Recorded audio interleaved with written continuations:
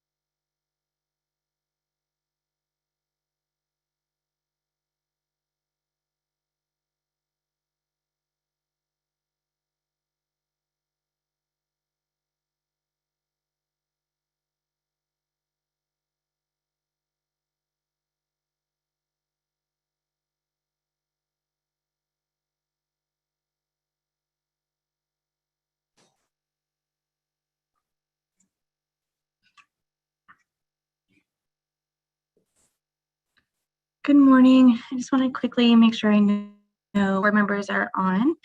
Currently, right now, I have Carol Crockett, Superintendent Hoffman, Janelle Woods, Hans Dieter Close, Mary Ellen, and Matt Mason. Are there any other board members on?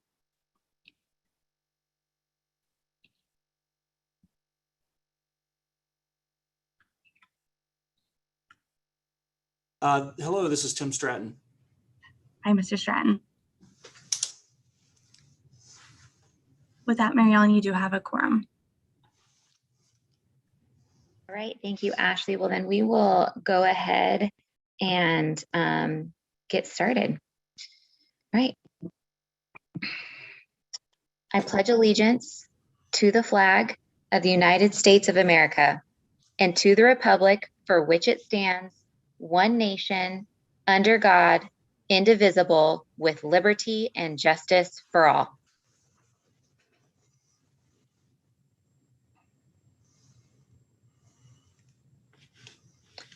All right, and with that, if we could have Aaron, please, with the roll call.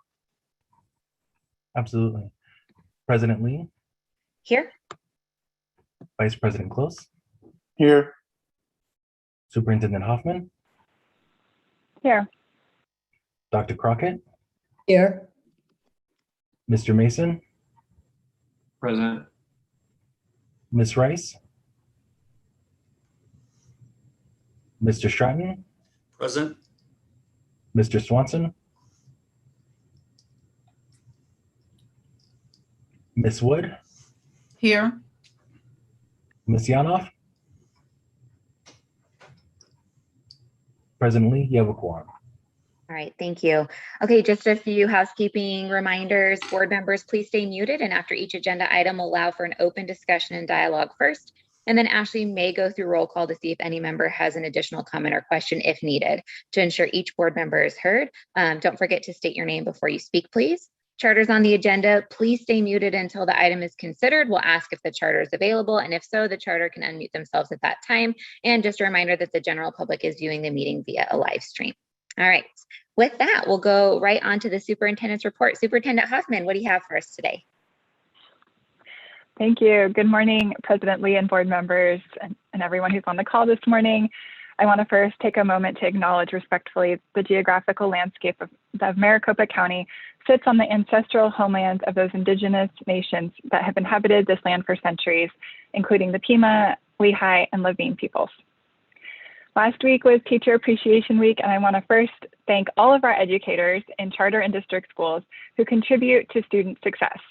I highlighted several teachers on my social media accounts last week, including Paragon Science Academy math educator and Science Olympiad coach, Ms. Colo. I'm grateful for all of the ways educators have shown up during this challenging year and for the support offered by our charter board and the Charter Association. While no longer mandated by the state, I do want to emphasize that ADE strongly encourages school leaders and administrators to continue following CDC guidance to mitigate the spread of COVID-19 by requiring masks on school campuses, on school buses, and during school-associated activities by all students, faculty, staff, contractors, and visitors. As schools plan summer month activities, it's important to continue mitigating the spread of COVID-19, particularly among our unvaccinated populations like students, most of whom are not yet eligible for the vaccines.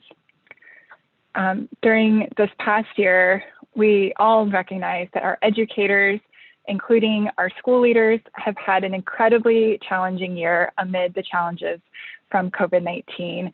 I've spoken with many school leaders who have experienced personal and professional challenges, including decisions around learning, high pressure, lots of really difficult conversations at the board levels, loss in their communities, including knowing people who have died from COVID-19 or even death by suicide. So we know that this past year has been really traumatic for many of our educators and school administrators.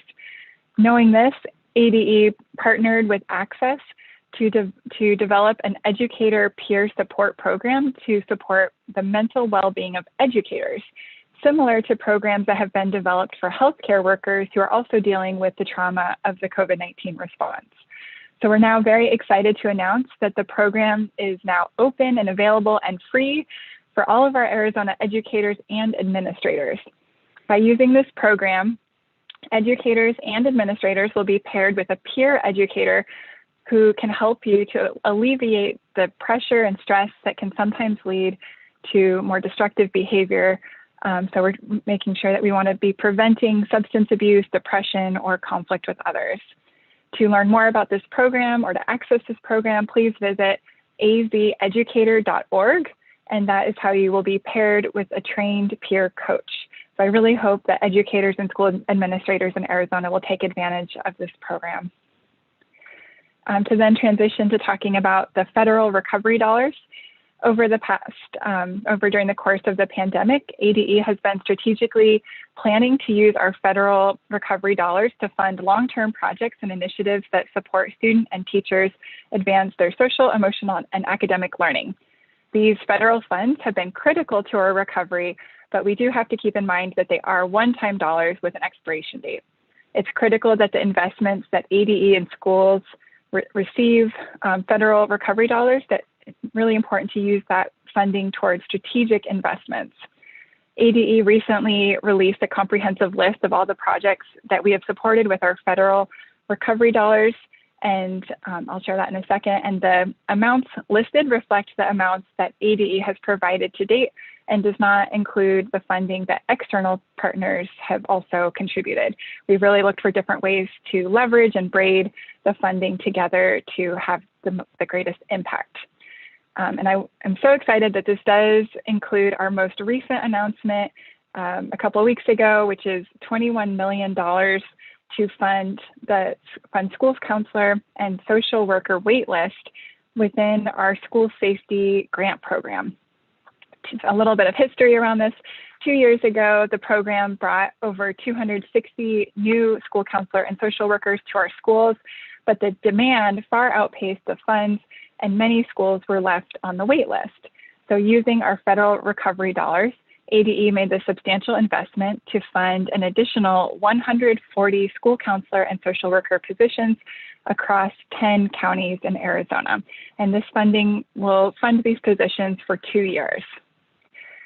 In addition to those federal relief dollars, earlier this spring, Congress passed the American Rescue Plan, which includes ESSER III dollars for K-12 education. So this is the third package of COVID recovery and relief funding that our state has received, and we're in the process of receiving. So LEAs and ADE will receive funding from this third package, and we expect Arizona's Title I public schools to receive approximately $2.3 billion from this third package. And unlike the two prior packages, ADE and the public schools are required to use a portion of these funds, 20% minimum, to equitably increase student learning opportunities given the impact of the pandemic on student learning and mental health. All activities and interventions using these required reserved funds must be evidence-based, respond to students' academic, social, and emotional needs, and address the disproportionate impact of COVID-19 on our most vulnerable student populations. Some examples of supported activities include summer learning or summer enrichment programs, extended day and extended school year programs, comprehensive after-school programs, and we will be providing more webinars and guidance in the weeks to come, so please keep an eye out for those emails because I know there's going to be a lot more information to come as we're getting this third grant set up within our grant system. And also as a part of our efforts to gather feedback for ESSER 3, ADE will be relaunching our Effective and Equitable Schools Task Force as a way to systemically gather stakeholder input and make sure we have, make sure we're really receiving comprehensive information from the field in making decisions about the various projects that ADE will be funding. And I did want to share my screen really quickly, if that's okay. Oh, it says, I can't share while someone else is sharing. Is it possible to share my screen? There we go. I did want to just share quickly. Hold on one second. Close that. 1 minute. I wanted to share, we are keeping up to date this new website. So this is the federal, these are the projects that ADE has funded that I was just mentioning, like for example, the additional funding for school counselors and social workers. And we are going to be updating this list even today. If there might be some more updates, we're working on getting this. There's a few more things that I think we need to add to the list. But you can see here the various projects and initiatives that ADE has used our set-aside funding for out of ESSER 1 and ESSER 2.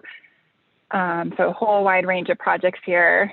And this also does include the set-aside funding that we use to support the non-Title I LEAs. So please let me know if you have any questions about this, but this is on our website, and wanted to make sure you all had a peek at that. And then stop sharing my screen. And the last thing I wanted to mention is I did want to be sure to announce that as we're continuing to prepare for the next school year, we're also excited to launch a new task force, which we're calling the Arizona Ready for School Task Force, which is specifically to gather feedback and direct our work as we're targeting how can we best re-engage and re-enroll students in our public schools. You may have seen an article recently in the Arizona Republic about how there was a decline of over 38,000 students in enrollment over the past school year from across all public schools.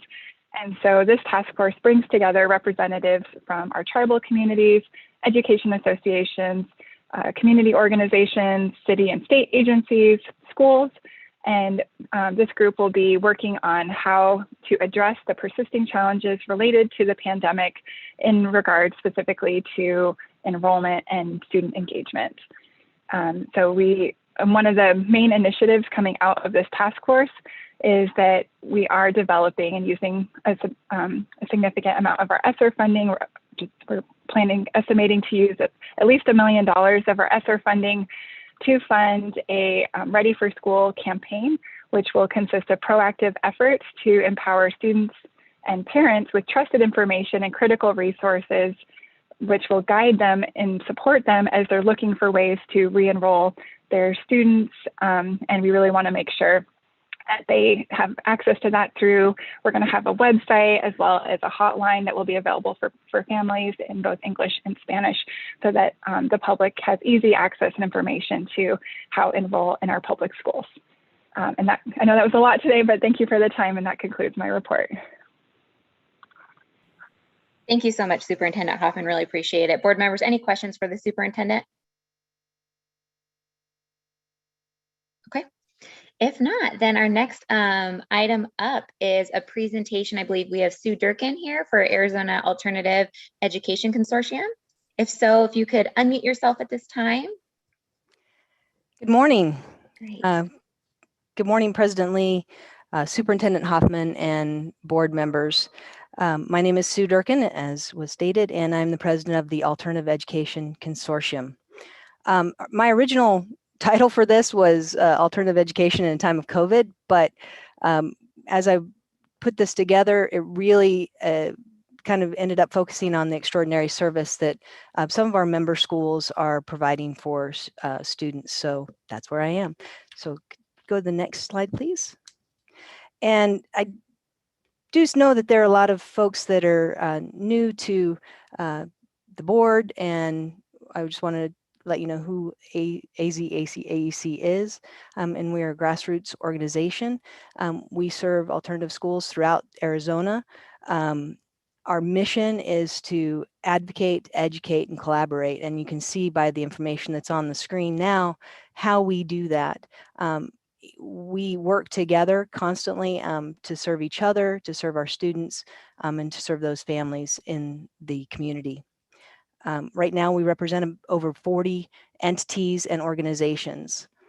Go to the next screen, please.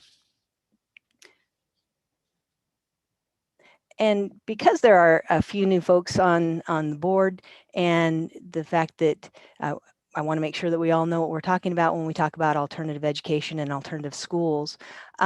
Basically, I wanted to just give you a primer on what alternative education is and what alternative schools, what does that term mean? And as you can see, it's provided, alternative schools are provided by the state statute. We have to have a recognized population, and we have to serve 70% of that recognized population in our schools. And we also have to have a mission statement, and I believe the charter school is well aware of that, or charter board, excuse me, is well aware of that, as you all are the ones that make sure that our mission statement is in keeping with an alternative school guidelines. Would you go ahead and go to the next screen, please? This specific population includes students that are, in a nutshell, high at risk to dropping out, and those might be students with behavioral issues, returning students that are coming back to school to re-engage, or students that are behind credits, overaged and undercredited is a term that we use. Adjudicated youth, wards of the state. This big picture is that these folks are at risk of dropping out. Note that it's important that in the years to come, because of COVID-19 and the stuff that has happened, we anticipate that alternative education will become a very important feature in Arizona's education system in the very near future, as we will begin to serve some of those students who are undercredited, who have had and are currently at risk of dropping out. We believe these numbers will increase significantly. Next slide, please. Again, just about the mission statement, how we achieve alternative status, and that's by adopting that a mission statement that says that we are going to serve students that are in that previous category, and that we make sure that that our programs are all in alignment with that, and the AEC helps to make sure that all schools have the tools that they need to make those mission statements true. Next slide, please. As I started, at the beginning, I said that our schools are doing extraordinary work, and that is no lie. Our schools are doing amazing work with students that are considered a fragile population, being at risk to drop out, especially in this time of COVID, where students are more apt to go back to work, or they have families, or they have other considerations that they need, or they might be at home and have to share a computer amongst several kids at home, or take care of younger siblings. So this population is a highly fragile population, and the schools, and at least the schools that we know of in the consortium, are doing some amazing and extraordinary work. Go ahead and go to the next slide. One of the first schools that we have that's doing amazing work and being acknowledged by an outside entity is Ombudsman Charter Schools. They have been honored with the Microsoft Innovative Educator Showcase as an Innovative Educator Showcase school. And this is the second time that Ombudsman Charter East has had that. They also have 2 incubator schools, Ombudsman Charter Metro and Ombudsman Charter Northwest. Next slide, please. What this means, this Microsoft Innovative Educator program, it's a recognized global educator visionary. It recognizes global educator visionaries who are using technology to pave the way for peers for better learning and student outcomes. These are a variety of programs that help both educators who are just beginning this journey, as well as programs for educators who are leaders in innovative education. And in order to receive this honor, Ombudsman had to demonstrate how they integrated technology into teaching and learning. And we're very proud of Ombudsman and the work that they've done. Go to the next slide, please. PepTech High School has implemented an innovative teacher program, which every student has a mentor to crew a group of students, or to mentor a group of students. The mentor's job is to be a caring adult in that student's life who's going to help them to succeed. Go ahead, go to the next slide. The program has had amazing results for both teachers and the students, and they have had, in fact, the AEC has adopted some of their mentor programs to post on our website as well, because this is a great way to serve students and to help them to succeed after they've graduated high school. Next slide, please. E-Institute, and that's soon to be Thrive Point High, has implemented new coursework, new courses that are designed again to be a holistic wraparound for the student, so that they serve not only the academic and prepare them for what lies beyond high school, but also mental and this coaching that is becoming more and more pervasive through alternative education as well, to help their students succeed, not only again in high school, to get them re-engaged and motivated, but after high school as well. Next slide. Student Choice was also one of our member schools, and was acknowledged by the National Alternative Education Association as part of their exemplary practices program. Excuse me. And these are for, there's several of them, and again, there are several schools that are adopting them, but in particular, Student Choice has been acknowledged for putting number 15, which is the individualized education plan for a student, not necessarily an IEP, but for their academic plan. Again, this involves mentoring, this involves college and career success skills, etc. But again, this is a national organization that has recognized Student Choice as being an exemplary school in that regard. Next slide, please. The International Commerce High School is also one of our member schools, and they have extended their hours to serve students remotely for a 12-hour day, Monday through Thursday, and then additional hours on Saturday for 8 to 12 on Saturday. They've also, to ensure student safety, because as we would like for students to be on site anywhere they go to school, especially if they don't have any kind of technology at home, and as well. So we want to make sure that students feel safe and comfortable wherever they are. And the International Commerce High School has gone to great lengths to ensure safety of students on campus by installing touchless water fountains, water sinks, and towel dispensers, as well as providing screens for all students as well, for the desks and faculty members. They've also continued to help prepare students that are going on to college by paying for CLEP tests, GED tests, ACT tests, ACT work key, tests, as well as the American Heart Association certification. This is just a sample of what the extraordinary work that alternative schools are doing. They make up about 20% of the charter board's portfolio of schools, and we're excited to be a part of that. We see these as all an opportunity, and we want you to be excited about it too. Are there any questions that you have regarding alternative education or member schools?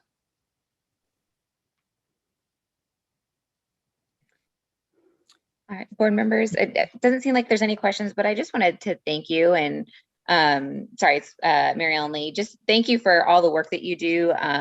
Alternative schools will always have a place in my heart, as I think if you've been on the board, I talk about it all the time that I taught at an alternative school. It was some of the best, some of my best teaching years, and what happens on those campuses, I don't think can ever truly be explained until you walk on the campus and are a part of it. And so, thank you for all you do and your organization to just really provide a place and a resource for alternative schools. So thank you so much. Thank you so much. President Lee. Oh, yes. Carol Crockett. I have a quick question involving clarification. I'm wondering, are all alternative schools charter schools, or are they as authorized to serve in the district as well? I'm sorry, is that question for me or for President Lee? I'm sorry, it's for you. I'm sorry. Oh, thank you. Actually, there are alternative schools in districts that are not charter, but those are few and far between. A majority of the alternative schools are charter schools. Oh, Thank you. Yeah, that's a great question, Dr. Crockett. I don't think a lot of people realize either that a lot of district schools will partner with charter alternative schools as well, because they don't have, some do have that resource, but some don't. And so they will, kind of partner with those schools and in that way. So great question. All right. Any other questions for Ms. Durkin before she jumps off? Okay. Yes, this is Board Member Wood. Yes. Ms. Durkin, a quick question. First of all, thank you so much for taking your time in helping those of us who are new to the board gain a better understanding of the work that our alternative schools do. Appreciate that. Quick question for you. When you said it makes up 20%, these alternative schools make up 20% of our, I believe, the charter schools. How are the children referred to this alternative program, or is it something that the parents seek out, or is this predominantly where the school says, hey, this child is really struggling in a traditional setting and we need to really look at an alternative form of education for them? How do many of our students actually come to know more about your programs and their families? The answer to that question is yes, all of the above. I've had school counselors send students our way because of that they're behind in credits. There are outside entities that will refer students to an alternative school because of some sort of emotional issue, or that they have hours of operation that are flexible. So there's, I can speak for our school in particular, in that we do a lot of word of mouth. I now actually have children of parents, which is makes me feel very old, but I have children of former students that will come in and say, well, my child is in this situation at school and needs your school to make a success of themselves. And so I think that there's word of mouth, there's counselors, there's outside entities. So it's all of the above. Okay, and then thank you for that. And let me just build on that real quick. So with that being said, are most of the alternative schools, are they used as a temporary space for our children where they get this temporary assistance and then we move them back into the traditional setting, or do many of them stay and just continue on and complete their K through 12 education in that arena? Some are and some are not. Okay. And when you say K through 12, just want to clarify, you can be an alternative school from 5th grade on. So I didn't actually put that in the slide, but that it's for older students, not necessarily K4. So just so you're aware. But there are students that stay and graduate. There are students that kind of make up their credits, or they're able to kind of re-engage and they want to go back to their school of origin. And then, of course, they're free to do so. Thank you. Thank you. Those are great questions. Any other questions, board members?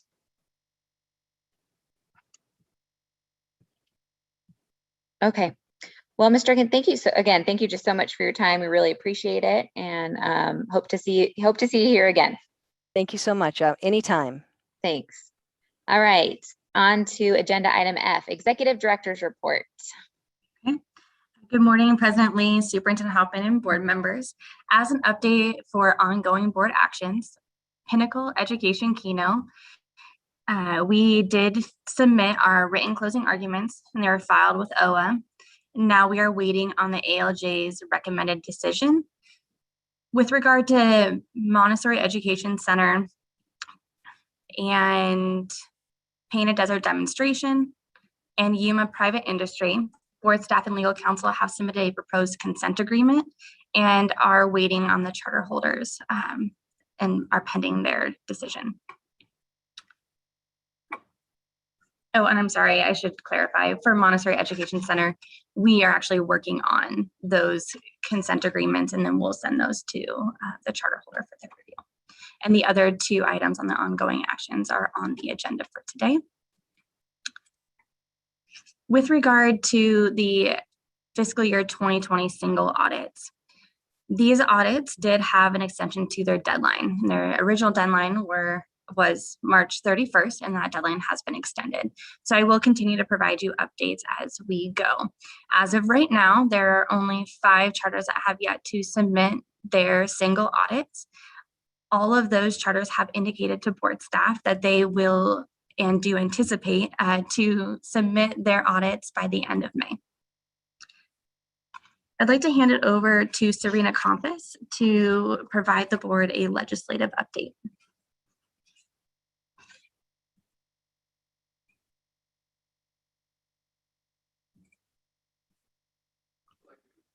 Hi, everyone. Can you guys hear me? We can. Great. So for our legislative update today, we are really just focusing on one bill that has passed since our last meeting that impacts our charters, which would be HB 2862. So a little summary. HB 2862 allows school district and charter school governing bodies to adopt instructional time models that provide students with required instructional time through modified courses, remote learning, and student schedules. The bill passed and was signed into law.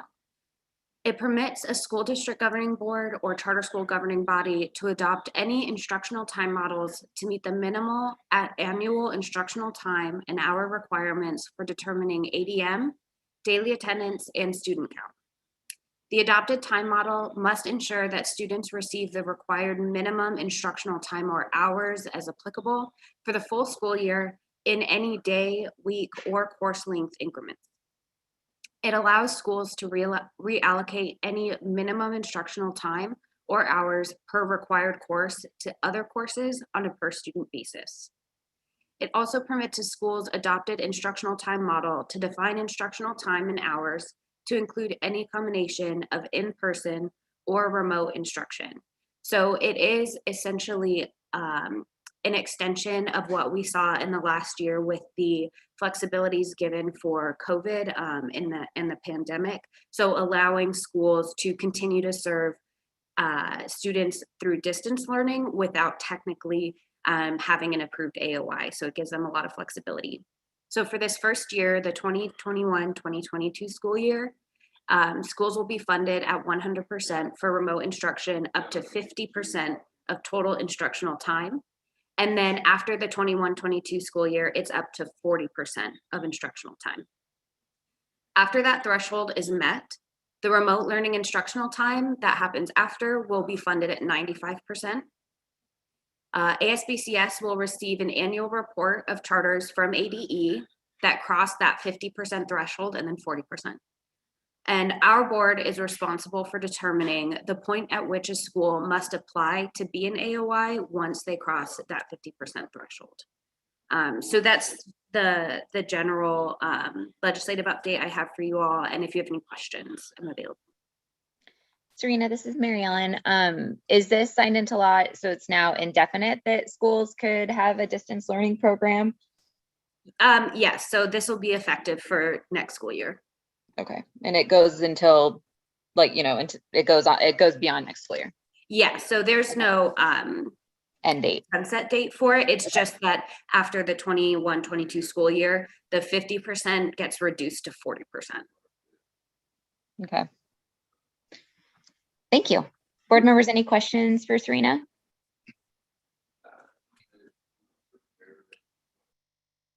Okay, I don't think I heard anybody, but all right, awesome. Thank you. Ashley, is that everything? That is everything. Thank you, President Lee. Perfect. All right, moving on to agenda item G, call to the public. There were no requests to speak were submitted and no public comments were received. So we will go ahead and go on to agenda item H, the consent agenda. Board members, are there any recusals or any thing that needs to be pulled off the consent agenda?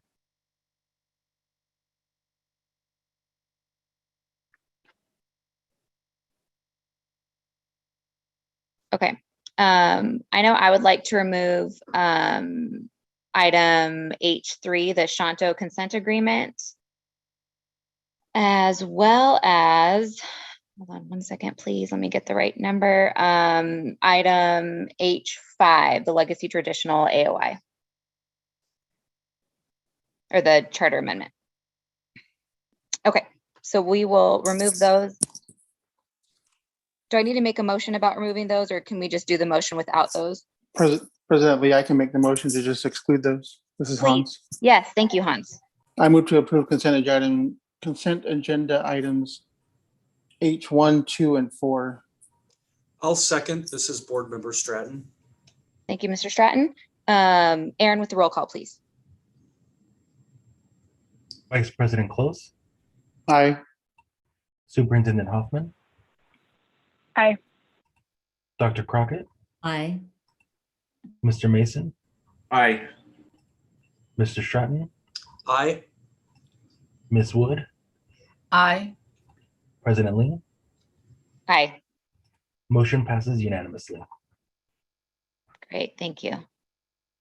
Okay, so then we will we'll just take them in order. Item H3. And I believe, Joanna, you are up to kind of give us a little background on this. Good morning. Let me get my. Okay. Good morning, President Lee, Superintendent Hoffman, and board members. Today you will hear from the representatives of the Shanto Governing Board of Education Incorporated. The charter has signed the proposed 2021 consent agreement and submitted the governing board minutes approving the consent agreement. Today, the board will consider the 2021 consent agreement, which, if approved, will supersede the 2017 consent agreement signed by the charter holder on January 4th, 2017, and executed January 26, 2017. If not approved, the board may reconsider a motion to proceed to a hearing before the board for failure to comply with the 2017 consent agreement. At the December 15th, 2020 board meeting, the charter holder was considered by the board for failure to maintain proper internal controls for its self-insurance fund as required by statute 15183E6 and its January 2017 consent agreement with the board. Due to extenuating circumstances described by the charter holder, the board directed staff to work with legal counsel to develop further monitoring efforts to ensure the charter holder remains in compliance and maintains internal controls. During this timeframe, board staff communicated several times with the charter representative Tom Franklin, board member, and Ms. Dewakuku to understand the current status of the school's leadership, to review in detail the terms of the agreement, and to answer any ongoing questions the school may have. On April 15, 2021, board staff sent the proposed consent agreement to the charter representative. It was signed and sent back to board staff with the approving board minutes. Upon review of the documents to ensure completion and operational compliance, board staff identified a board alignment issue. The May 1st, 2021 board minutes for the charter holder listed 3 voting members present, Mr. Franklin, Mr. Lee, and Ms. Tate-Chi, and no members absent. The board members on file with the charter board and recorded on ASBCS Online included the 3 members named in the minutes and Mr. Bagishi. Board staff contacted the charter representative of the non-compliance issue and indicated that the consent agreement cannot move forward until the charter is in compliance. The charter representative explained that Mr. Bagishi had resigned from the board 6 months ago. On May 3rd, 2021, the charter representative submitted an administratively complete charter holder governance amendment request to remove Mr. Bagishi, which was approved on May 4th, 2021, bringing the charter holder into compliance. As I mentioned previously, the board may approve the proposed consent agreement or may reconsider a motion to proceed to a hearing before the board for failure to comply with the 2017 consent agreement. If the board determines a hearing should be held to determine whether evidence exists that the charter holder failed to comply with the terms and conditions of the 2017 consent agreement, this board may take action to move forward with a hearing and approve a subcommittee for this hearing.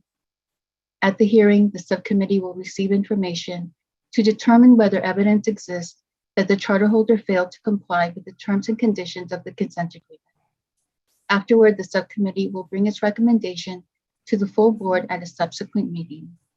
If the board determines that a breach of the operational consent agreement occurred, the board may revoke the charter holder's charter and terminate the charter contract. The charter representative is here today to answer any questions that you may have. Do you have any questions for me? Board members, any questions for Joanna? Okay. If not, then it sounds like there is a representative from the charter. So if so, could you please unmute your mic at this time and then go ahead and state your name for the record and any statement you'd like to make. Good morning, Ms. Lee and board members. This is Cheryl Grass, charter holder of Shanto Governing Board Incorporated. Great, thank you for being here. And Cheryl, I apologize. This is Mary Ellen Lee. Were you the one that we spoke to back in December? And I just can't remember if you were the representative that we spoke to. Correct. I am. Okay. I'm the charter holder, and I'm also the high school principal of the charter. Okay, great. Thank you. So can you talk to me about what you've done since December to make sure that the school is staying in compliance? So one thing the district has been working on is to improve communication among departments, the HR office, the business office, and the high school. The high school is currently under the charter, and those offices have been receiving periodic professional development to build a better understanding of the structures and processes required to be in compliance of audits, as well as planning meetings and starting to communicate the expectations across the board so all parties involved are on the same page and upholding to compliance pieces. Okay, and some of the things you said are like that you're starting to, or that you're getting ready to. What are the items that you've actually completed since December and May? Have you actually completed professional development trainings? And if so, what are an example of a few of them that you've done with staff? So Mrs. Dewakuku is also here, and I would like her to speak to those pieces because she's been closely involved with the HR department and the business office regarding those professional development pieces. Great. Mrs. Dewakuku. Good morning, everyone. President Lee, board members of the charter. My name is Melanie Diwakaku. I'm the interim superintendent here for Shanto Preparatory Schools. And as Ms. Grass has shared, there have been weekly meetings that have occurred with our HR department, our business office, in regards to specific items, especially those that are involved in the charter consent agreement. We have been looking at our weekly claims, ensuring that there's alignment to the business office, printing out of bank statements. So we have increased our communication here, improved our communication within the departments. We pretty much have meetings weekly with myself, the business office, HR, along with Ms. Grass. We are also currently, because as we shared in December, that we've had within the past, during the COVID, we had but we've had several of our main administrators that had left our district. And so with that, we are also creating a binder for the new administration that may be coming in here, coming in soon for one department, so that they understand the importance of the carrying out of duties and procedures that need to happen to keep us in compliance with the charter. Okay, thank you. So it sounds like you've been having these weekly meetings, but have you done any actual outside professional development to understand kind of what the laws are, the timelines, things like that? Not at this time, as far as it's in regards to the charter. Okay. I know there were several recommendations that were made back in December for the charter holders to attend the certain professional development. Correct. And so those none of those have been done? I don't think they have been scheduled lately, because I know one of them was, the date was 2020, and other dates that were provided to Ms. Grass. Okay. I guess my main concern from pulling this off of the agenda, and kind of what my concern was in December, is that there doesn't seem to be adequate progress made, and that the violations were so severe that in a typical scenario, for what I believe anyway, the board has done, is that we wouldn't be offering a consent agenda at this point. We would be noticing an intent to revoke. And some of my concerns, unfortunately, still, when we're talking about this in May, is that the professional development piece that was recommended, isn't currently scheduled or wasn't scheduled. I mean, I appreciate that you guys have weekly meetings, but and then another just example of this is, it's my understanding that if you had signed the consent agenda in December, we'd already be you'd be coming back before us for a violation because you didn't notify us of the board change. So why was there not a notification of the change in board?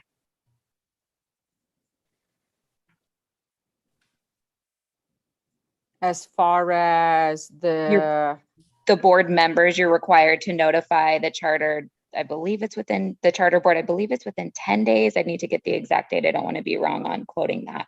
And then it's my understanding that hadn't happened. In fact, I can look at the materials to see the name, or maybe Joanna, you could provide kind of the name and dates for me. That would be appreciated, because you probably know it faster than me pulling it up or trying to find it within the documents. The name and dates for, can you repeat your question again? Yeah, there's a board member that we weren't notified of. Yes, Mr. Bigeshi. Looks like Ms. Grass had told me that he had resigned about 6 months ago. However, the charter holder governance amendment request wasn't submitted until May 3rd, and this was based on my review of their board minutes for the consent agreement. Right. So why was he not? Why was that notification not brought? Because that's part of your consent agreement, is that you need to notify us, or you'd be back before us. And so you would have been back before us. So can you talk to me about why that piece got missed?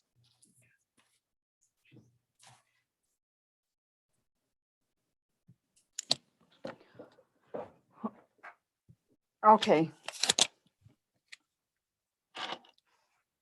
I have no, all I can say is it was overlooked, and I was not a part of the consent agreement from before, so I know having to follow up and read about it is very important. So really there's no reason as to why we did not report that. Okay. All right, thanks. That's honest. I appreciate that. So board members, I have to be real honest. This is really tough for me. Probably the toughest thing that I can remember that's been before us, mainly because of the population that's served. And I do believe the ramifications for issuing an intent to revoke. That being said, I guess I just want it to be clear that I don't take that lightly, and that I don't make this comment flippantly by any means. Unfortunately, we had a very serious conversation, what I felt like was a very serious conversation with this charter in December.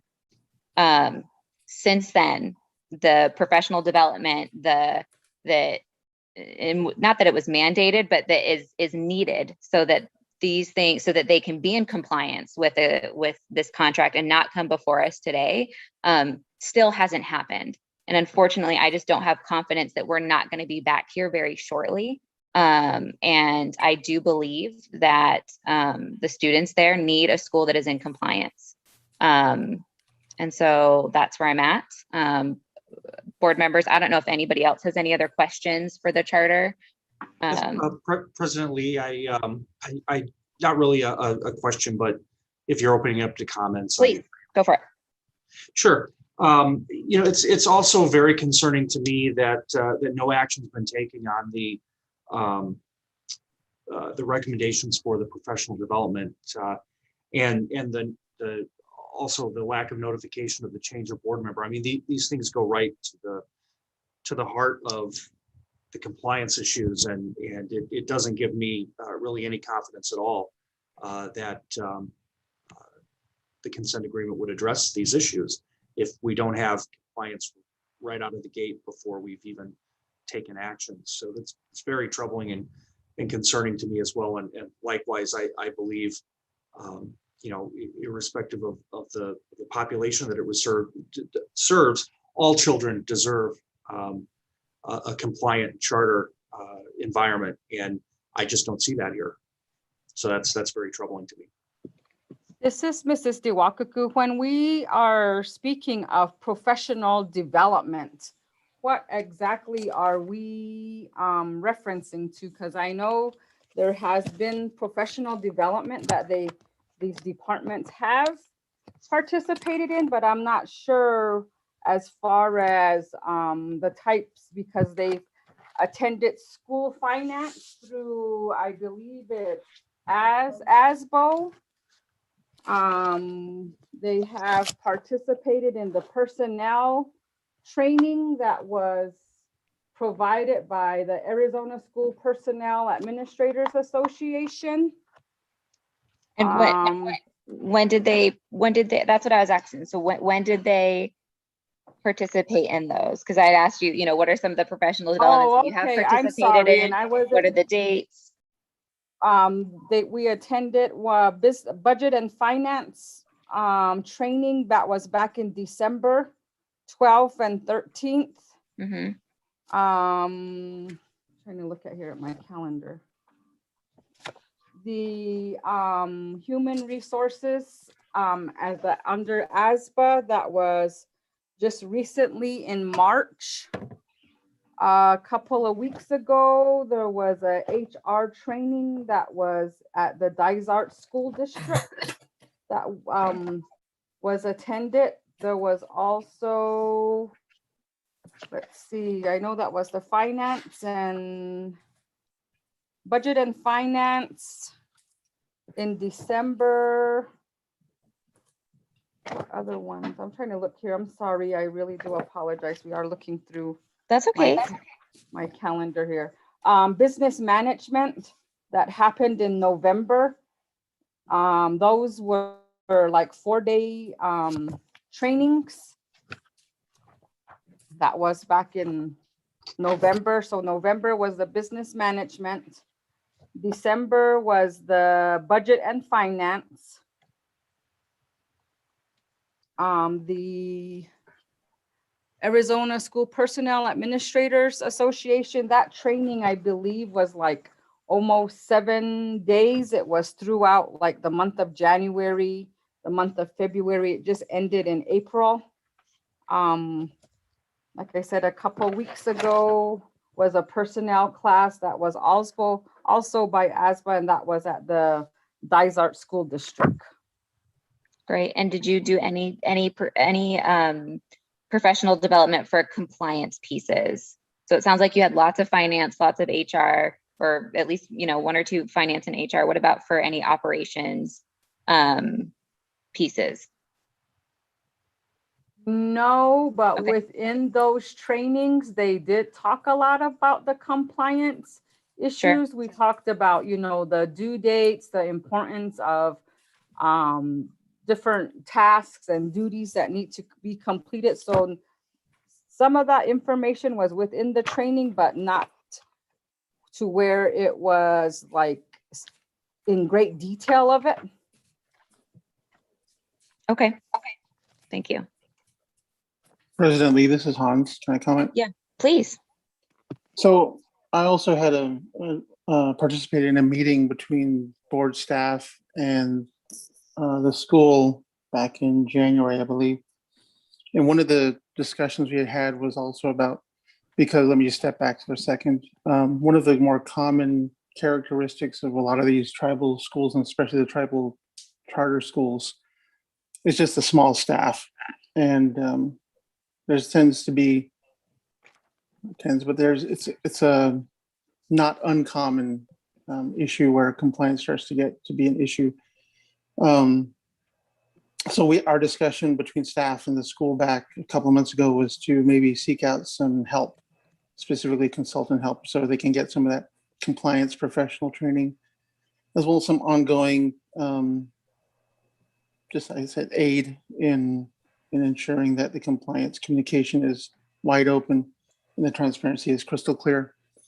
I know the schools has the resources and they've reached out, but there's a real lack of individuals or groups that really can help them in this area. I do know of some.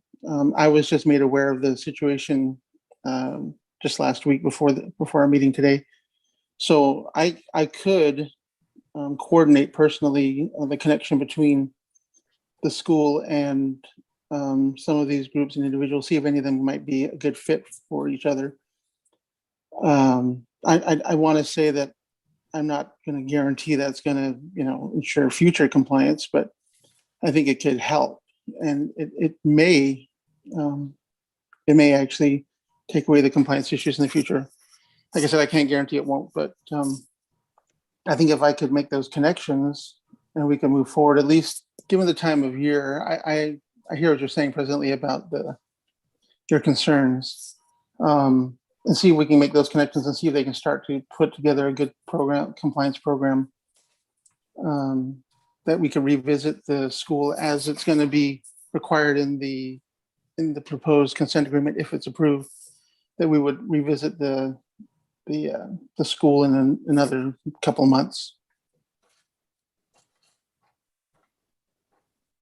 Does that make sense? It does make sense, yes. And I believe, sorry, I was processing everything that you were saying.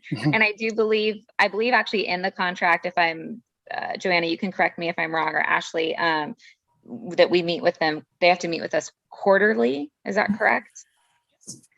Yeah, that's correct. They do have to meet with us quarterly, provide us an update on how they're doing with the consent agreement and its terms, and also provide us an update what they've shared with their governing body related to the consent agreement.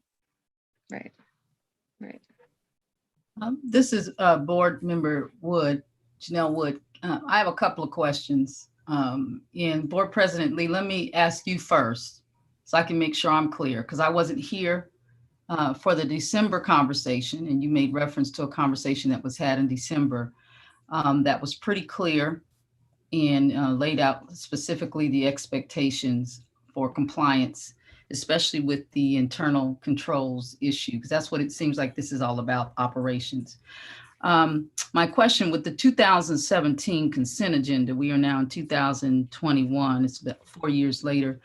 And if I understand correctly, they were doing a quarterly update we've been doing quarterly updates along the way. Am I correct? No, we wouldn't be doing that until this consent agenda. So this was, okay. Yeah. So the first consent agenda, they're out of compliance. We violated the first consent agenda. This is why we're here today, looking at a second round of consent agendas. Am I correct? Joanna, can you provide clarification on that, please? I don't want to misspeak. Yes, I can. So yeah, back in December of 2020, they came before the board because they had not met the terms of the consent agreement from fiscal year 2017.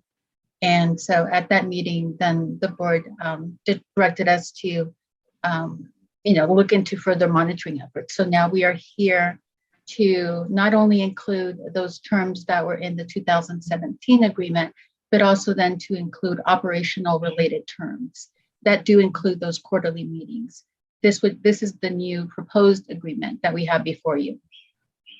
Okay, so during the monitoring from December to today, because this is what I'm hearing, we were monitoring our charter partners here from December to now. And in the process of that monitoring, we are still out of compliance, or we found that there were still things that were out of compliance. Am I correct? I'm just trying to make sure I'm clear. Board Member Woods, this is Joanna. So we have been in communications with the charter representative and the interim superintendent and board members related to the consent agreement, the proposed one, and also to discuss with them how their school leadership was going, whether there had been any changes, and then any other questions that they may have. Where we could also provide some assistance. And so, when we talk about monitoring, these are more discussions that we've had with them, potentially suggestions to look into as we're getting ready to present the consent agreement to them. And it's that timeframe from December until now. However, once I receive the signed consent agreement, I do have to conduct a compliance check. And part of that is looking at those board minutes and ensuring that they're in alignment. That's part of our compliance check policy. And so at that moment, then that's when I saw that their board membership was out of alignment, which means that they would not have been able to move forward. But I did communicate with them immediately the next day or that same day. And Ms. Grass was able to get the correct amendment request to us. Okay. So we're here because there have been a failure to comply with the consent agreement from 2017. We're looking at a second one. Seems to me that we had people on the 2017 consent agreement. They're not necessarily with us now, or are they now with us, the ones that signed the initial 2017? Was that Ms. Grass? Was she a part of that? I'm going to let Ms. Grass answer that. I am not clear whether she was there in 2017. Ms. Woods, no, I was not the principal at the time, nor the charter holder. I believe the consent agreement was made with Mr. Adson, the superintendent, and Ms. Tate, the high school principal at the time. So those were the individuals involved in that consent agreement. Okay, and so when you took over as the charter holder and the principal, were you given this consent agreement and made aware of the terms of it? I was made aware of this prior to attending the December consent agreement, or the December meeting in 2020. Okay, so you were not a part of that. Okay, I just want to make sure I'm clear. So what has happened, I guess I'm just need to help me understand, what are the internal controls, or is there an operational handbook or something that has been put in place that if for some reason we were to move forward with another one, Because I have paused, like Board President Lee, on, because of the significant lack of compliance in certain areas that should have been complied about, that should have been in compliance much sooner. What are we doing as far as putting those internal controls in place, just in case, because it seems like there's been a lot of high turnover. When there's turnover, what do we do with that? How do we keep in compliance? What's in place? Correct. And so one of the discussions I've had with the HR department and the business department and Mr. Wakaku is, where are those pieces? I'm sure that these departments have compliance pieces and handbooks written, because these issues and concerns haven't been consistently coming up all these years prior to 2017. So there must have been a system and process in place. So I've encouraged the team to look through all their documents and find out what handbook has been developed. Something must have been in place to ensure that we were not in this situation. So let's review those documents. Let's review it along with the current federal, state, and local laws, and let's align it with our charter operational framework and academic framework and those compliant pieces, what needs to be in place, because obviously there had to be a structure and process in place prior to our arrival. And just because we were not introduced to our to these parts and pieces doesn't mean it's not around. It just means we weren't made aware of it. So we need to become very familiar with it, make the necessary updates, because in that consent agreement, we are given 60 days to have it in black and white, written written roles, responsibilities, and plans. So this is the work I've encouraged the team to do. And I know from my understanding, the December conversations were, with these consent agreement is going to come before you. We're going to have this plan, and we want you to be aware of it, and we want you to know of it. But then we need to go through a process with our lawyers to make sure it's legal and it's not violating any laws. Then we will give you the document. So when I received the document a couple of weeks ago, that's when I shared it with the team and said, this is what it is, shared it with the board members and said, these are the responsibilities and the roles and what we're agreeing to. So therefore, we need to know exactly what role we play in it, what part we play in it, and we need to understand what's written in there and move forward and start making those plans accordingly. So that's when I sat down with the different departments stating, we need to look at all these handbooks and processes and procedures and what worked in the past, what needs to be updated, what needs to be revised, and what can we adhere to? And it needs to be very clear and transparent to all stakeholders that are working interdependently with one another. We need to get to a place where we know the process inside and out.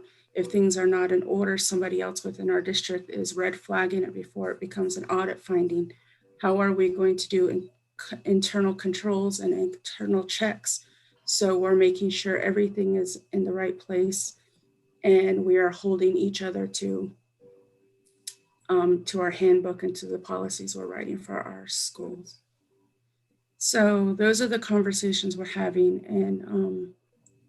and I feel like the departments are pleased to hear that because, like you said, there's been a high turnover rate and the confusion is relatively high. So the need for revisiting our handbooks is going to be probably very beneficial. So when I look at that agreement, I just see how much time and effort there was to craft that agreement. And I appreciate it because I can definitely see how this is going to be supporting our entire district to get everything in line and to educate all those parties involved. So did I answer your question? You answered my question. And so right now, the internal control handbook or your operations manual, you said that is a work in progress. Is that what I'm understanding? Correct. Okay, so we haven't completed. Okay. Thank you so much for clarifying that for me. President Lee, this is Hans. Please, Hans. I just have a quick question or two for Ms. Grass. Ms. Grass, how long have you been in your current position? January 2021 was my first full year. Okay. I was a teacher at this school for 9 years. I mean, I'm not in this school, in this district for 9 years. An art teacher, a third grade teacher, a kindergarten teacher. Then I was a lead teacher, like an instructional coach for 2.5 years. Then I finished my program in December of 2019, went to the certification office, got my certificate as administration and my admin certification in January, and was interviewed, went through that process, and became the principal in January of 2020. So I appreciate that response. So from everything I can tell, it appears it's pretty much like a one-man show for you, for your school in terms of administration, and you're it. Is that accurate to say? correct. And would you appreciate help in putting together that operational handbook? Yes. Okay. And so I understand you also need help in kind of finding that consultant aid. So, okay, those are my questions. Thanks, President Lee. Thank you, Hans. Board members, any other questions? President Lee, it's Carol Crockett. I have one quick question for Johanna. Mhm. Johanna, at the last meeting we had on Shanto, I think we talked about other schools that were available should Shanto not exist. And I don't recall that there was a school that would be able to accommodate those students. Can you clarify that for me? Yes, I can, Board Member Crockett. So you're correct. Typically, we do a comparison. We look at schools that are within a 2-mile or 5-mile radius. We could not locate any. There aren't any. However, there are 3 high schools that are anywhere between 30 to 37 miles. Shanto High School is a traditional high school. And so those were the 3 traditional high schools that were available. One's 30 miles and the other 2 are 37 miles in Cayenta and I believe in Pinon. Thank you very much.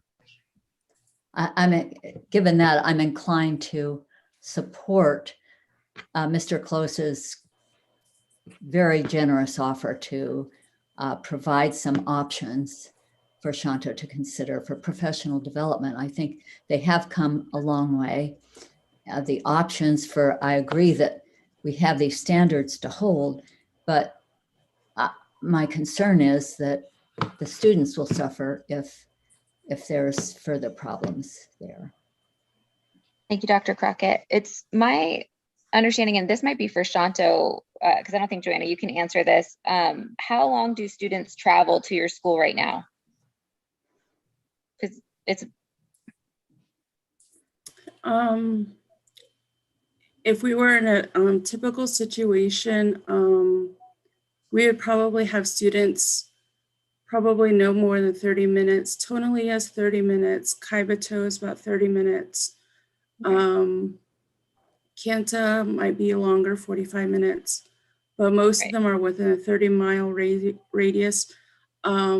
We have some students who have opted for our dormitory program. The ones that are in Pinon area, Black Mesa area, Navajo Mountain area, and Kayenta, Tuba City area, they have opted to be a part of our dormitory program.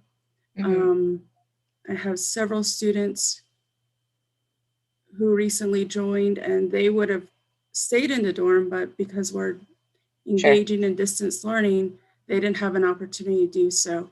So And for those students that it takes about 30 up to 45 minutes, it would most likely take them that same amount of time to get to those other high schools that were mentioned. Is that correct?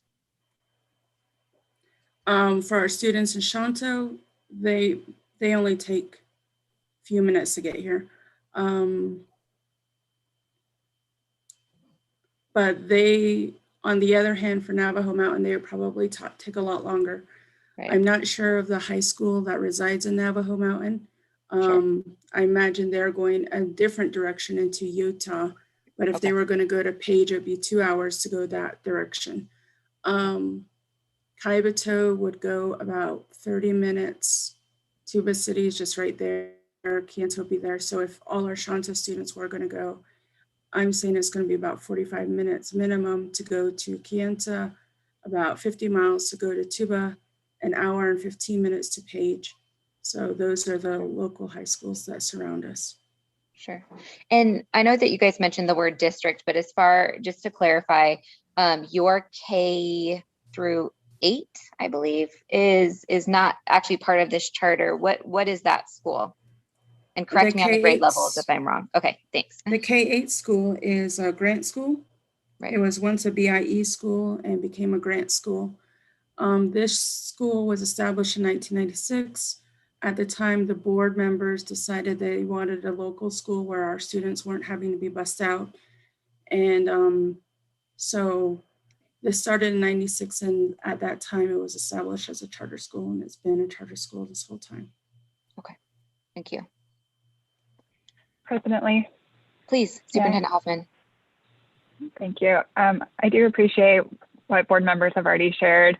And for those who were not with us back in December, we had an equally long and robust discussion about Shanto because this is such a unique situation and such difficult decisions around this. So I just want to make sure to mention that because I do think we need to continue to have sensitivity around the uniqueness of this situation and the fact, what has not yet been mentioned that I've heard so far is the fact that Navajo Nation has continued to have a shelter-in policy in place through pretty much the entire school year that has not been relaxed. So, COVID-19 has had a extremely disproportionate impact on this community. And so I just really want to keep that at the forefront of our minds as we're talking this through. Last week, after I heard the update from board staff about these new concerns about Shanto, of course, I am very concerned and agree that we do need to hold schools to a high standard in terms of compliance. So when I heard these updates last week, I did offer to board staff, I reached out to our Office of Indian Education team, who is now planning to meet with board staff. I don't know if it's been scheduled yet, but planning to meet with board staff to then plan a meeting with the Department of Dene Education, which is the department that it's an agency that oversees all types of education in Navajo Nation. I do think that this issue needs to be brought to their awareness, but I want our department, our Office of Indian Education team to be helpful in facilitating that meeting. So hopefully that can happen within the next couple weeks. But I just wanted to bring that update to the table as well. And Superintendent Hoffman, what would that partnership mean? So does that mean that, like, would the goal be that then the school isn't a charter school and is more of like a grant school? Would the goal of that be guidance? Like, what would be the goal of that piece? Well, I wouldn't want to assume what the Department of Dene Education would want, but I do think first and foremost, this needs to be brought to their awareness that this charter is at significant risk for revocation or for losing the charter. And so I don't know, from a legal standpoint and technical standpoint, I don't know exactly what the options would be. Is there a way to transition this to a different type of school? Can a district in the area absorb this school? Like, these are questions that I can't answer, but I think that the Department of Dene needs to be aware of this situation and be at the table for what would happen if this school is no longer a charter. Right. Thank you so much for that. Okay. Board members, any other comments or questions? Yes, President Lee, this is Board Member Stratton. I have another comment that I would like to make here. After listening to all of the discussion that we've had here, I appreciate the comments made by Superintendent Hoffman and Board Member Close in terms of the uniqueness of the situation, some possible options that are out there in terms of making some connections with the charter to get them the help that they clearly need here in order to not come before us again. This was obviously a really tough decision here. On one hand, I take the role of the board and my role in particular in terms of compliance issues very seriously. I think that's obviously why we're one of the main reasons why we're all here, is to make sure that we have well-functioning schools that are meeting the educational needs of our students. In this particular case, because of the unique nature of the situation and the population, and frankly, the other lack of options for the students, I've been persuaded, I think, by my fellow board members to try to work with the charter here. One thing I would like to maybe propose or just put out on the table, because I still have deep concerns about whether or not this school is going to be successful, given the past history here. Could we maybe add a requirement into our consent agreement that one of the conditions be that instead of just talking to some consultants, that they actually commit to getting some help, and that they have to retain a consultant as part of our agreement here? I want to make sure that we're setting them up for success and not just kicking the can down the road, so to speak. Thank you. Board Member Stratton, this is Joanna Medina. I just wanted to respond to your question. And yes, there is already a term within the consent agreement that does require them to hire on a consultant to work with as it relates to those operational related terms. And do we have a timeline on that? There is a timeline on that. Most of our timelines are within 30 business days. So within 30 business days, then we must see the agreement to show evidence of that compliance. So something that's been signed and executed by the school, by the charter holder, and certainly by the consultant company, whoever they hire.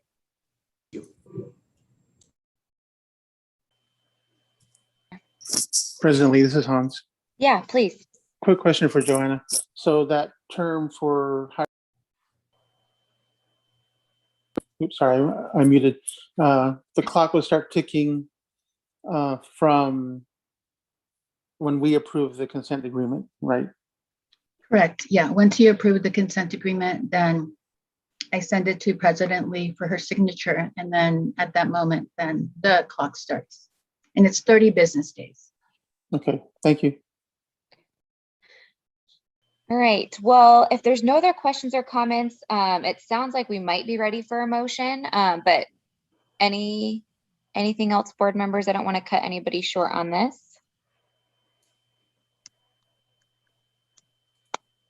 Okay. Hans, did you want to go ahead and make the motion then? Yeah, let me see if I can. I can make a quick, easy one here, but I want to see if there's any language that I might have on hand. Sure. I guess I can just make the motion. I move to approve the proposed 2021 consent agreement for Shanto Governing Board of Education Incorporated. Thank you. And is there a second? I'll second. This is Board Member Stratton. Thank you, Stratton. And if we could do the roll call, please. Absolutely. Vice President Close, Aye. Superintendent Hoffman, Aye. Dr. Crockett, Aye. Mr. Mason, Aye. Mr. Stratton, Aye. Ms. Wood, Aye. President Lee. I just want to make a quick note before my thing is just a very quick thank you to Hans just for all your work with this. Superintendent Hoffman, thank you. And you know, and to the charter, to Shanto, I wish you guys the absolute best. And I really hope that, you know, that we can equip you, that you guys can can come before us for good things next time. And so with that, aye. This is unanimously. Thank you. Thank you for being here, guys. Thank you. All right. Thank you very much and have a nice day. Thanks. You too. Okay. Next Thank you, board up, member. thank you. All right. Next up, we have, we're still on the consent agenda. Consent agenda H5. Make sure that's correct. Yes, it is. Legacy Traditional Schools. Rachel, I believe you are going to give us a rundown on this, please. Sure. Good morning, President Lee, Superintendent Hoffman, and board members. Legacy Traditional Schools Surprise has submitted an amendment request to increase its enrollment cap from 2,050 to 7,200 for fiscal year 2022. This increase is to accommodate the anticipated new enrollment due to adding an AOI to its charter, which you approved earlier this year. That AOI will open in August of 2021. The charter holder does meet the staff recommendation criteria for this request, and I'm available for any questions if you have them. Board members, are there any questions for Rachel before we get a representative on the line? Okay. Then is there a representative from Legacy Traditional School? If so, if you could unmute yourself at this time, state your name for the record, and if you have a statement, you can. Otherwise, you can just be open for questions. Wonderful. Good morning, President Lee, Superintendent Hoffman, and members of the board. I am Anastasia Hawkins. I'm our compliance director and one of our charter representatives for Legacy Traditional School Surprise, for the record. Additionally, here with me today is Nicole Kirkley. She is our superintendent, and she is also a charter representative. Rachel did a wonderful job introducing this, but I'll give you a little bit more background. As you've seen, Legacy Traditional School Surprise is before you today with an enrollment cap increase, and this is to account for the new students that will be attending due to the opening of our Arizona Online Instruction School. We have called it Legacy Online Academy. The enrollment cap increase request, as provided, accounted for the then current online distance learning students across our network of schools here in Arizona. We understand this is a large request. However, given the uncertainty that we're still experiencing with the current pandemic and parents' ongoing concern about sending their students back to in-person learning, we believe this number is an accurate reflection of the need we're experiencing. Our preliminary communications indicate at least 85% of our current distance learning families across the Legacy Traditional School network are still considering remaining online for the 21-22 school year. We do not feel like it's prudent to create any barriers for our current students to remain online for the upcoming school year. Therefore, we would like to ensure we have enough space should all of our current distance learning families choose to enroll in LOA. As of today, Legacy Traditional School Surprise has 2,030 students enrolled for the 21-22 school year, and Legacy Online Academy has 305. Further, we have 3,374 online students today. We started the school year with about 8,000 students participating online, and we had over 5,000 students as of January. Our current enrollment cap will just not be able to serve all of these students, which is why we're making the request. And I, as well as Nicole, are available should you have any questions. Awesome, thank you for that intro. And this is Mary Ellen Lee. Well, I'll take it to board members first. I know I pulled this one, so they might not have any questions, but does any board members have any questions for Legacy? Anastasia, you hit the nail on the head. That's exactly why I pulled this, is I wanted to have a conversation about the numbers, just to be really transparent and not speaking about your school in particular, but just in general, AOIs, well, because you're talking about the AOI increases, I just get a little weary of this high number when we don't quite have those same accountabilities in place as we do for the like a more traditional or alternative school. And so that's where it gets me a little nervous. So I'm going to ask you to repeat, because you kind of answered the questions I was going to ask, but I couldn't write them down fast enough. So you currently have, I believe the number was 3,374 students enrolled in your distance learning or online, whatever you want to call it now, the distant fully online program now. Is that correct? That is correct. We are still allowing parents to transfer back and forth. We've done that throughout the school year, so they can switch back and forth. So it actually changes weekly, but that's currently what we have. Sure. And you said, what is your current pre-enrollment? And because your AOI has been we already approved the AOI, so yeah, so you can do pre-enrollment. So what's your current pre-enrollment list numbers for your for the AOI? Currently, we have 305 students, but that does not account for any parents that are still undecided right now. A lot of them just keep holding off because of the uncertainty. So that's what we've been experiencing, is they're not sure what they want to do yet for next year, but they keep checking back to make sure they have the option. Right. And where did you get, I believe you said in your statement that you believe 85% of the 3,300 approximately, you believe will choose your AOI. Is that accurate? Is that what you stated? Yep. So we've been in constant communication with our parents since the beginning of the school year, just to get a feel for what their concerns are and what they are wanting. That's kind of why we had held off a little bit before making this enrollment cap request, because we wanted to get a more accurate number of what that count would be. And obviously at the time when this was approved, we really thought by January we'd have a better idea of what was going to happen next year. And since it's now May and we're still in that uncertain stage, we just keep in constant contact with our parents through surveys and whatever else we can at the school level to see what their interest is. Sure. Mary Ellen, this is Superintendent Kirkley for Legacy. I just would like to quickly add, I heard you make the comment about little accountability for online schools, and Legacy has proven that we have high accountability on our own, as the majority of our schools are A-rated, and we are an A-rated district.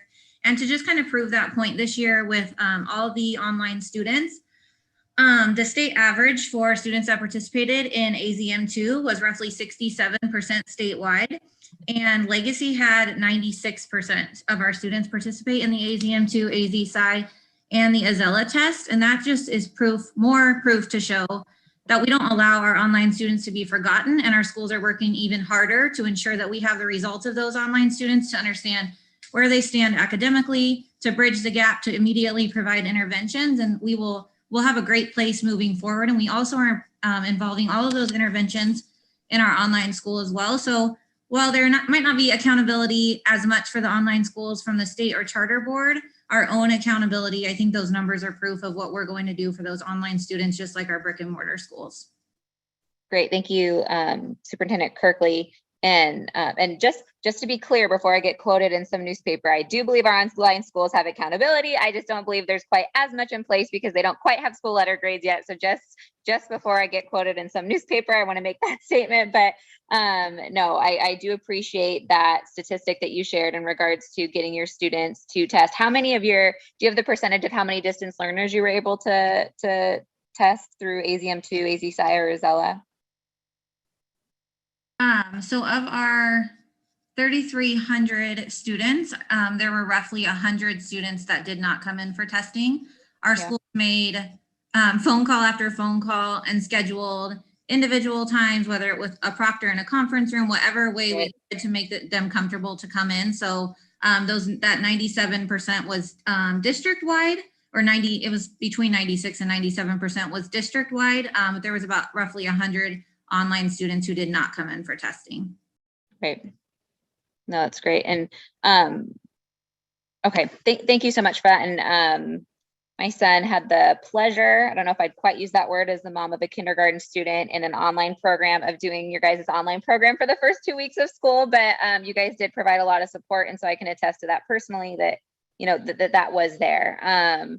So that being said, I still get a little nervous about the 5,000 enrollment cap. Joanna, or I'm sorry, was it apologize. I think it was actually Rachel. Yeah. It's Rachel. Rachel, yeah.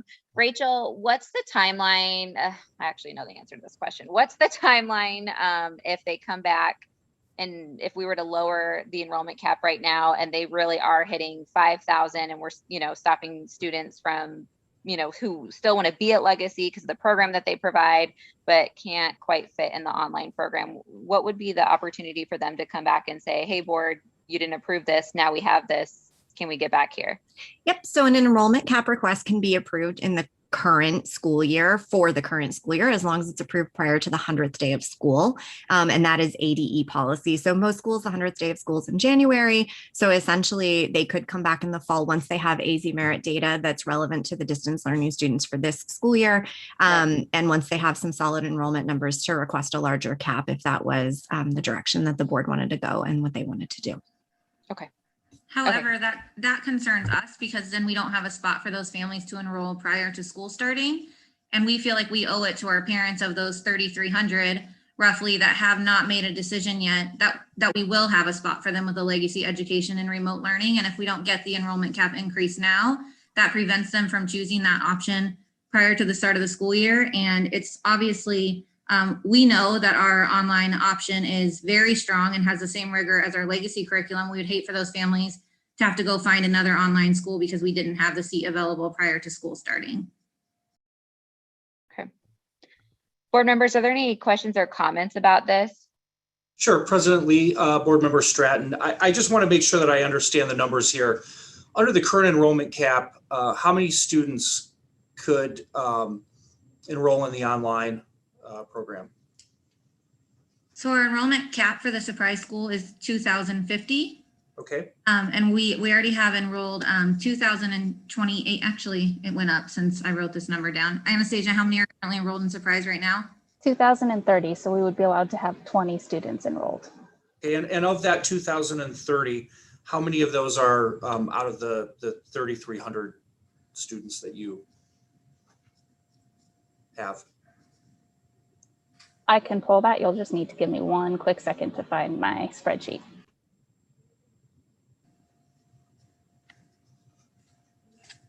So technically at this time, just so I can be clear, the 2,030 are brick and mortar students enrolled for next year. And then we have the additional 305 students enrolled in LOA. So you're trying to understand of those 2,030, how many are currently online? That's correct. So those might come away from that 3,300 number. Correct. Okay. And I guess while we're waiting on that, I have one additional question that I guess is directed at staff or perhaps the superintendent. How does the new legislation that allows for online education that we just learned about at the beginning of the meeting, how would that impact this situation, if at all? I'm not, maybe staff will have an answer, but I can speak for Legacy, how that will affect it. We've definitely seen the difference in students that are online throughout versus those that flip back and forth by 1 week or 1 week. And there is an academic difference for those students, the ones that are struggling as they jump back and forth due to the lack of consistency. So at Legacy, this is why we applied for Legacy Online Academy, because we wanted those students to have that consistent platform. I believe the new law would allow for our students to continue to jump back and forth in the brick and mortar setting. But we're trying to encourage those students that are uncomfortable coming back to enroll in that online setting. So they have a dedicated teacher, weekly check-ins, weekly interventions from that online teacher, and don't lose that consistency. But it would allow for some of them to bounce back and forth. I'm just not sure that's the best academic decision for them.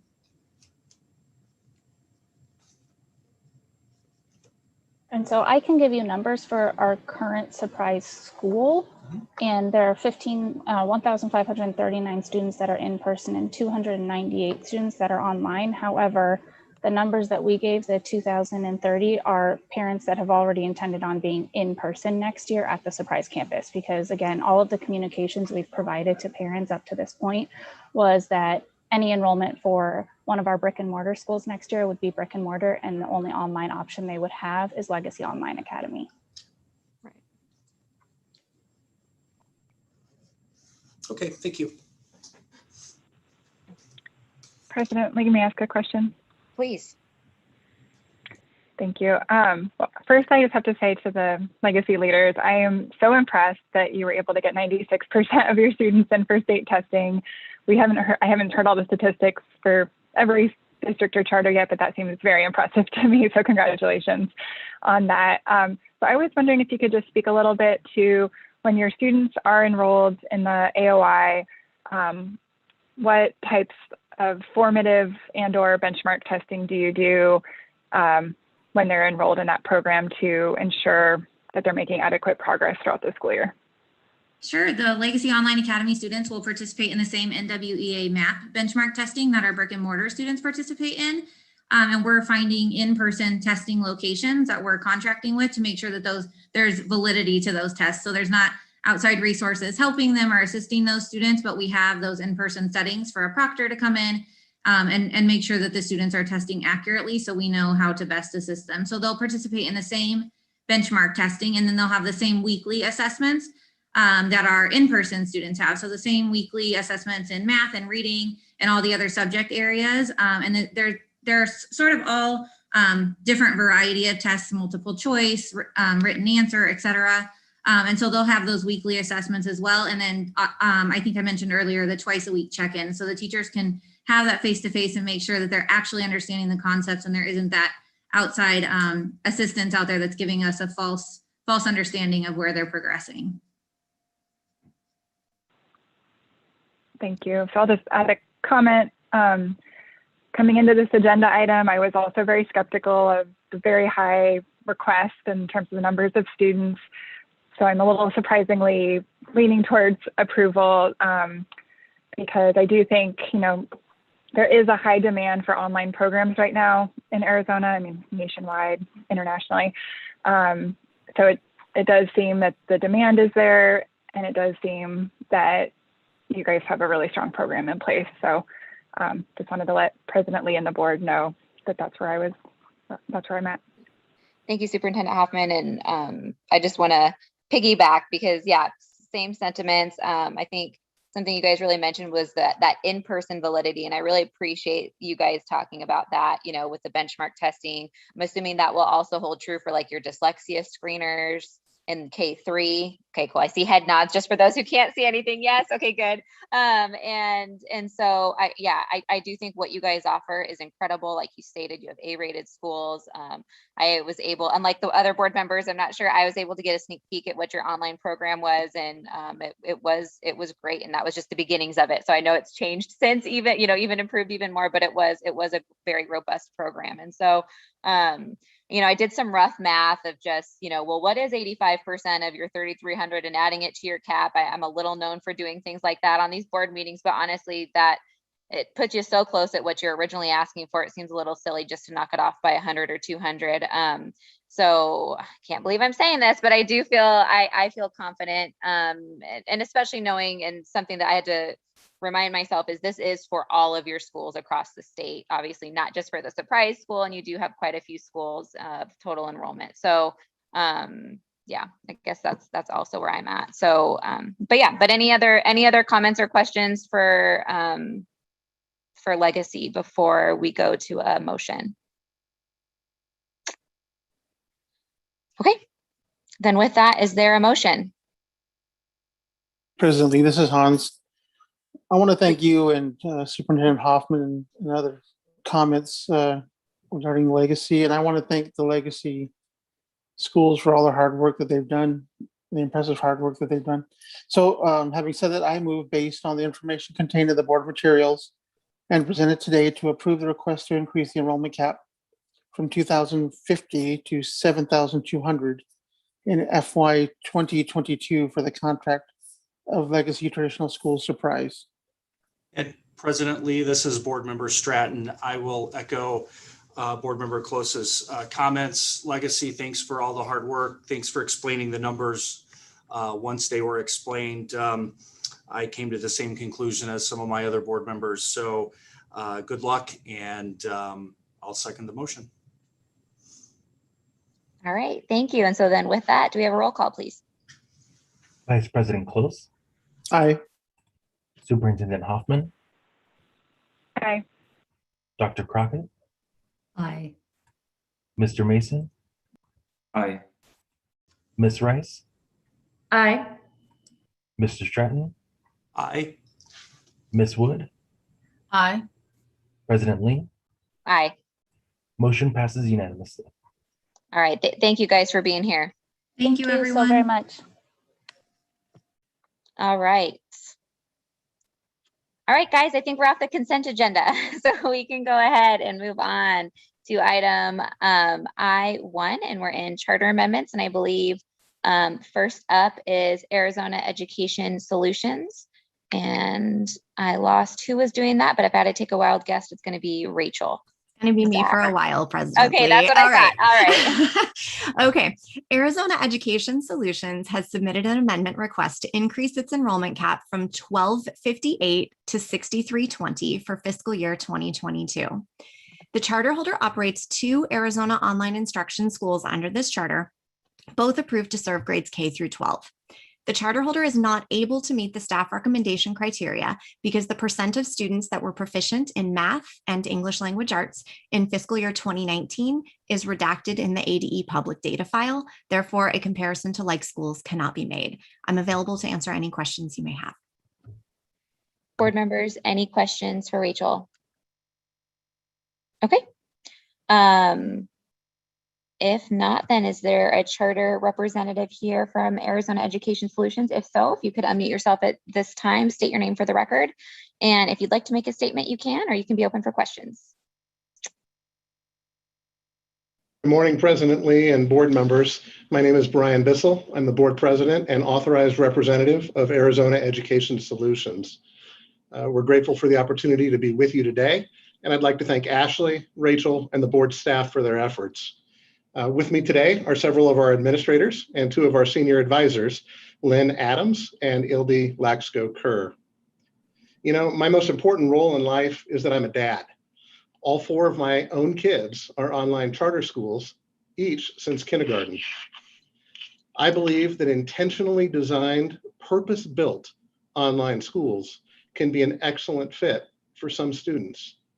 I'm also passionate that parents know what is best for their children. Arizona parents deserve an intentionally designed and purpose-built online school they can trust to provide high-quality education delivered by real people who care. Our schools here at Arizona Education Solutions are intentionally designed online schools that serve Arizona families statewide. Our AOI is not an add-on. It is not a bolt-on to a brick and mortar school. AOI is all we do. To that end, we've assembled a remarkable team of highly experienced online educators. Each of our academic administrators average more than 15 years of experience in full-time online education. We came together as a team because we all wanted something better and different. We're not the publicly traded national market leader providing online schools across the country. Nor are we the big Arizona-based for-profit that's the largest in Arizona, the one that we see the billboards and TV ads about all the time. Rather, our passion is meeting students and families who want online education and serving them well. Our culture requires that everyone on our team are real people who care. We know that online student success is heavily dependent on student engagement. That's why we invest significant resources in both people and tools to stay in constant communication with our students and their parents. This isn't just emails and snail mail. This includes text messages, video chat, push notifications, and more.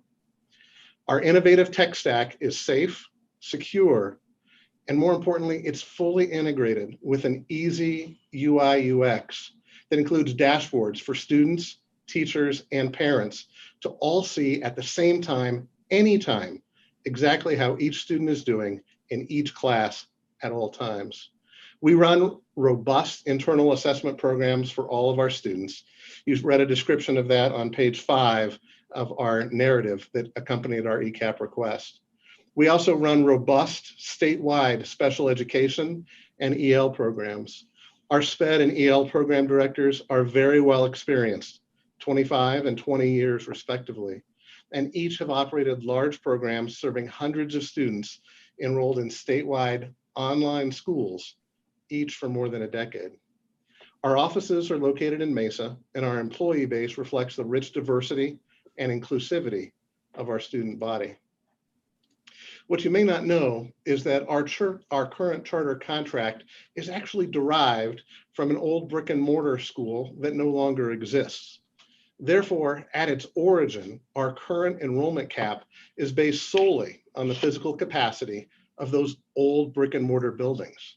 So we are before you today asking to reset our enrollment cap based on our reality as AOI only schools, and given our proven and scalable educational, technological, and human resource systems that are working very well for many Arizona parents and students.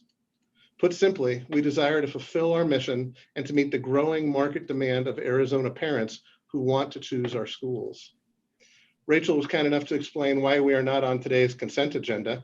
It's impossible given the combination of no letter grade for AOIs and given FERPA requirements regarding student data. You do see in your board packet, Exhibit 4, page 10 of our narrative, that shows both the trend and large number of Arizona parents who were choosing online schools even before COVID. We want to provide those students and parents a better alternative for intentionally designed, purpose-built online schools. We desire to serve those Arizona families who desire to choose us. We also hope to begin to level the playing field and have something closer, perhaps, to fair competition with some of the other AOI charter schools, the large for-profit ones, many of which have an unlimited enrollment cap. So our request that's before you today is based on our pre-COVID growth. We excluded the COVID year-over-year percentage growth when calculating what our request is before you. We have financial stability and we have no debt. Our tech stack is proven and scalable. Our human resources systems and processes have allowed us to quickly become an employer of choice, and we typically receive 40 applications for every one teacher position that we offer. We too have been frustrated with both the lack of letter grades for AOIs like ours and with very limited state testing data. That's why we've invested heavily in our robust internal assessments, and we've retained the services of Dr. Ildi Laxko-Kerr to help inform and guide our data, assessment, and professional development activities. On the bottom of page 7 of our narrative, you will see a chart showing both green and blue bars. This demonstrates how students are performing when compared to 4 other non-alternative AOI charter schools. Ildi, would you please walk the board through a quick overview of what you're seeing in our data? Yeah, happy to, Brian. Madam President, Superintendent Hoffman, members of the board, again, for the record, my name is Ildi Laxko-Kerr, and I'm supporting Arizona Education Solutions in terms of their data analysis. On page 7 of 11, you can see, and just to clarify, that is the internal iReady data from 2019-20, which is intended to provide you a predictive percent passing, considering that obviously due to COVID-19, we weren't able to administer ASBCS, so that you can see what that would look like compared to comparable school 1, 2, 3, and 4's actual 2019 data. As Rachel said, due to the small end count, those data are not publicly available. So this was our attempt to provide you as close to a comparison as possible for your record. And as you can see, in both of those content areas, those percent passings are comparable or even greater than the comparative schools. I would like to say that as part of our work this last year, the team at AES has really focused on building their capacity to use data to drive their instructional decision making, and really bringing to light the data from iReady, which is a valid and reliable benchmarking tool to help understand where their students are in terms of absolute improvement, as well as growth. Because of the fact that these benchmark results are actually administered 3 times a year, the school system is really able to perform an analysis from the beginning of the year to the end of the year, these results really are the last end of the year percent passing for 2019-2020. Again, we're presenting these data as an estimate for what those proficiency rates would have been in 2020 with a significantly larger number of students that were tested in the 1920 school year. Some highlights just from these data that you can just aware. From 2019 to 2020, AES has seen an increase in both their enrollment, which directly impacts their percent tested and their number of students tested. And they've seen an increase in overall passing rates in those same years. Also, we've done an analysis of the performance of the full academic year population, which would be the data that are used in any future AOI accountability measures. And when we analyze the results of the students who meet that full academic year criteria, what we see is both the number and the percentage of students increasing and the percent passing and across all grade levels in the aggregate continue to be comparable to other AOI schools that may be used in the comparison for the board. Based on these iReady data, we are actually very confident that the students at AES are receiving high quality online instruction and that performance is comparable to other AOI schools and would have shown that if AZM2 were offered in 2020. Which is our most recent year of available data, or would have been. We're continuing to analyze the results from 2020 internal assessments and looking at the 2021 scores, which are still a work in progress. As you know, benchmarks won't be finalized till the end of the academic year for that third and last benchmark. But the team is really well suited in terms of the data analytics, their systems that they put in place to continue to use these data along with the AZM2 data that become available from 2021 to continue to identify meaningful ways that staff can improve the proficiency as well as the overall growth of their students. I am here to answer any questions that you might have about the data, but I will turn it back over to Brian. Madam President, Superintendent Hoffman, and board members, we're grateful again for your time and attention this morning. My team and I stand ready to answer any questions that you or staff may have for us. Thank you. This is Mary Ellen Lee. Could I just get a clarification on the diagram? And I know, LD, that you said this and you said it well. I just missed it. On page 7, that diagram, the AES predictive is from the iReady, which is what you said. And what is the data from the 4 other comparable schools? Yeah, thank you, Mary Ellen, Madam President, for the question. Those comparable scores are their 2019 AZM2 scores. So that's their publicly available data for the most recent year. Got it. Okay, that's what I thought. I just wanted to make sure I understood that properly. And when you guys administer your diagnostic test, your iReady diagnostic test, do you do that in person, or do the students do that, at home?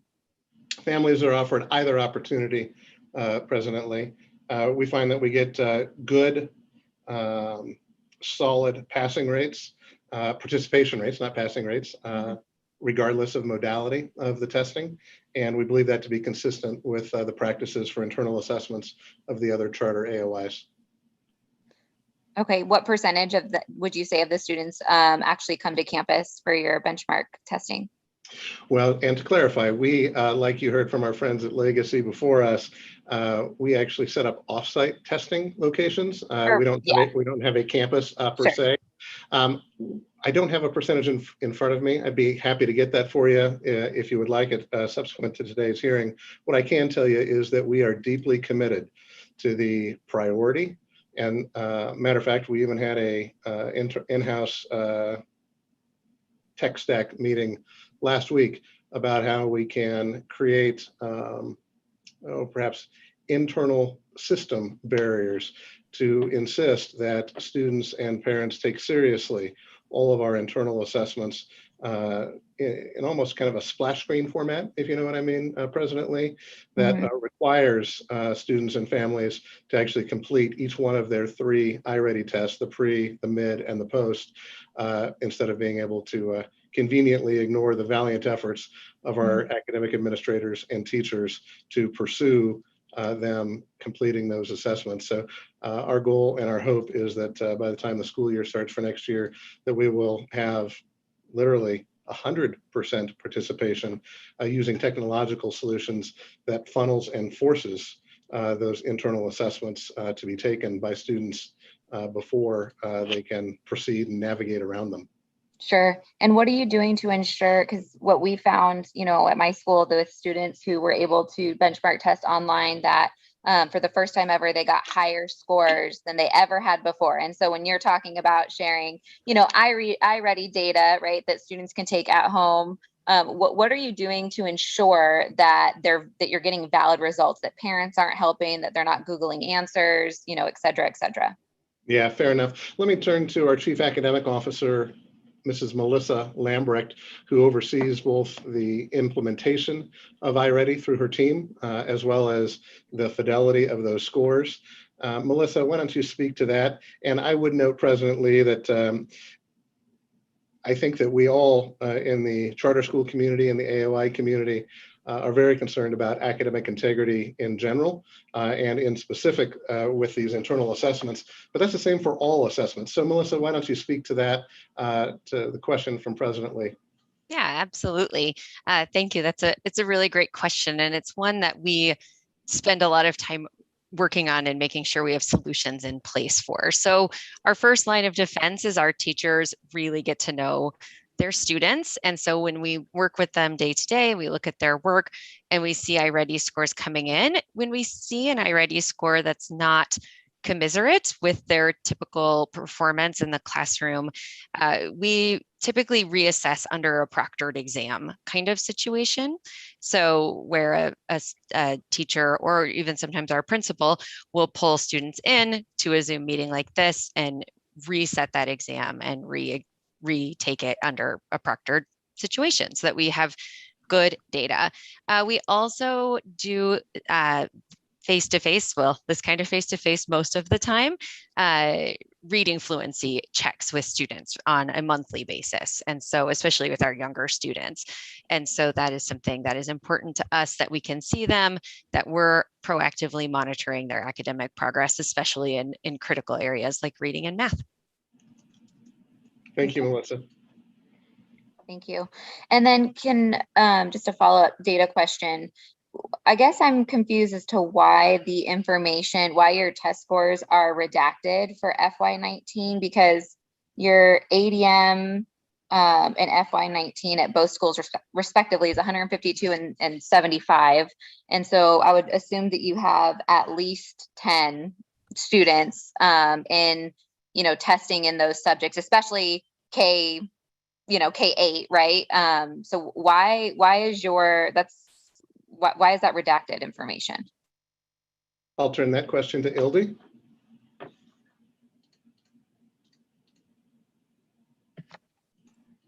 Oh, apologies, took a minute to find my unmute button. Madam President, great question. In actuality, that 2019, the N count by the disaggregated subgroups were mostly redacted. There were some data that were not redacted when aggregated to the all school level. So there is actually some data publicly available, but due to the small groups by grade level, when you look at content, and then certainly the disaggregated groups, race, ethnicity, ELL, special ed, and so on, those numbers those drop below the N count of 10. So it's not entirely accurate that there are no data, but much of the data is redacted. And so I think that the comparison was difficult to make. So then what is your FY19 data? I am going to pull that up right now.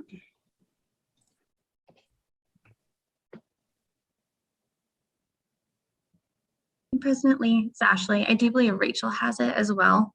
So if Rachel, yeah, this will help you out, LD. Thank you. Yeah, you're welcome. We can go ahead and share that. Yeah, Rachel, could you please share that with us? I sure can. Give me just a moment. And LD, if you have other data, let me know. Okay.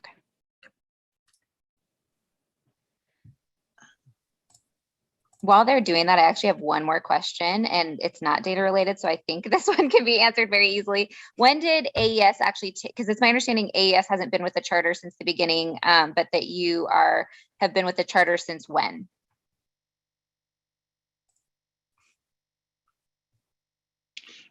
Hi, Rachel. You can help keep me honest here. I believe that AES took this charter responsibility.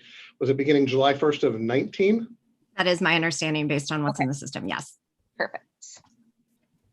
Okay, so I am sharing my screen. Let me know if you can't see it. So this is the public data file. So just to provide a little bit of education before we look at this, in the executive summary, our template is set up and has always been set up to identify the percent proficient for ELA, math, and science. And so when we talk about that, we utilize this column I that you see here, which is the percent passing. So that's the redacted number that you see in the report. However, what this shows us is that in fiscal year 19, the entity ID identified here, which is 91184, which I believe is the high school at the time, the 912, had 30 students that tested in ELA and 29 that tested in math. With those 30 students, 63% were proficiency level 1, which is often referred to as minimally proficient, 83% in mathematics, minimally proficient. And Ildy, you can provide any additional clarification you would like to as I go. I would just jump in. It's the reverse. That's the elementary school, and the high school data is subsequently at the bottom. Thank you. I appreciate that. It's not showing in our system which was which year, so I had to take a stab at that. Okay, and then for the other school, 16 students tested in ELA with 75% minimally proficient, and 17 students tested in mathematics with 76% minimally proficient. So, as Ildy stated, the report shows that it's redacted, but that's because that the percent passing is not essentially a large enough number to be unredacted. The N count or the percent doesn't allow for ADE to put those proficiency levels in that public file. Okay. And so it looks like that would be a significant drop from FY17, FY18 to now FY19 when AES, took over. I guess I don't know how you call it, became the charter holder. So this is really concerning data. For two reasons. One is obviously the proficiency rate, level 1, just to be clear to board members, is the lowest that you can achieve. And then so to have 63%, 83%, 75%, 76% respectively achieving that is really concerning data. The other thing is I'm still confused as to why only 16 students were tested for English language arts. Unless I'm reading this wrong, I'm showing that the 91246 is the K8. Are the documents not, or maybe I'm reading the documents wrong on the well, I guess that wouldn't make sense because it says algebra 1. So maybe I'm just reading them wrong. So 91184 is the elementary, which was a K8, and only 30 students in the entire elementary were tested for ELA and tested for math. But you had over 100 students, close to 200, and I don't know which one it is. I'm confused about which one is which. But so between 175 and 233 students. So I guess two things. One, can you address the alarming data? And two, I'm equally concerned with why only 16, 17, 30, and 29 students were tested when you have respectively 175 and 233 at each of your campuses. President Lee, thanks for the question, and I will turn it to Ilda here quickly. I would note, though, that I think you're using ADM numbers, not FAE numbers, and I think that that's part of the issue. As in your analysis, President Lee, I think you're using ADM numbers, not FAE numbers. And as is the case with a number of AOI charter schools, we find that a number of Arizona parents make a variety of choices by way of full-time, part-time, as well as dropping in and out. So I don't believe the data that you're quoting, President Lee, is Fay. Ildi? Okay, Mr. Bissell, I thank you so much for bringing that up, and you're absolutely right. I also was quoting FY20, and I should have been quoting FY19 ADM. Just to clarify really fast before I get in trouble for that, it was 75 and 152 respectively for ADM. Could you also then comment on what your FAY was for FY19, just so we can get clarity on the percent tested? To the extent that Ildi has that data, I'm certain that she will share it with you. Thank you. But yes, I would just note for the record that that there is not a direct correlation, as you might expect in a brick and mortar charter school, between ADM and FAY. Right. All right, Ildi?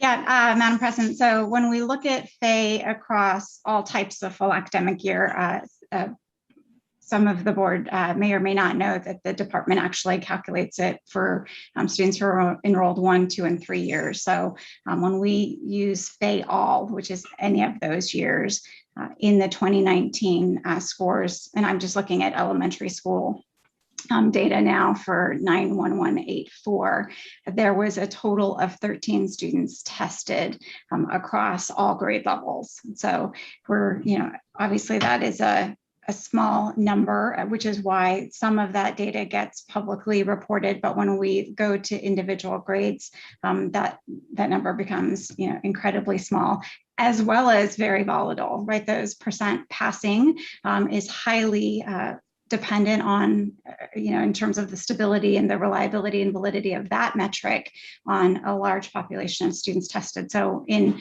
the case where you have a small number of students, one student passing or failing to pass certainly swings those percentages wildly, as we like to say. When we look at the students, and again, being cautious of FERPA and not providing information that would otherwise publicly identify a student back in 2019. There is data for students who have been enrolled for more than one full academic year in the data file, and the scores for the scores there actually represent proficiency. So again, apologize. I'm trying to be cautious with providing as much information as I can to the board, but without violating any individual student's privacy. So LD, can you speak to how many FAY there were for the elementary in FY19? That's what I was just providing to you. So in FY19, so the 2019 AZM2 in elementary, there were 13 in ELA. Let me just double check, make sure. Well, the 13 that were tested, right? But how many did you actually have at the school enrolled? Oh, I don't have, I just have the testing data. So I will pass that back to Brian and the team to know how many were enrolled at the school. Yeah, President Lee, I think there's still a timing chronological history piece here that it would behoove us all to make sure that we're all on the same page. And Ildi then can pitch us to internal data. But President Lee, my understanding is, and Ildi, please keep me honest here, and Rachel and Ashley as well. My understanding is that what Rachel is sharing on screen here of the fiscal year 2019 data is from the before Arizona Education Solutions became the charter holder effective July 1st of 19. So I just want to make sure that we're all on the same page there, as that we're looking at data from the prior operator, not the current operations that we assumed as of July 1st, 2019. Sure, right, that would be correct. Yeah, I would agree with you, Mr. Bissell, but can you answer the question about how many, again, how many FACE students, how many 1.0 students did you have in the elementary in FY19 or in FY19? I don't know that I have that in front of me. Ildi, do you have any data there? I wasn't the operator, so my team and I have certain of the data, but I'm not sure that we have the full robustness as we do for the 2 years in which we've taken responsibility for serving these kids and families. President Lee, this is Rachel. It actually appears that that amendment was approved in 2018, in July of 2018, but I am verifying that right now. Ildi, go ahead. Yeah, the only data that I have available is the data file, the raw AZM2 data, but that does not include enrollment counts along with that. Sure. You don't, does it give you, and I don't think it does, the percent tested? It does not. I mean, let me double check. Hold on. Let me see if I've run that.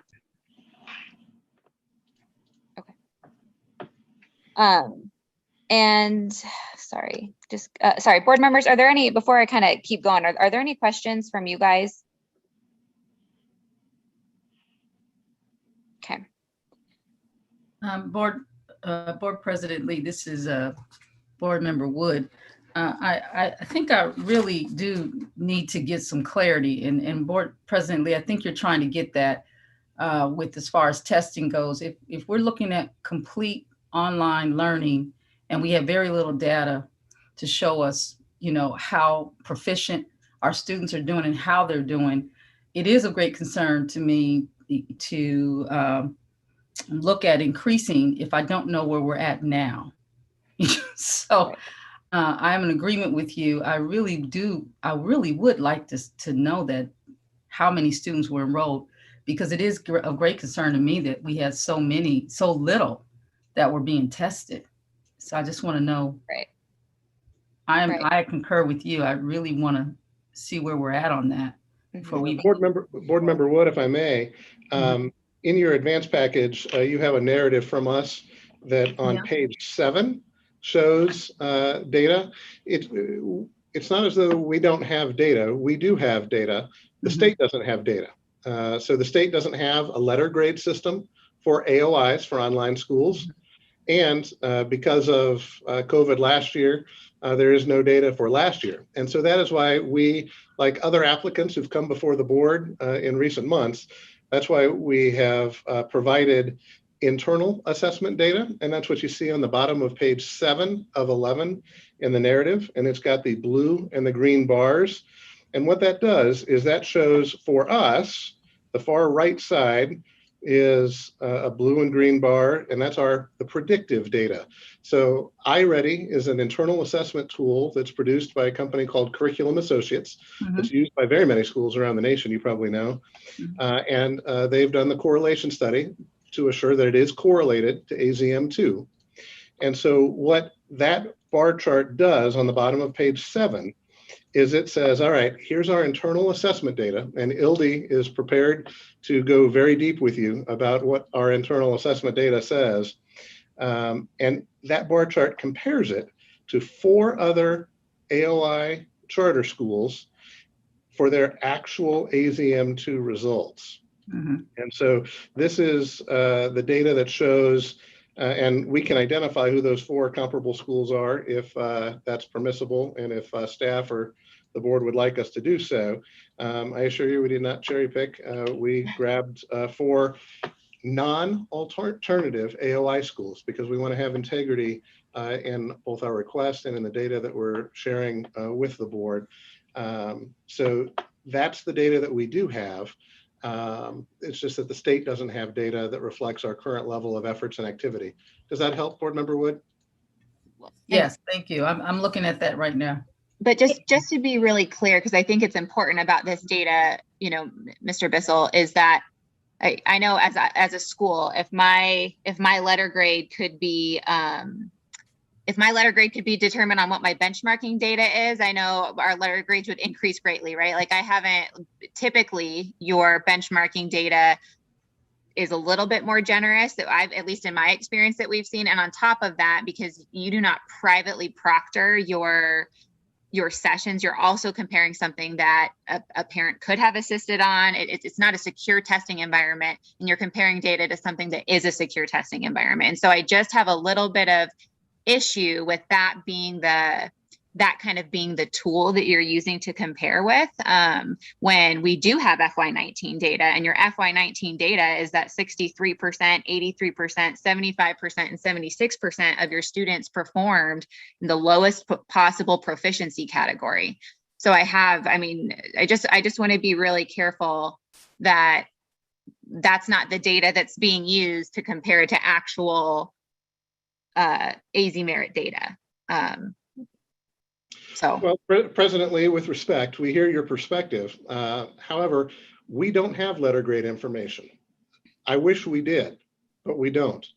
We don't have it, and the state doesn't have it. We can't help that there was no state testing last year either, and that there is no letter grade. And so the only thing that we have to work with, and that we do work with strenuously and vigorously as part of our educational process with our tribe of very experienced online academic administrators and teachers, is the internal assessment data. And that's that reflects the current activities and the current efforts of a very seasoned team of online educators, as opposed to very small sample size data from a couple of years ago. Again, that does not lead to letter grades. I would gently and respectfully push back, President Lee, as regards the validity of the correlation. The correlation work that was done by an independent third party on behalf of curriculum associates to correlate the iReady assessments to AZM2 is strong, and that's been published. And it was included as part of the summary of it, was included as a footnote on page 7 of our staff submittal to ECAP. And so the linking study of the iReady diagnostic assessments and the correlation to AZM2 is strong and indisputed. Right, and does that take into account any mode that it's been given, whether unmonitored or monitored students? Yes. Okay. This is Rachel. If I may, I apologize with screen sharing. I can't seem to turn my video back on, so I apologize for not being on video. Two things that I want to mention. Last Monday, board staff did email the charter representative and request the source data that lent itself to that data that's being referenced on page 7. We did not receive any additional data from the charter beyond the ADE public data file when we requested additional data. So I have much respect for Dr. Lasko-Kerr, but we have not been able to see any of that data. Second point, I did misspeak and I apologize for that. This charter did file its charter holder status request to change from Ahwatukee Foothills Prep to Arizona Education Solution in May of 2018. So that change became effective, according to the narrative, on July 1st of 2018. So the 19 data is under the current charter operator. Okay. President Lee, I would like to respectfully insert for the record, given conversation and what Ms. Hannah just reported. We were surprised at 1:30 on Monday to receive an additional email from staff. On Thursday, April 29th, we received an email from staff, subject line AZ merit data, in which staff, at that point, 5 full weeks after receiving our submitted amendment package, in which staff asked us to provide AZ merit data. And that email came to us on Thursday, April 29th. We promptly responded and replied the next day, Friday, April 30th. On Monday, May 3rd, 2 hours before the staff report and agenda were published, we got an additional email saying, oh, we already had what you sent us. We were hoping that you could provide internal assessment data, and that was provided. That request was made approximately 2 hours before the staff agenda and staff report went public. Had we been asked for additional information in the 5+ weeks, we would have absolutely provided it. And that's why ILD is here with us today to provide that information.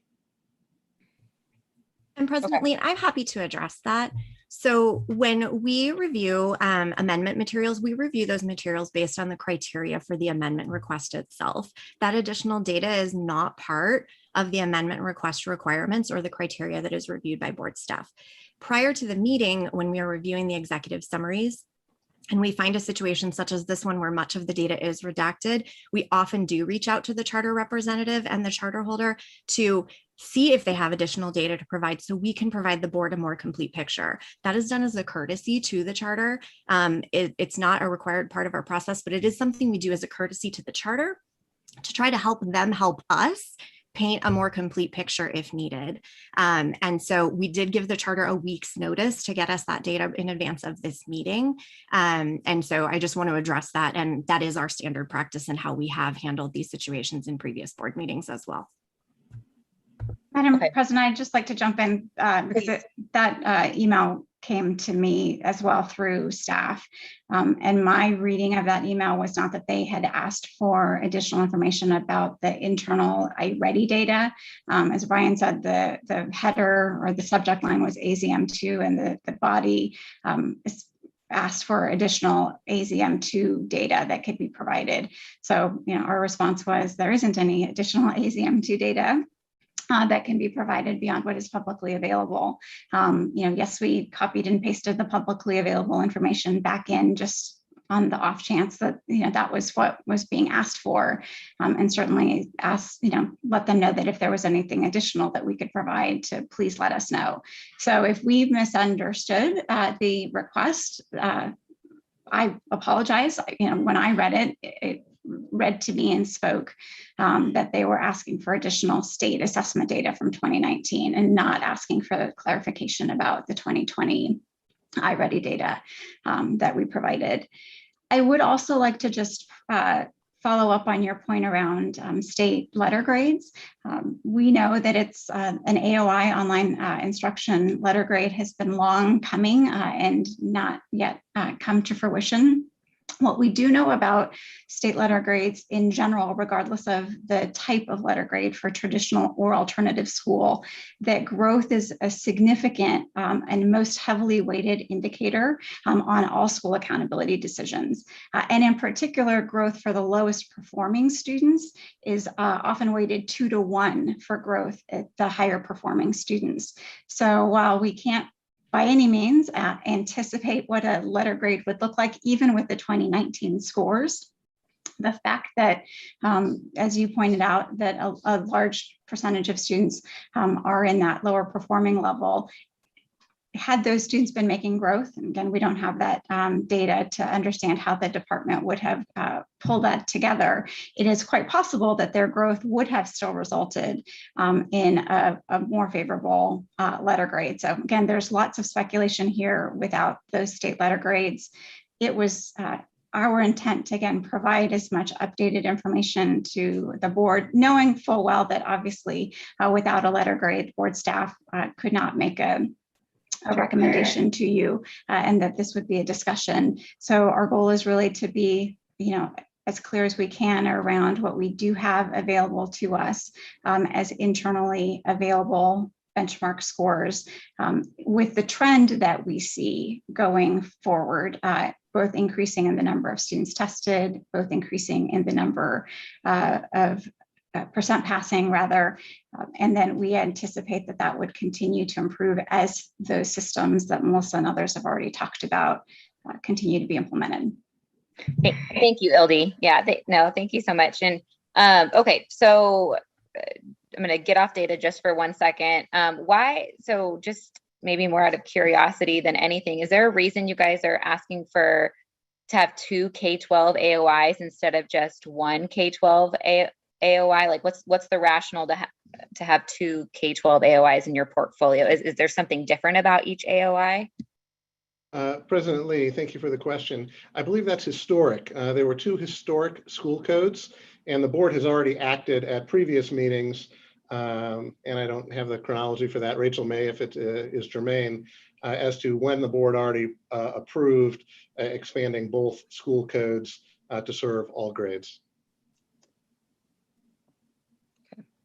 What and the only request that I'm aware of at this time is the one that was filed at the start of this current fiscal year, which was to take the K-8 to K-12 and the 9-12 to K-12.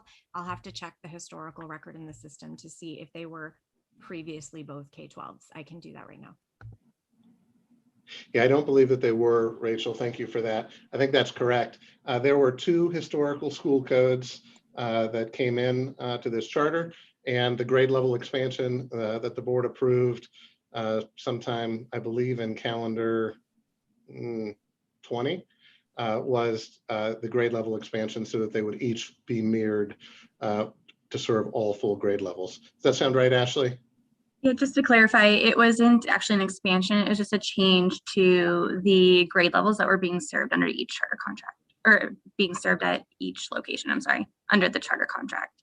So each school now may serve K-12. Okay. And what was the rationale behind that of going K-12 to both schools? I'm just curious. Mr. Bissell. I wasn't sure if Ashley was getting ready to speak again. No. Yeah. I believe that there were some operational ideals that would make it easier both for staff as well as for students and families. And so, as I said, the staff and Ashley, I don't recall, is that staff or is that board approval when these grade levels were expanded? Or when the grade levels change at a school is actually a request that I can sign off on as the executive director. But this was an amendment request that the charter did submit to expand the grades at each school site so that they would be, at each school would be a full K-12. Yeah. Okay. So I'm not sure where other board members are at, but this is, I guess, without going too much longer, you know, I am concerned about these big, well, actually, let me ask one more question. What's your current pre-enrollment for next year? Our re-enrollment process opened a few weeks ago, and re-enrollment is running twice at what it would historically have been at the 4-week mark last year over year. So we are on pace to again be at or above, unless we intervene, the current enrollment cap. And again, we believe that's because parents and students want other choices than what they're finding in the marketplace. We believe, President Lee, that long before COVID, Arizona parents were adopting and seeking AOIs, as you can see on page 10, Exhibit 4 of our submittal. You can see what the growth rate has been and what the trend line was like even before COVID. And we believe that although we respect all of our colleagues across the Arizona public school system who have worked tremendously hard during a very difficult year, as Superintendent Hoffman mentioned in an earlier agenda item, with DLPs and with Governor Ducey's directives on that path. That's been very hard work, but we also know that parents are voting with their feet. We know that parents are looking to experienced and ready AOI operators who all they do is online school, and they do it well, where there is no barriers to student learning based upon tech stacks that don't integrate, where there's not data that exists easily for parents, students, and teachers to see. And so the advantages that we bring and that you can see on page 11, Exhibit 5 of our submittal of parent testimonials of the experience that those parents are having with us, that is the whole child experience, both academic growth, academic proficiency, being real people who care, and the engagement that we insist upon with our students and families. It's resonating with Arizona parents and families. So we desire to continue to fulfill our mission to meet the ever-increasing demand and choice that Arizona parents are trying to make for their students. And we know that those families, we turned off enrollment, as you saw in our narrative.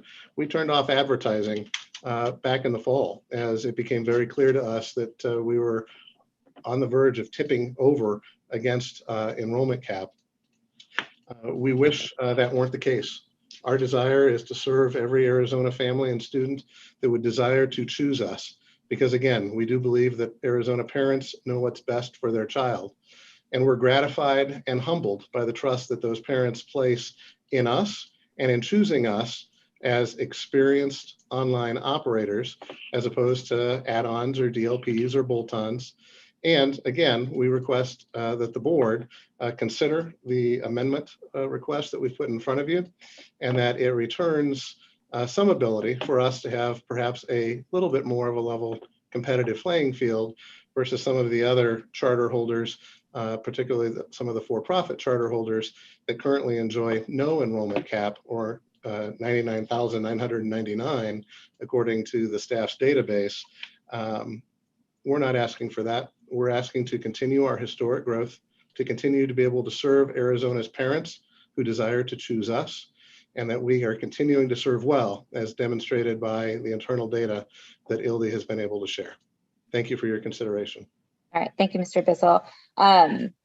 Yeah, so this is a really hard one for me, board. I'm just having a hard time with, yes, like giving these, and we talked about this. Sorry, and Mr. Bissell, did you have the exact number of what the pre-enrollment list was? Not what you believe the trend to be, but what do you currently have as your pre-enrollment numbers?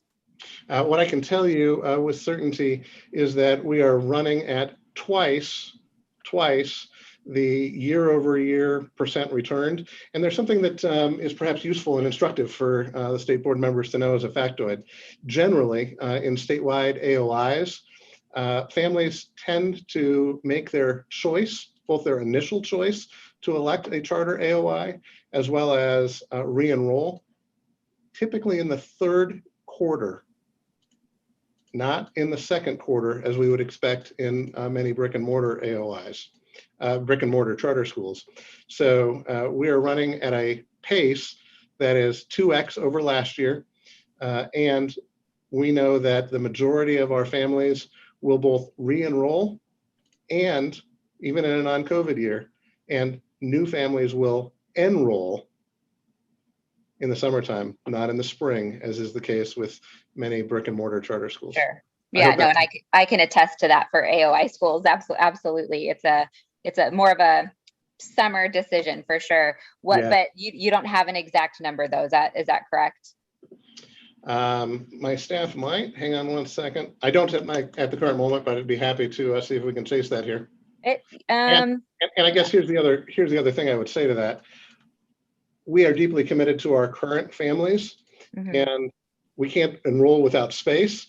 And so that's where we're difficult right now in this no man's land of wanting to both honor the board's process, honor and serve our families, and not be penalized for not having letter grades and not having state data because of COVID last year. I assure you, board members, that this team of academic administrators and online educators is par excellence. And you've heard ILDE vouch for you today that the internal data is clear and crystal clear as regards the good work we're doing for kids. In the end, we would not be doing what we do if we were not equal parts passionate and seeing results. Life's too short. And so we're not interested in simply turning through kids or what. That's not what drives us. What drives us is doing right by kids and serving Arizona's families. And so that's what we're about. Sure. Thank you for that. Okay.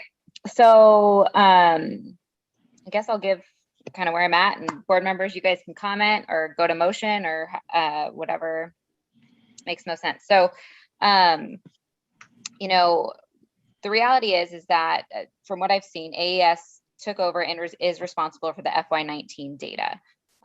Because that you do have internal test data. Unfortunately, your internal test data is not, I'm sorry, not internal test data. Let me make sure I'm very clear. State test data.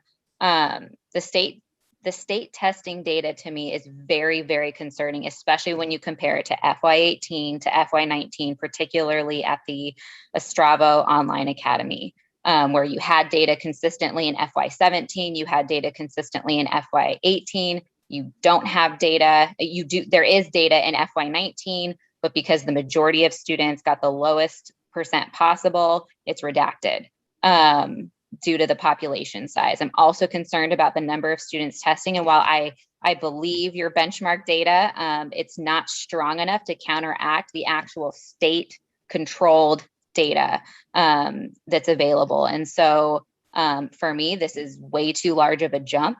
I just don't see that the data supports this. And I don't think the benchmark data counteracts that FY19 data. Obviously, I think it's unfortunate that we don't have FY20 data to show the growth. And so I would, for me, when we have the data next year, we could take a look at growing bigger jumps.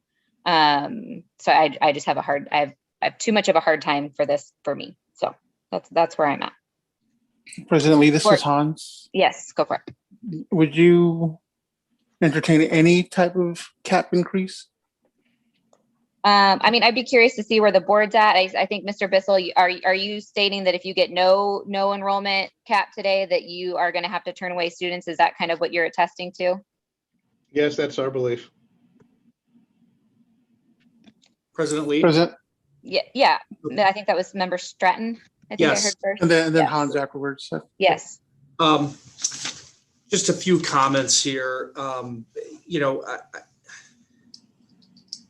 This one's a tough one, right? Because it appears we don't have all of the data points that we need to make a decision on such a large request. And so I'm kind of coming down, I think, where Hans was leaning in terms of exploring some other lower cap increase. I mean, as I do the rough on my note sheet math calculations here, I'm getting, if we had, I mean, 2 times their current enrollment's 2,500, basically 3 times looks to be 3,774, and 4 times is 5,032. And they're asking to go up to 6,320. So, in terms of some of the comments that were made in terms of giving parents the choice, I don't think there's probably anyone on the board who would argue for more parental choice than me. I believe that is the wonderful thing about our charter system in Arizona. I am a 110% believer in that. I believe that our parents have to have choice, and that is what we do. However, we have to balance that choice with accountability. And under the current construct, the way we do that is through things such as letter grades, this other data.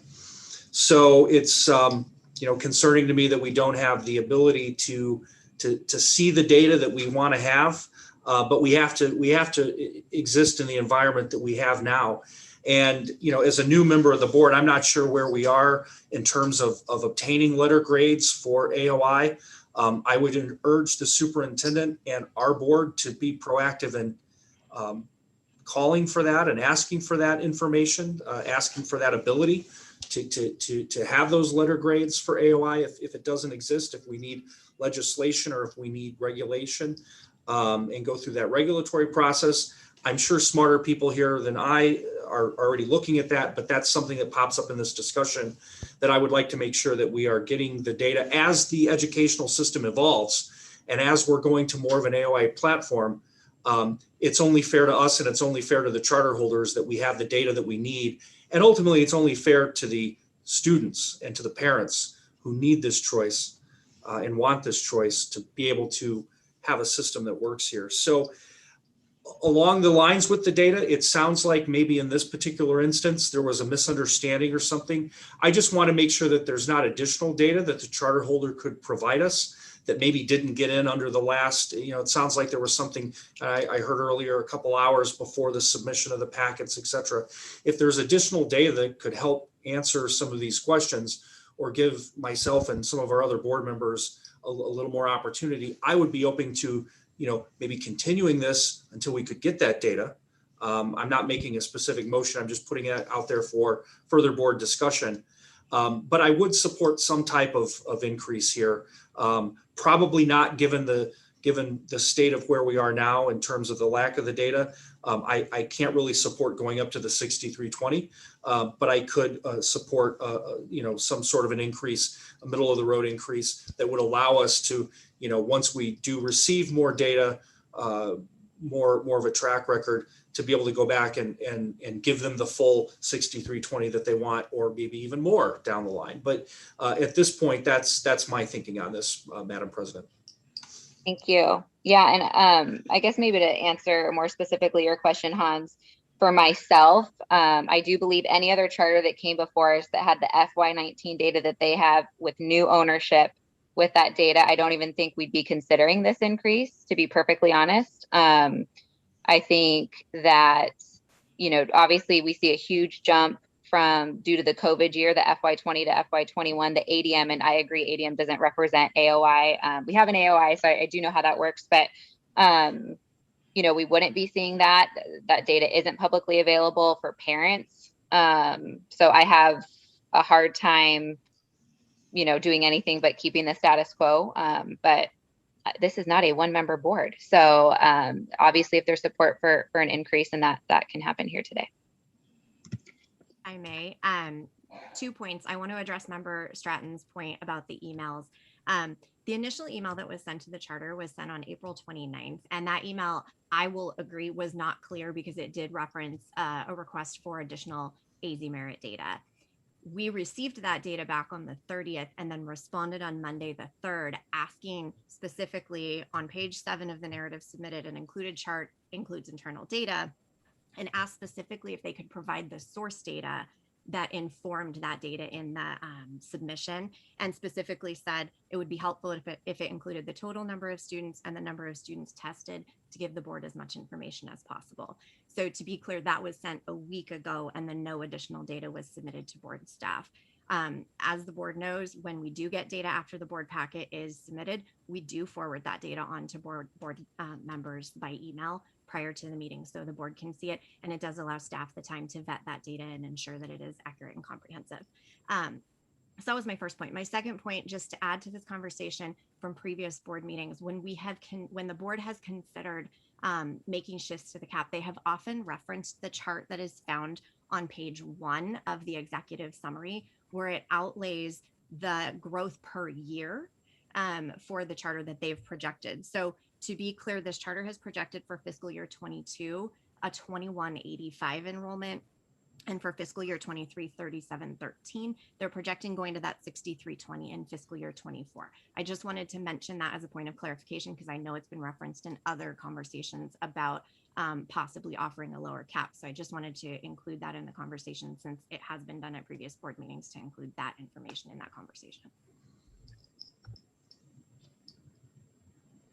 Right. And just to be really clear about, we keep talking about additional data, and I just, for myself, really the only question I have at this point, you know, besides, you know, we obviously don't have FY20 data, and that's at no fault of the AOI, but the FY19 is, I'm just very concerned about the amount of students that were tested. I understand the ADM is different than AOI. I guess I'm just curious because you would expect to see in an AOI that have elementary students, a lot more of those students are 1 FTE because they're not doing 2 AOI schools, or are they not meeting the amount of minutes? And then if so, that's concerning to me for an elementary student. So I think those are the data, not necessarily about like, what are the scores that they have? Because we have that. We have the FY19 data. What I don't understand is why so few were tested, how you get to so few being 1 FTE, especially when we talk about elementary. I get it a little bit more for high school, but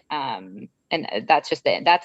And the board wouldn't have asked you that because the board staff, because they wouldn't have known that I had that question necessarily, you know, that I had that question coming here. So yeah, so I guess that's where I'm at. All right, any other comments or questions for board members? Presently, this is Hans. I was just gonna, well, first of all, I want to thank, sorry. Oh no, please, go ahead, sorry. Okay. I just want to thank Member Stratton for his thoughtful comments and Rachel for her chiming in. I was looking at page 1 of the executive summary specifically and thinking that I'm cautiously in agreement to giving there was an Education Solutions enrollment cap increase, but I think their proposed max increase by 2024 is just too much in my opinion. So I would be willing to make a motion to increase the enrollment cap to 2,185, which is exactly their anticipated enrollment for 2022, and just see how they do from there. I would second that motion. This is Board Member Stratton. Okay, Hans, was that good enough for an official motion? Well, I can go ahead and make the official motion. Okay. I move based on the information contained in the board materials and presented today to approve the request to increase the enrollment cap from 1,258 to 2,185 in fiscal year 2022 for the contract of Arizona Education Solutions. And I will re-second that motion, or second the motion. Thank you, Mr. Stratton, for the second. Can you do roll call, please? Vice President Close, Aye. Superintendent Hoffman, Aye. Dr. Crockett, I'm going to vote aye, but I'm very disappointed that the charter holder came to us with specific number increases that they wanted, but they don't know, and they weren't able to say what the enrollment expectation at this time was last year and this year, other than twice. So I'm very disappointed in that, but I'm voting aye. Mr. Mason.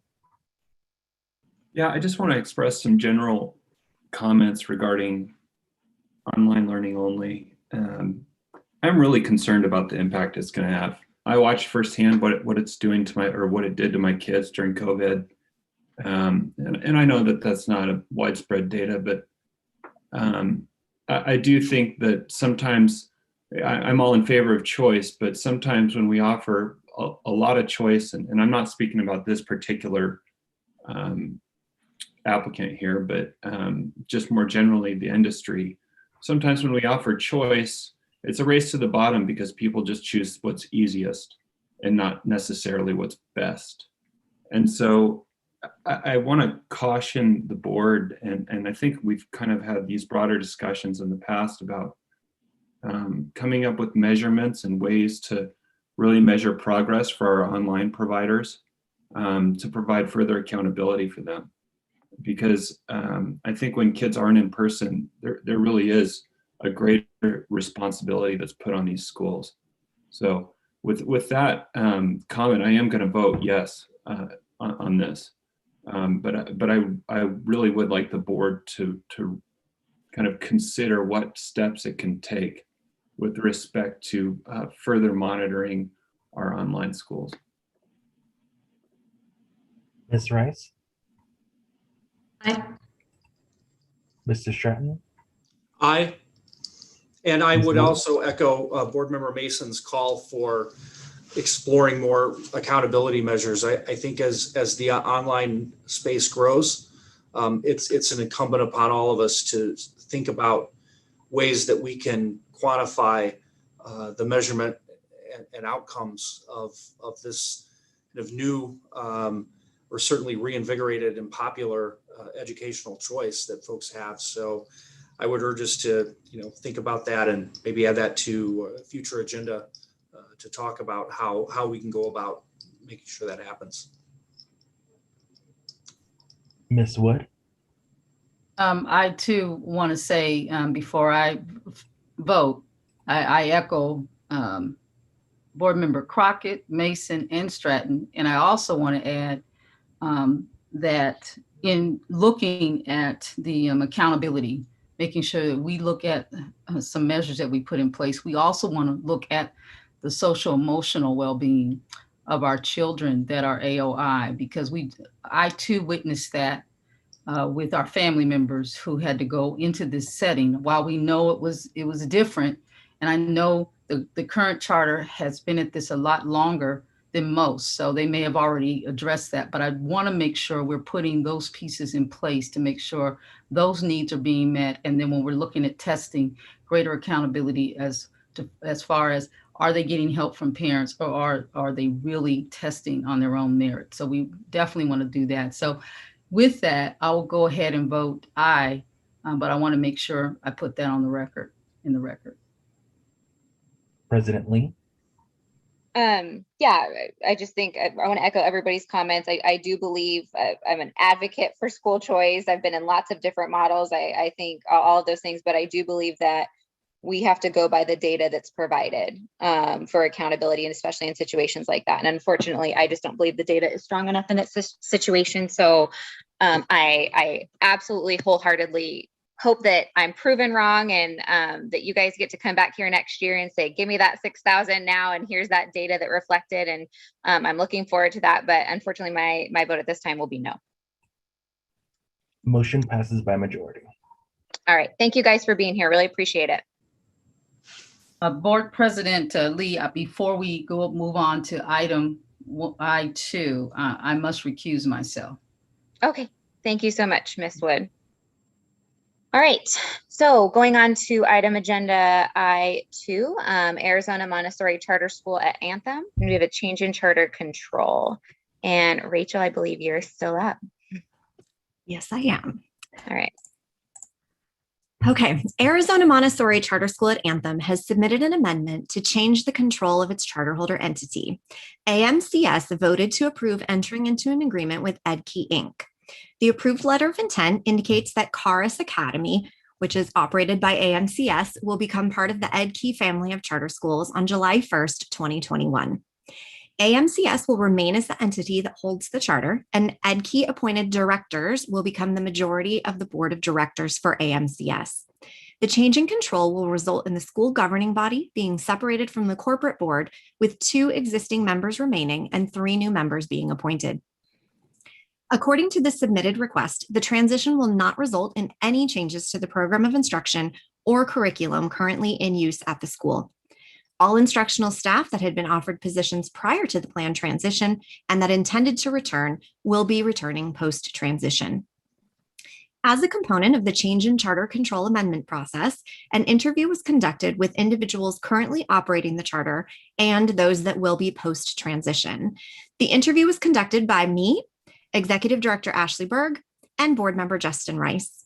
Responses provided at the interview were consistent with those provided in the written submission and added additional clarity about reasons for the transition, EdKey's philosophy in operating charter schools, the support provided by EdKey, and the reasons for AMCS remaining as the charterholder entity.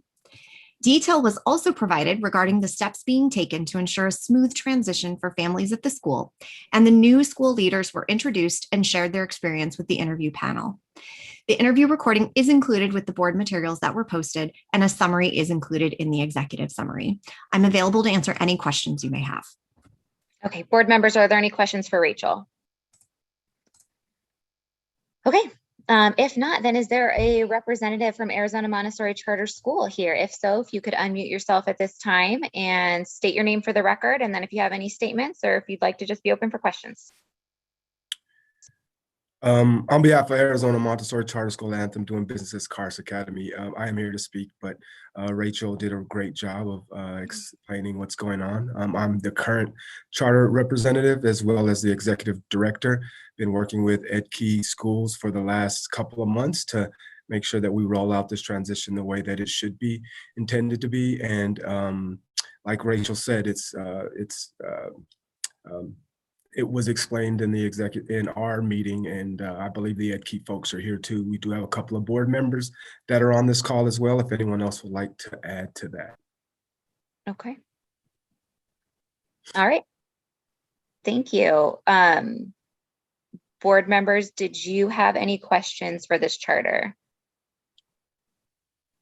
Yes, President Lee, Board Member Stratton.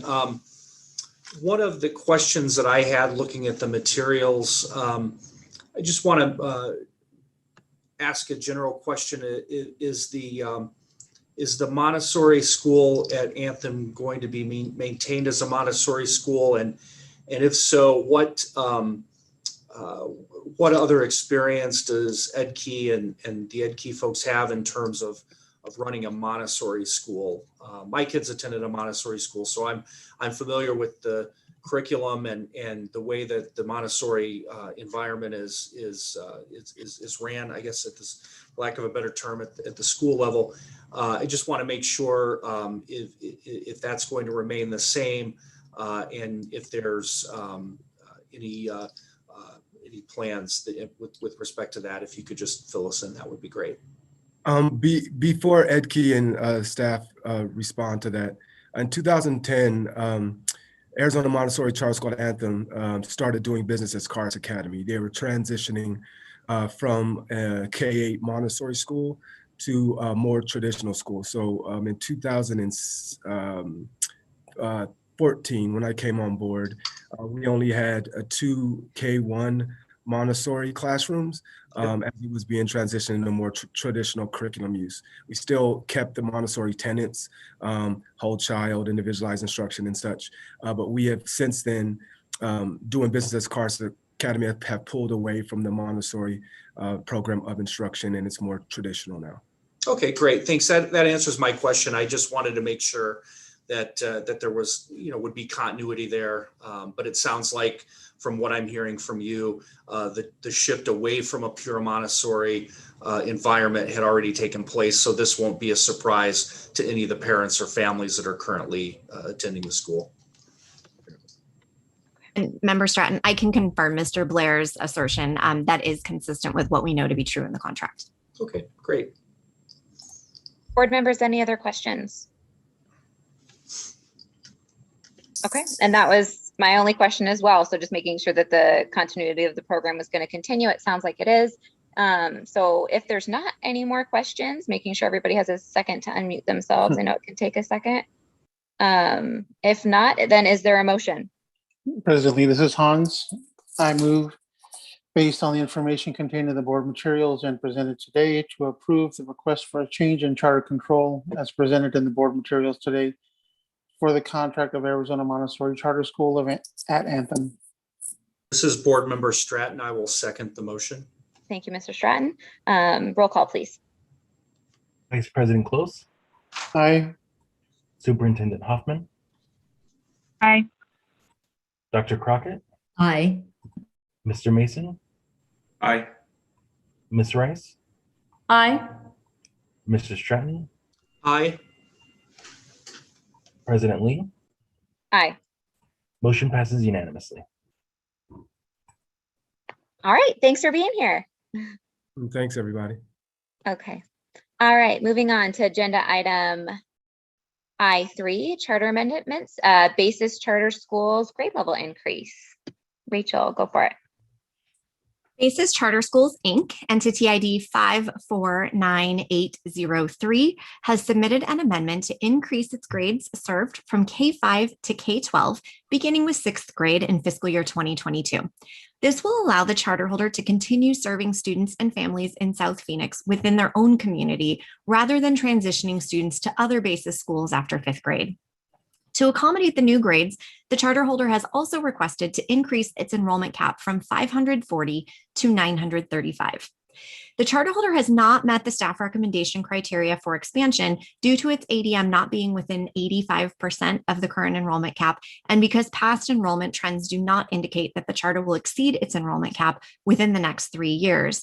Currently, the charter holder is operating at 64% of its current enrollment cap. It's important to note that obviously that will change with the addition of the new grade levels. I will be happy to answer any questions if you have any. Board members, are there any questions for Rachel? Okay, if not, then is there a representative here from BASIS? If so, if you could unmute yourself at the time, state your name for the record, and if you have any statements or would like to be open for questions.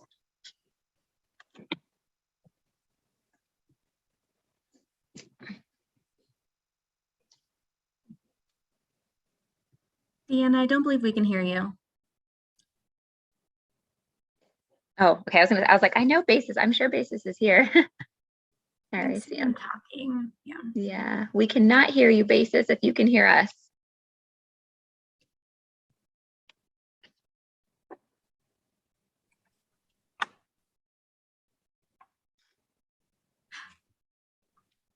Deanna, there is a call-in number as well.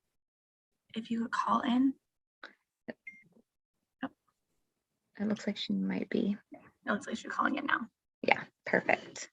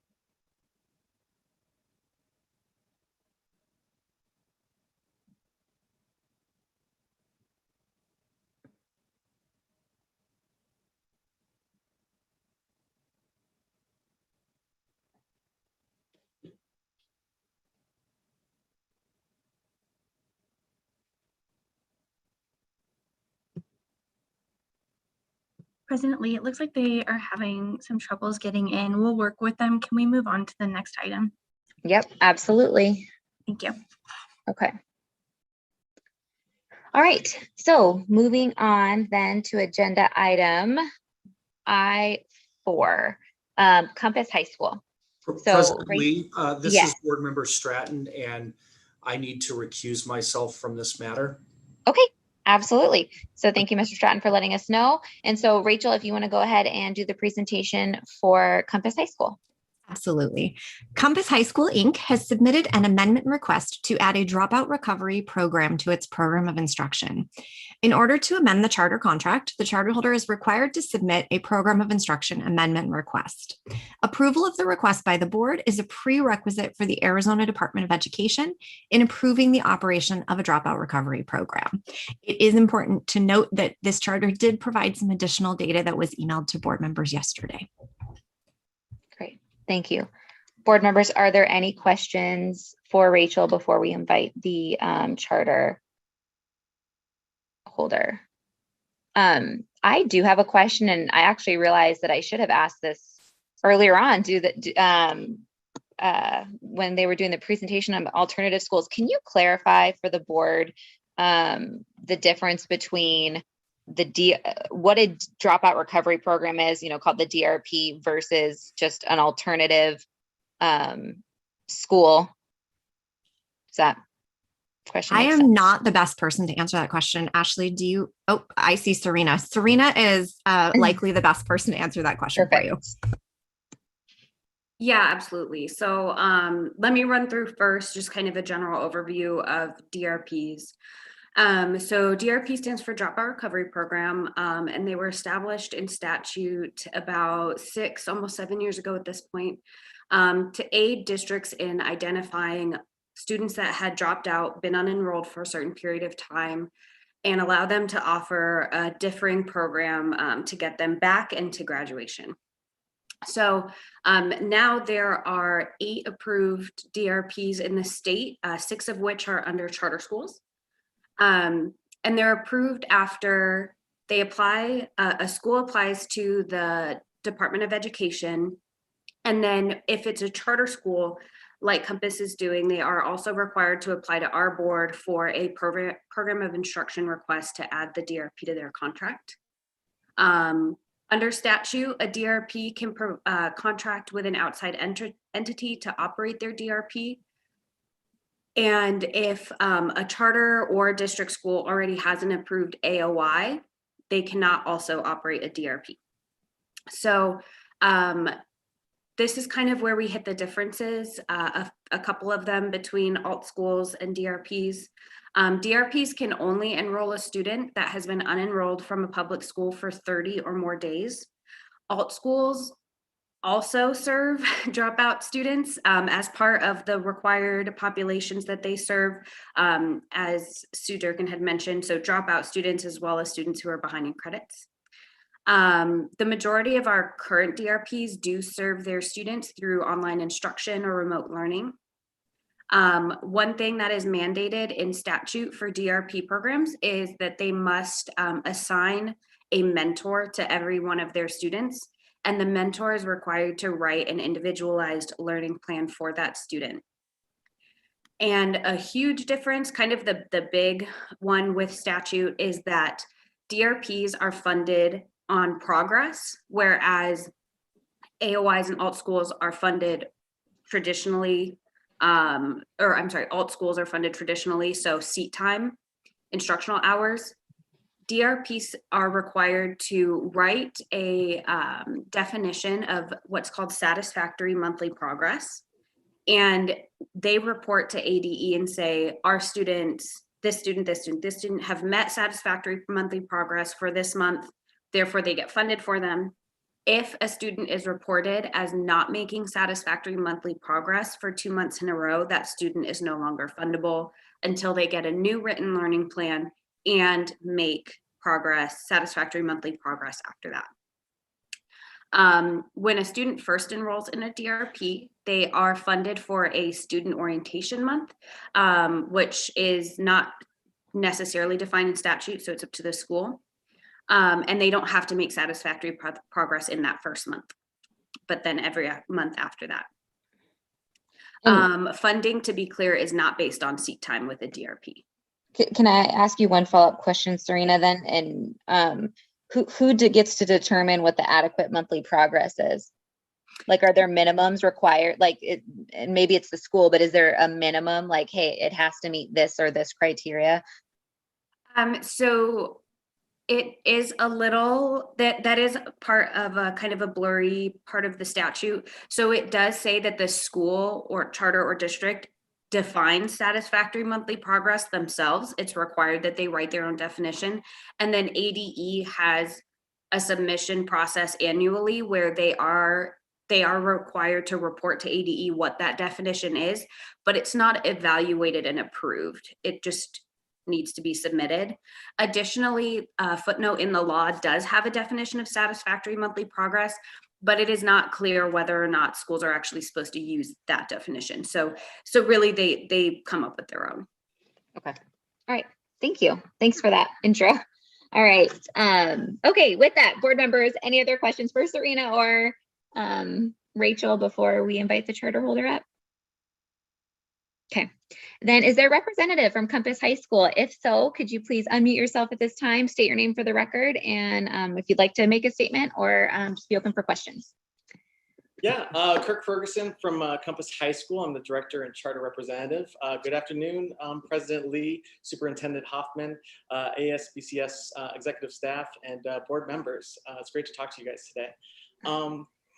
I want to first thank ASBCS staff right off the bat for all their hard work and communication during the amendment process. I know there hasn't been many DRPs. There's only 8 out there right now. And so this is a unique and different process. And so they've just really been amazing. So I appreciate that. And then that explanation of an alternative school that has a DRP was excellent too. So thank you for that. I also wanted to thank Ms. Durkin for speaking here today about alternative schools. It's really important to talk about what schools like us do, how together we can improve opportunity for Arizona at-risk population. And lastly, I wanted to thank the board for letting me speak here today about Compass High School's amendment request to include a DRP. Compass High School seeks to re-engage students that have dropped out of the standard educational program and provide a flexible pathway to earning a high school diploma. The purpose of adding an additional component at Compass High School's current programming is to reach more students and enable to a greater number of them to achieve a high school diploma outside the constraints of everyday attendance.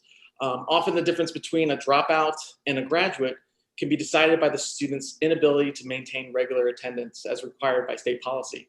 A DRP legislation supports a competency-based program that removes attendance barriers and allows an extended, non-traditional education population to be reached. Over the last 20 years, while operating an alternative school, we have found a variety of issues that cause a student to become a dropout. For us, there's 2 main types of students that we like to target with our DRP. Students with jobs and or life complications that and students that we call former learners. For students with life complications, we know our DRP will simply allow flexibility to these students' schedules so they can be able to continue their education. As for former learners, these students have lost their joy in learning. They have not found the pursuit of education or even the pursuit of a diploma as a worthwhile endeavor.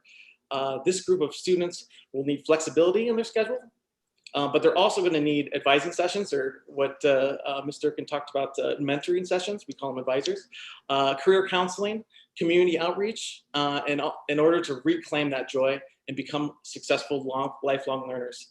I'm excited to hear questions about our DRP. I'll let you guys go ahead. Thank you. Thank you so much, Mr. Ferguson. Board members, are there any questions? Board President Lee, yes, I have some questions. This is Board Member Wood. Thank you for Mr. Ferguson for sharing with us your model, and thank you for the work that you're currently doing in the community for our students that find themselves in that situation. We appreciate that. A couple of questions that I have. I know that we just got a law that got just changed on instructional time, where now we will have that flexibility.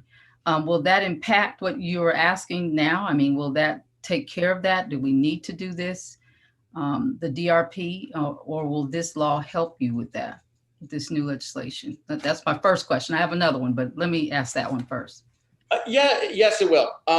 But that, of course, that's for the next year and kind of limiting it and starting to stop that over a couple of years. We want this to be a long-term program. We've been working on this before the pandemic happened. We see that trying to help out these kiddos that have these unique situations with this program is going to have a long-lasting effect for those kiddos.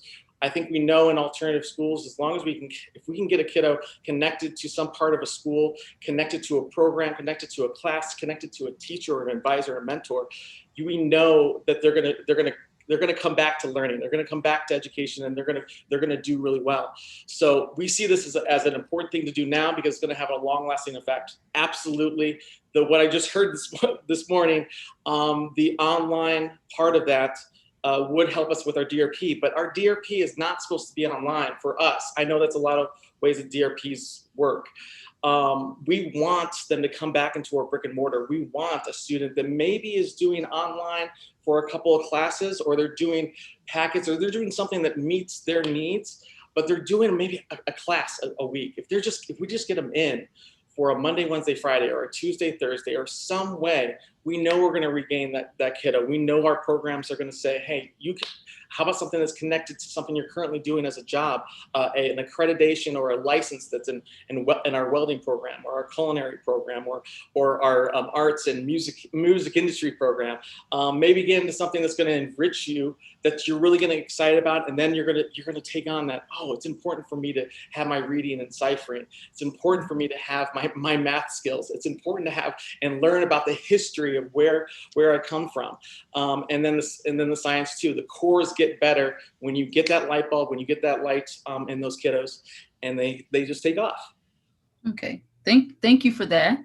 And my other question, I heard, when I read over your summary and all the documentation that you provided, I had a question on the graduation rates in the DRPs. What is the graduation rate? What do we know from those programs? Is that you, Serena? Yes. Hi, Member Wood. So that information, unfortunately, is not compiled directly by the Department of Ed. We are currently in discussion with them about hopefully adding a flag for it. So right now, they do report, it's called a DRP 10. So every month, the DRPs do report the enrollment of each student in the DRP to be matched up with their satisfactory, unsatisfactory monthly progress report.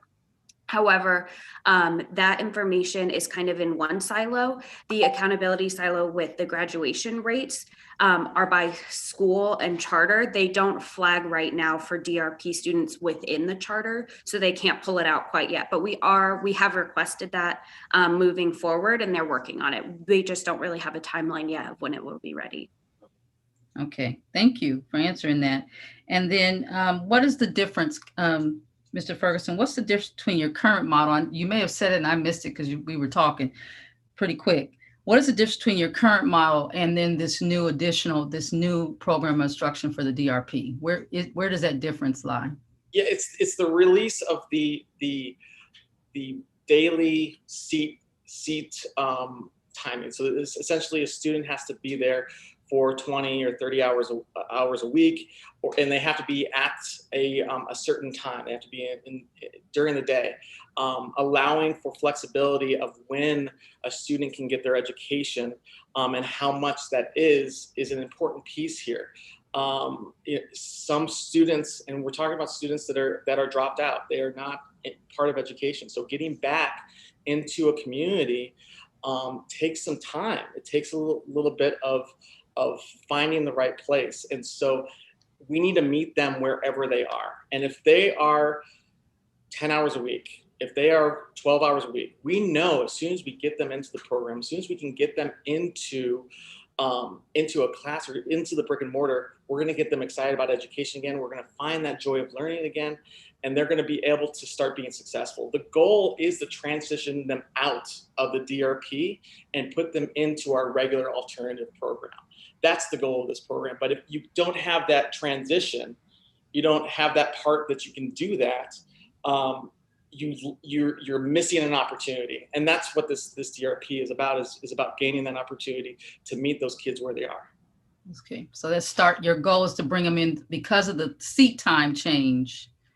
That will help now transition them into a more traditional setting with your alternative school. Am I correct with the, okay. That's the hope. That's the hope. That's what we're trying to do.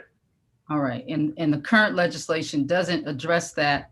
You don't believe that current legislation that we have addresses that long-term. Say that again. I'm sorry. Current legislation that just happened with seat time that got approved. You don't believe that that will address what you just told me for your difference? Yes, that's correct. I think I made a mistake in saying that because the AOI part, it has a certain amount of seat time, and that may be restrictive to our students. So now that I think about it, there's definitely students that may not fit in there. The goal is to get them there. Okay. But you got to meet them, our kiddos where they are. These are dropouts. These are kids that are not part of any educational institution. All right, thank you. And I'm sorry, Member Wood, just to clarify, we do have annually a report that comes from ADE about DRPs, which includes graduation numbers, but not rates. So I can share that report. Either I can share my screen so you all can see it right now if you'd like. Okay, so let me do that.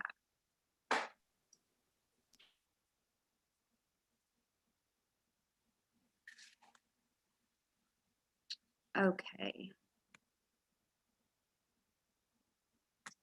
So here it is. Can everybody see it on my screen? All right. So this is the full report that came, the most recent report for 2020.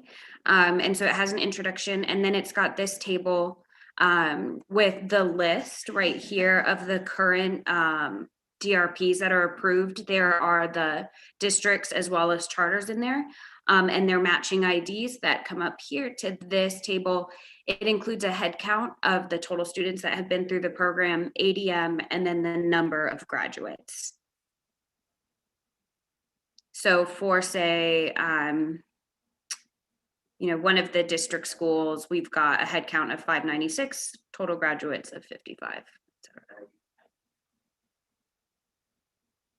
And Serena, would it be accurate to say that we're not looking at freshmen, but most people in a DRP are, right? Because then they wouldn't be in the DRP. So these are students. I guess maybe my question is, and maybe you don't know and don't want to take a guess on it, is that these just seem like extremely low graduation rates from what I would guessing would be older students, not just, freshmen.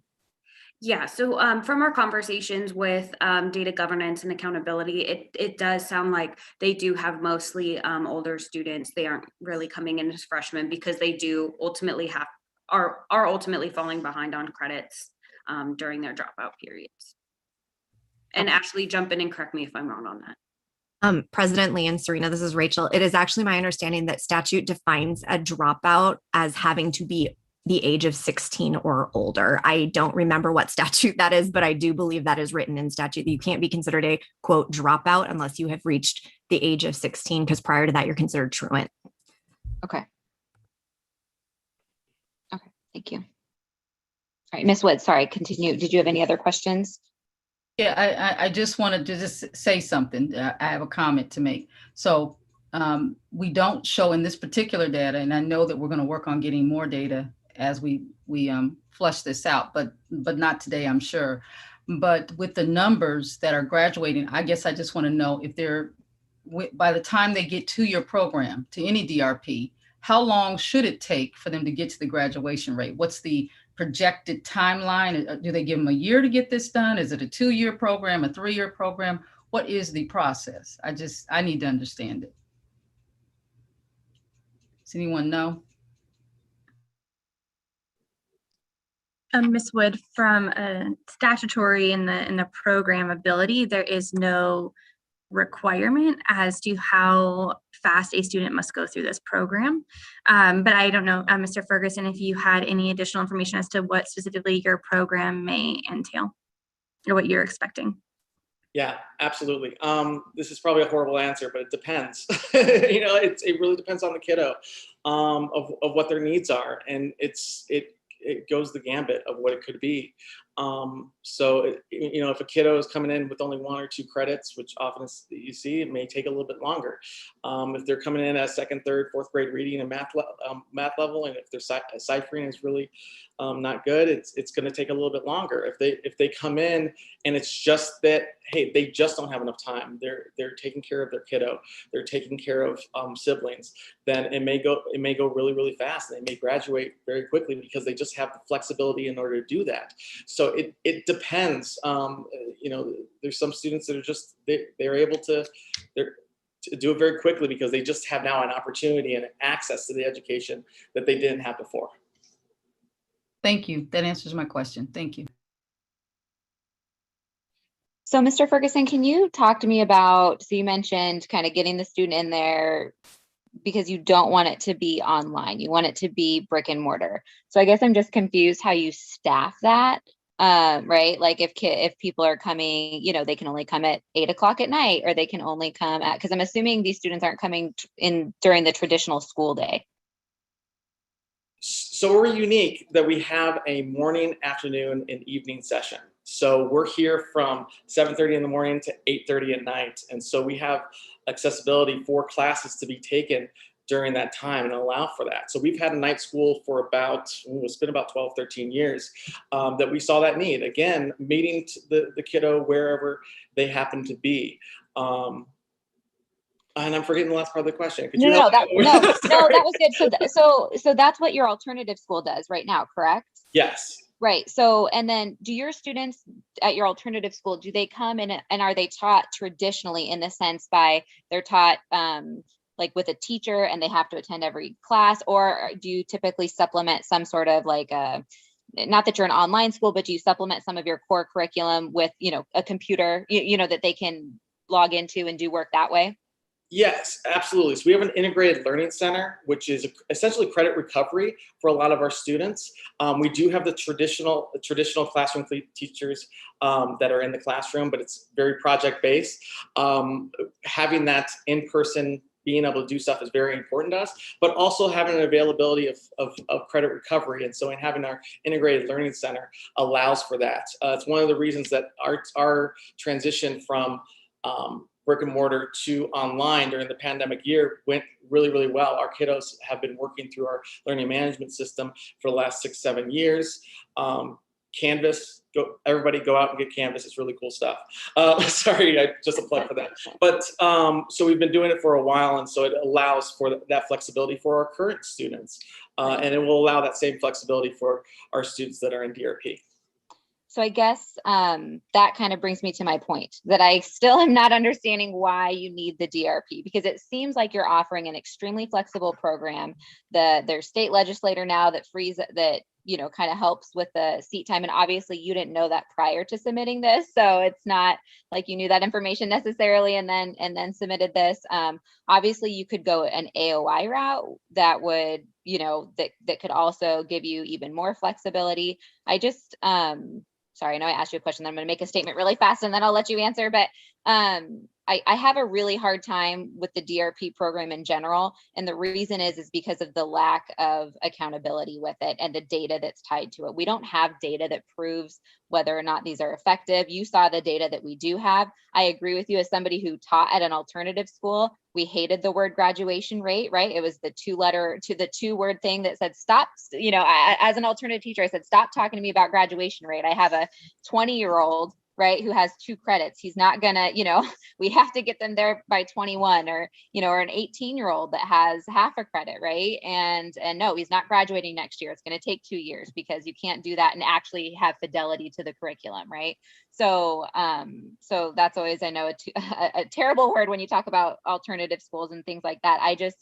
It just seems like we can you can offer everything you're doing. And I love, love, love to hear your model. I think you're hitting the nail on the head with what alternative learners need. I think they need evening programs. I think they need morning programs. They need that one-on-one support that I'm sure your alternative students are getting right now. They need that connection to not just college, but also career. They need both, just like any student does. And it sounds like you're doing that. And so I just have a really hard time authorizing a DRP program when with the lack of data that we currently have, right? Maybe in a year from now when we're in a different spot, that could change, especially given the legislation that's in. So I don't believe by denying it, it would necessarily hurt the program. Because I still think you can capture those students. You could ask for an alt AOI if you absolutely needed to. I know you don't want to go full AOI, but you still could require, you know, resource room time or whatever you want to call, you know, learning center time, that type of a thing. I don't know if there's really a question in there. Maybe that's just a statement of kind of where I'm at, and if you want to respond to that, you can, but please don't feel like you need to. I guess I just want to be really transparent with the board with where I'm at. I'm just really concerned, but not because of your school, Mr. Ferguson. I want to make that very clear. I think that what you've hit kind of all the nails on the head for me in regards to what a successful alternative program should offer. And I just want to keep seeing you offer successful, you know, alternative program without the DRP. I have a hard time with the DRP model in general. So yeah. What I love about the DRP model, as far as the legislation, that they put into the legislation a written education plan. So I know we have special ed, we have IEPs. That is wonderful, and they get an individualized education plan for those kiddos. I think it's important, especially in an alternative world, that we should be looking at individualized plans for all of our students. Use that model from special ed to look at kids' goals, look at their transition process, look at these different things that are important for all students. And so that legislation is specifically saying, you know, this kiddo might not be special ed, they might be not part of the exceptional services, but we're going to have a written learning plan that's going to be associated and connected with this kiddo, and they're going to make sure that we're looking at competency and what they're doing that way. I know AOI is the hot button right now. Everybody wants online schooling. That is not our first card when you look at DRP. It's supplemental. We want to have it multiple different ways that's done. Maybe it's done in paper packets. Some kiddos are not as electronically native as we think they are. Some of them do not have access to the technology. Now we're going to provide whatever technology is needed for that student, but maybe that's not where they do best. So having alternatives that can do that is good. And I guess I need to listen closely of what I learned today, but I thought that was just to extend the AOI and I'm not sure about the seat time part of that, and I need to read up on it. So before today, I think this is a very important program for us, and I think it's going to help out. Again, I need to get myself educated on what that was today. Right. No, thanks. And I would my guess is that you probably, I'm going to call it an ILP, individual learning plan. That's what we call them at our alternative school. Every kid got an ILP. My guess is you're probably already doing that for your current students, because as we know, almost every alternative student requires an ILP, not just your DRP, for more acronyms, not just your DRP students. Is that correct? And you're probably doing that. Yeah. Yeah, ours is called the MAP. It's the mutually agreed upon plan. So we got our acronym too. Yep, good. Yeah. And Serena, you were the one that actually updated this. That lifted the in-seat requirements, what got passed for in-person learners. Can you clarify that for me? I'm sorry, clarification on which piece of the legislation? The one that passed that dealt with seat time. That added flexibility to seat time. Yeah, so from my understanding it's a little bit of a complicated piece of legislation that I know guidance is being worked on right now. So it allows for more flexibility regarding time spent within the courses as well. So whereas a school might have a traditional 5-day calendar, they can kind of make changes within that calendar. They can have more time on one course and less time on another course on a case-by-case, student-by-student basis. So it provides flexibility, not just for remote learning and in-person learning changes, but also within student courses as well. Does that answer or provide some clarification? It did. Yeah. Thank you. For me. Yeah. Thank you so much. Okay. So I will just make a comment and then I can be quiet the rest of the time. And if there's any more comments or questions from other board members, I really am leaning no on this. And again, Mr. Ferguson, I really hope that you understand it is nothing because of your school or what I think your program is. In fact, I would argue it's the exact opposite. I think what you're doing is great. And I think that there's now legislator that just passed that can give you the flexibility that you're looking for without it being a DRP program. And so that's just where I'm at. Board members, do you have any questions or comments for Mr. Ferguson? Can I make a comment? Yeah, you always, absolutely. Sorry. Thanks, Mary. President Lee, I'm sorry. No, absolutely. I understand what you're talking about. I'm more than willing to, if we do happen to get the DRP today, more than willing to give it up if legislation fits what the needs are. We've been working on this for about 1.5 years, getting people in place, working in the model of the DRP right now that's on legislation, something that we think we can do really well. And so that's why we're going for it. And honestly, I don't know about this current legislation of if it fits all those things. This for me, I would stress that we hopefully would say yes to this today, so we can get started on what we're doing. And then if it's needs to go, if DRP needs to go away because it's already getting handled in other legislation, that sounds good to me. As long as we're getting the kiddos and we're getting what they need and what they're supported with, I'm on board. So whatever you guys decide, if that gets taken care of with how it's in the new legislation, that sounds great. It's foreign to me. It's unknown. This is a known to me. I know what DRP is. I know how we're going to do it. I know how we can do it well, and we can be successful with it, and we can be on the ground day one starting in August. So that's where we are. But of course, I'm right with you on what you're talking about for sure. Sure. No, thank you so much. Thank you so much for those comments. Yeah. Okay, board members, are there any other questions or comments?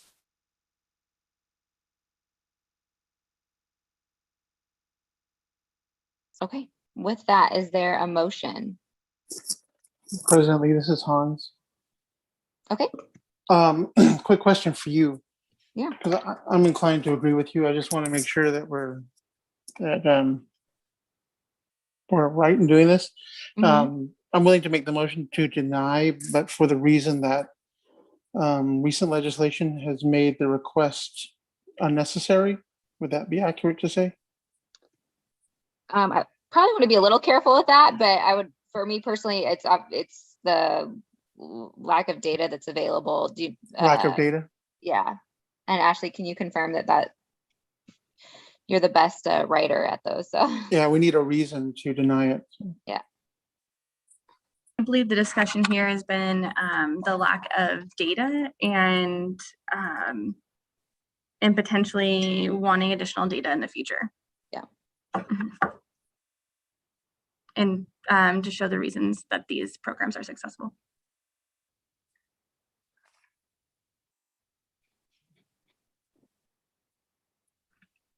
Okay.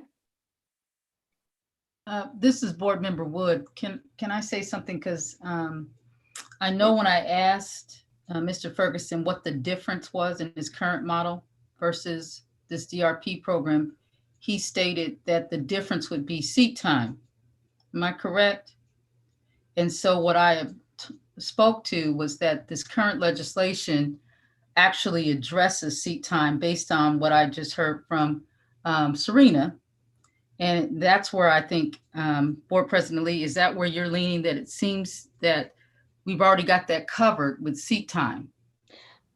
Ms. Wood, just so I appreciate that question, just so I'm really clear, it truly boils down actually to the lack of data for me in approving a DRP program, just in general, regardless of this legislation, to be perfectly honest.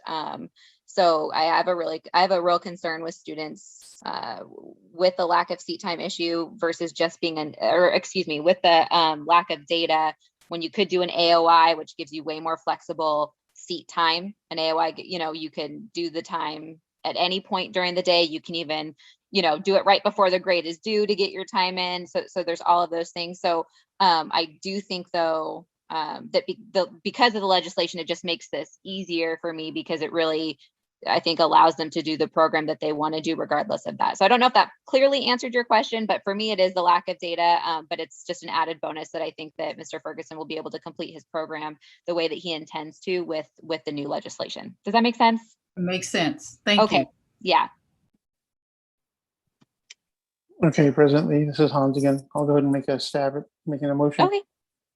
I move, based on the information contained in the board materials and presented today, to deny the request to change the program of instruction of Compass High School Incorporated for the reason that there's a lack of data demonstrating the success of dropout recovery programs. Is there a second?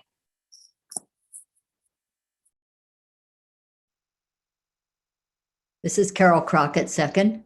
Thank you, Dr. Crockett. With the roll call, please, Aaron. Vice President Close, Aye. Superintendent Hoffman, Aye. Dr. Crockett, Aye. Mr. Mason, Aye. Ms. Rice, Aye. Ms. Wood, Aye. President Lee. Aye. Motion passes unanimously. Thank you, Mr. Ferguson, for being here. Thank you. I really appreciate it. Have a good day. You too. Okay. We're going to go back, actually, an agenda item, because I believe that BASIS is on the line. And so we will go to item agenda I3. And so I know there's a representative here. BASIS, if you want to go ahead and unmute yourself, we'll try this one more time.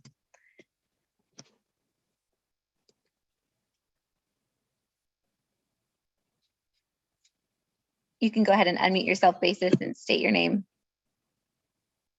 Oh, no.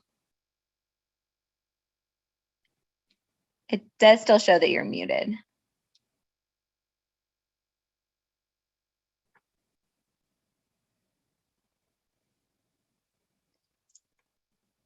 We cannot, at least I can't hear.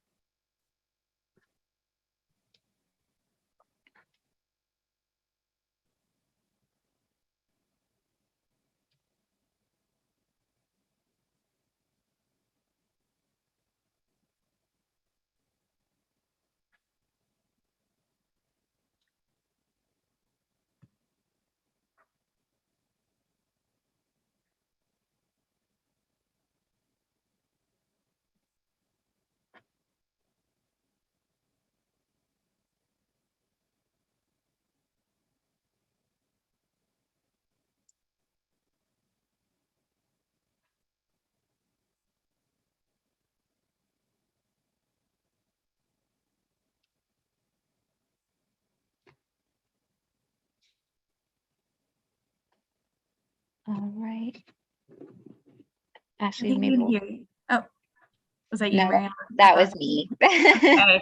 Deanna, if you are on the phone, you may be able to hit *6, I believe it is, to unmute.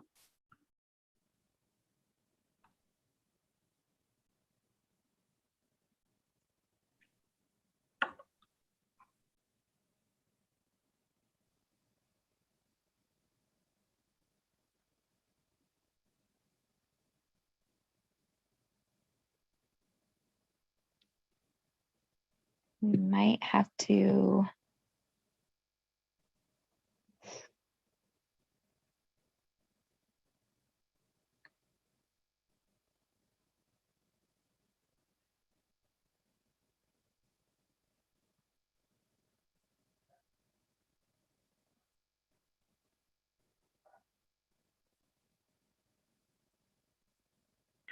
Hello there. Can you hear me now? Yes, we can hear you. Oh my goodness. I am so embarrassed and so thankful that this is not anything for consideration of an online program. Clearly I am challenged. President Lee, Superintendent Hoffman, members of the board, I'm Deanna Rowe, the Executive Director for BASIS Charter Schools. With me today is Shannon Chavez, our Director of Compliance, and Petra Pychas, our Senior Vice President of Talent and Program Integrity. And again, I apologize for all of the delays that I'm just sorry for the delay. So let me start off by saying thank you for considering our amendment request, and a special thank you to your staff for their support in not only processing this amendment, but trying to get us engaged in this meeting today. Appreciate the help on both ends. And I'll just simply cut to the chase. A year ago, we were before you and asked for permission to add fifth grade to our ever-growing Basis Phoenix South charter. And at that point in time, I said we would be back because we had big plans. And those big plans are before you today. We would like to go ahead and move forward with the full development of our Basis Phoenix South campus to a K-12, and are asking for an enrollment cap increase that will allow us to increase our grade levels and our student enrollment over time, but allow us to appropriately plan and engage with our community and work to our end goal today. So ultimately, what I'd like to say is that our plan for Basis Phoenix South is the same plan and proven model that we have in each of our schools. And I think we'll let our U.S. News and World Report rankings speak for themselves, along with our other internal academic data that we've provided to you. And we're happy to answer any questions you may have. Board members, are there any questions for this charter?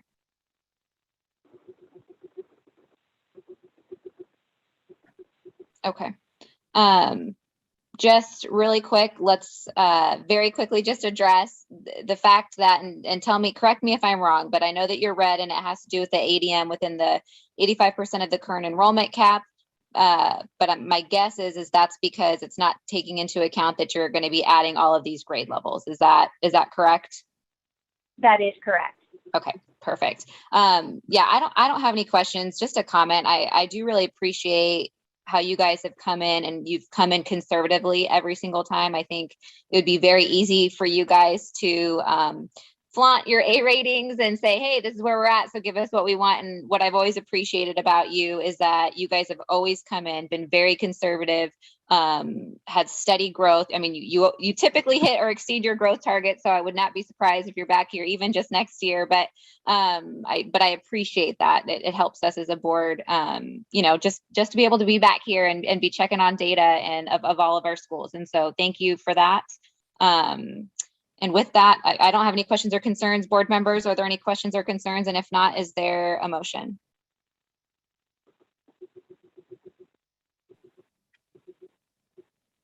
President Lee, this is Hans. If there are no questions or comments additional, I'll make a motion.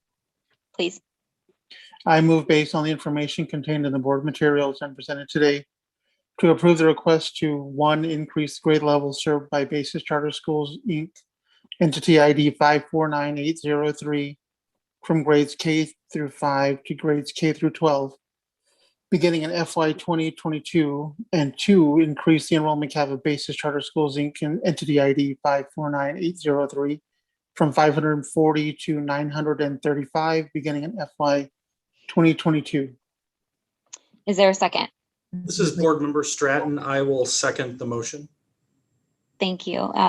Aaron, you're up. Vice President Close, Aye. Superintendent Hoffman, Aye. Dr. Crockett. Aye. Mr. Mason. Aye. Ms. Rice. If we're able to third a motion, I would third the motion. Aye. Mr. Stratton. Aye. Ms. Wood. Aye. President Lee. Aye. Motion passes unanimously. All right. Thanks, guys, for being here. Thank you. All right. We are on to agenda item I-5. Yes. Okay, perfect. So East Point High School, Rachel, you're up. East Point High School, Inc. has submitted an amendment request to increase the enrollment cap from 600 to 1,100 for fiscal year 2022.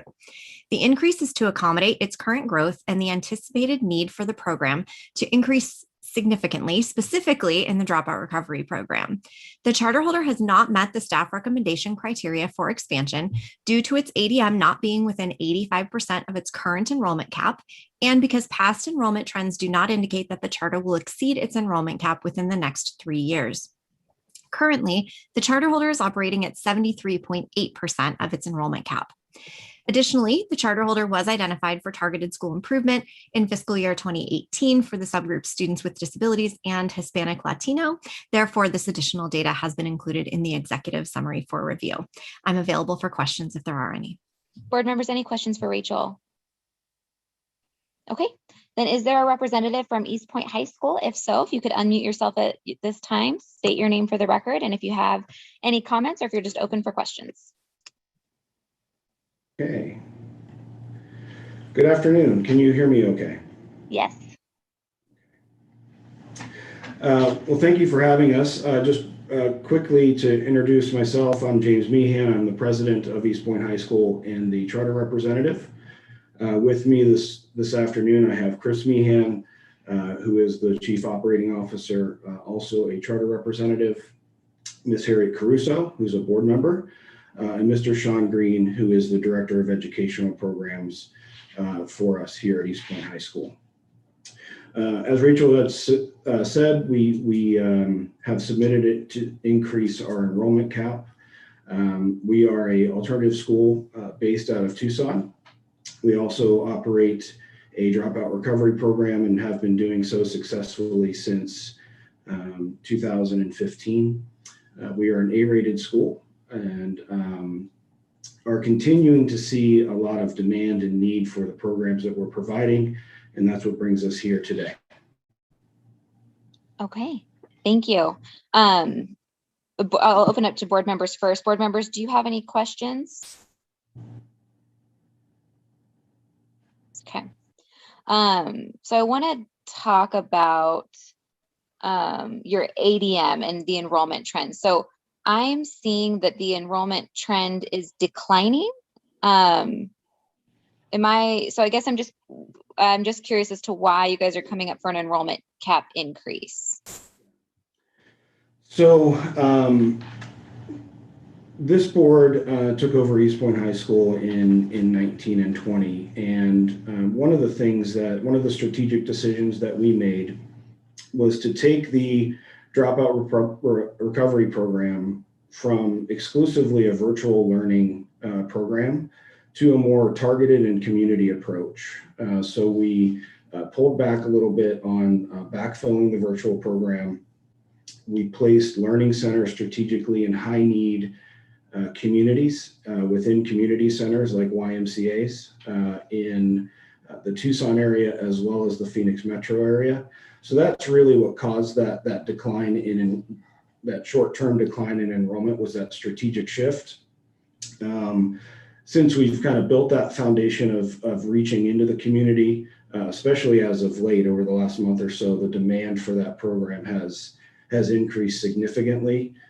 So we're getting in front of that demand for this cap increase. Okay. And you're saying that there's a demand because do you have like a pre-enrollment numbers or that's causing the increase, that you think that there'll be an increase? We don't. We're seeing an influx of students currently at the tune of 20 to 30 per week across the different learning centers in our traditional program. We're seeing that influx now, and I what we believe is happening is students have gotten back into school. They're realizing that they're significantly behind, dropping out, and then re-engaging through a program like our DRP. Okay. Do you have any data that delineates the data from your DRP students versus your traditional alternative students? Are you referring to our school report card data? Yeah, like so passing AZ merit scores. Like I said, I'm not going to go to graduation rates there. Well, maybe graduation rates compared to your alternative school graduation rates, not, maybe the difference between the two programs. So yeah, do you have any breakdown of your AZ merit data that's the distance, that's the DRP versus the alternative? No, we don't have a way to segment that data today. I guess the comment I would make is, as you can tell in our enrollment, a good portion of our overall enrollment is our dropout recovery program. So that's driving, a lot of the data that you're seeing on our scorecard. That's leading to our A rating. Right. And then the other factor to consider is the average age for our DRP student is 18 and a half years old. So when specifically related to testing, they're usually not falling into the cohorts that are tested. Sure. Probably, yeah, even more so, right, especially for this year. Okay, because they should have been in FY19 because it was end of course testing, not cohort testing. So they should have tested, anybody who took Algebra 1, geometry, regardless of cohort, they should have tested. Sure. Yes. Right. Okay. You mentioned graduation rate. The thing that I think is really important for our organization, but for dropout recovery in general, is persistence rate. And what that's telling us, so ours is a 9.8 out of 10 on our scorecard, or 98% persistence rate. And really what that's telling us is how good of a job are we doing when we get a kid re-engaged? Are they staying in school from one year to the next? And having a 98% persistence rate tells us that we're heading in the right direction of getting these kids re-engaged, back onto their learning path, and staying in school. So we're not having a across the board issue of kids dropping out and then dropping out again. We're getting them re-engaged, back up on their credits, and back into traditional programs, or we get them graduated through our dropout recovery program. Right. Okay, so your current enrollment cap is 600. I see that. Am I correct that you will not exceed that 600 enrollment cap for FY21? It's projected for you to not exceed that enrollment cap for FY21. Am I reading that wrong? No, I think I'm correct on that. Okay. Yes, you are correct. So okay. our ADM will not exceed that. Okay. So I'm gonna. You might not love this, but this is going to be my suggestion. And again, it goes back to the data with DRP. I'm just really uncomfortable with this without that ability to really track how your DRP is doing. And again, this isn't, I'm saying that I think your DRP is not doing well. I don't have data that delineates between the two programs, and then to ask to really expand the program is really hard for me. But what I would like to do is I believe that we can put a flag on it, on the data, so we can actually get data for the students in your program. Board, is that correct, or am I making something up? President Lee, it's Ashley. Yes, we did have a conversation with ADE, and the Chief Accountability Officer, Wendy Davey, did indicate that they would be able to add a flag into their system so that then they can track DRP performance. And then Superintendent Hoffman, I'm happy to hand that one over to you, but that was a discussion that was had between board staff and accountability this past week. Okay. Yeah, I guess just to circle back on the comment of data. So, if you look at the segmentation of our students, 132 in our traditional alternative program and 425 in our dropout recovery program, given that difference and the majority of it being DRP, I think the argument can be made that if you look at our scorecard data, it's DRP that's driving the mass majority of that. And having an A rating and performing well in all of these areas of our accountability metrics would suggest that we as a DRP are educating and graduating our kids effectively. What do you know what your percent tested is? 2019 percent tested 76.09. Why was do you know why your math AZ merit was redacted? I think that was a Fay issue, correct? A low number of Fay students. Because that just seems like a really low, if you're at, let me see, sorry, I just want to make sure. I don't know that we have your FY19 numbers, but I'm assuming they're, more than 10, and that was end of course testing. That's where I get a little concerned about the data, is that if you had less than 10 students in Algebra 1, Geometry, Algebra 2, I mean, you'd expect to see at least 10 if you have a couple hundred students. President Lee. Yeah. The data that was shared this morning for the AOI, I have the same data spreadsheet up for East Point, if that's helpful to you. Yeah. Could we see that? Dan, if you could, thank you.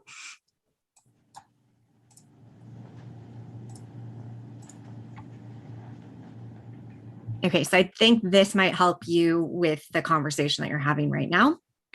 So you can see in these two rows right here, you have your all assessments, all students, your number tested for English language arts and mathematics. There's your 17% passing, and then here's your minimally, partially proficient, and then your highest level of proficiency. So that might help with the questions that you're asking right now. Okay, so it wasn't necessarily, it's because let me make sure that I'm wording this right. It's because the number of percent passing was less than the number, like maybe 10, versus only 10 students took the test, because 153 took the test. They just didn't have enough that passed to make a score on here. Is that correct? The way that I said that? That is my understanding of this data. So for mathematics, they tested 153 students.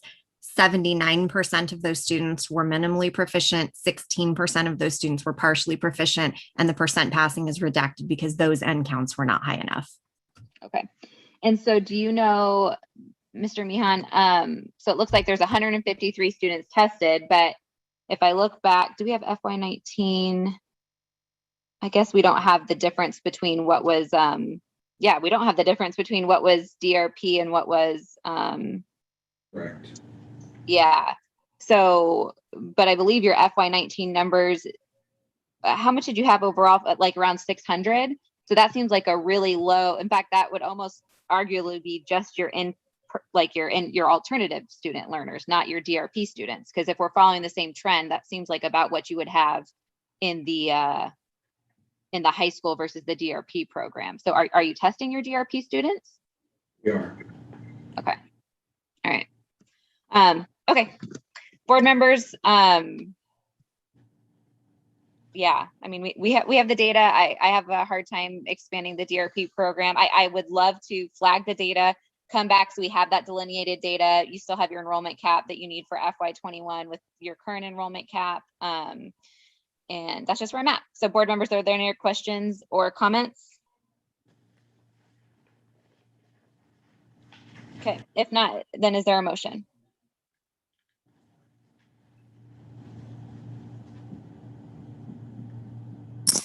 President Lee, this is Hans. Please. I'm looking to go ahead and make a motion to deny. Should I use the same language that I used for Compass regarding lack of data?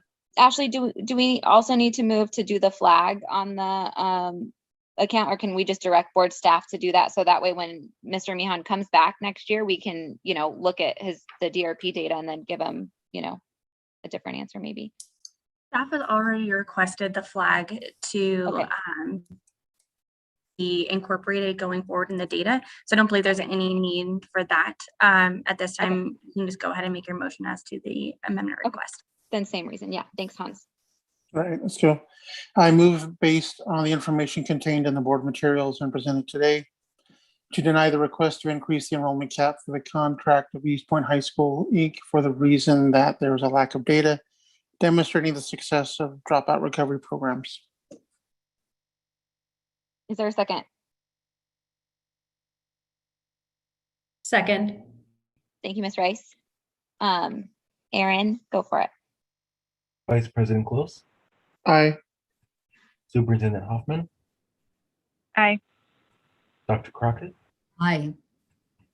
Mr. Mason, Aye. Ms. Rice, Aye. Mr. Stratton, Mr. Stratton, Aye. Ms. Wood, Aye. President Lee. Aye. Motion passes unanimously. All right. Thank you for being here. Thank you for your time. Okay. Charter renewals. We are on J1. All right. Imagine Camelback Middle. And are we, Rachel, are you wanting to do both of these separate or together?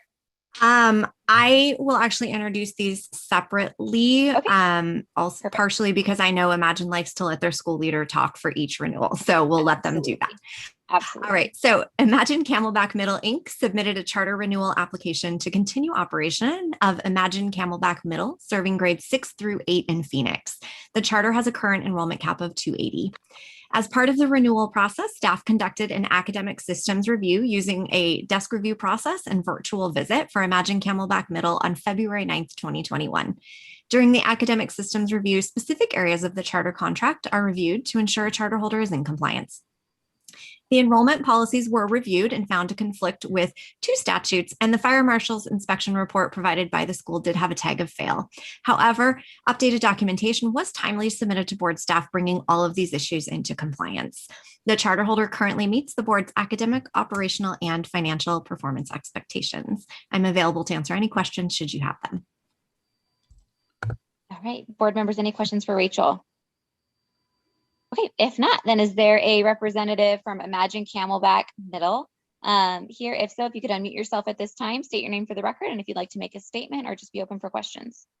Good afternoon, President Lee, Superintendent Hoffman, and members of the board. Just I'm going to give a general overview for both charters for myself and Brad, but on behalf of myself, Monty Lang, and Brad Uchaz, we're the charter representatives, and we want to thank you for the opportunity to share our story as we begin discussions regarding our renewals today. We'd also like to thank all of the staff at the State Charter Board for their assistance in the renewal process as well.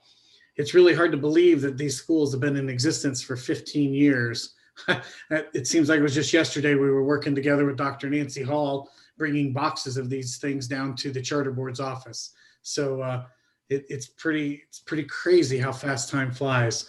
You know, right now we're in partnership with our local boards. We serve more than 8,000 students with 21 charters on 13 various campuses in Arizona. We have a unique purpose in our communities, and we strive for excellence in all that we do. Nearly 70% of the students we serve qualify for free or reduced meals, and all of our schools are accredited across the board. For me, this is really a symbol of what is happening in the lives of our students and families. Learning is coming alive for students, growth is taking place, and transformation is happening. Even in the middle of a pandemic, student growth is occurring. I'm also going to be the first one to tell you there's much more work to do, but I look at where our teachers, school leaders, and students began, and I see the progress that they have made. It's a great foundation and one that will support greater growth in the future as well. Much like public school districts, Imagine has an organizational structure comprised of regional teams that provide operational and academic support to our schools beyond just the leadership at each site. Our Southwest team is comprised of 2 executive vice presidents, 4 regional directors, 2 regional academic directors, and a multitude of support team members that systematically builds the collective capacity of leaders, academic coaches, and teachers across our region. And they continuously work to promote a culture of excellence as is identified in each of our sites' school excellence plans. In a nutshell, our regional team foster conversations to support optimal teaching and learning across every one of our schools. We are steadfast and continuously reflecting to determine where our cycles of support are most effective, where we can improve, and what factors are impacting the success of our schools the most. We appreciate the opportunity for our schools to tell you their unique stories during the renewal conversations today. Thank you for the opportunity to address you, and we ask your support in renewing our schools this year. Thanks for giving our teachers and students a chance to continue their hard work and progress they have made. So thank you again. And at this time, I'll turn it over to our other team members who are here as well. Thank you. Thank you, Mr. Lang. President Lee, Vice President Close, distinguished members of the board, Superintendent Hoffman, and guests. My name is Freddie Villalon, and I am the proud principal of Imagine Camelback. To my left, I have Ms. Heidi Lindsay. She is our regional director. Ms. Kathy Patton, our assistant principal. And then Mr. Dr. Matt Gehrman, who is our regional academic director and also makes a very delicious biscuits and gravy, I want you to know. Man. Imagine Camelback's a special school.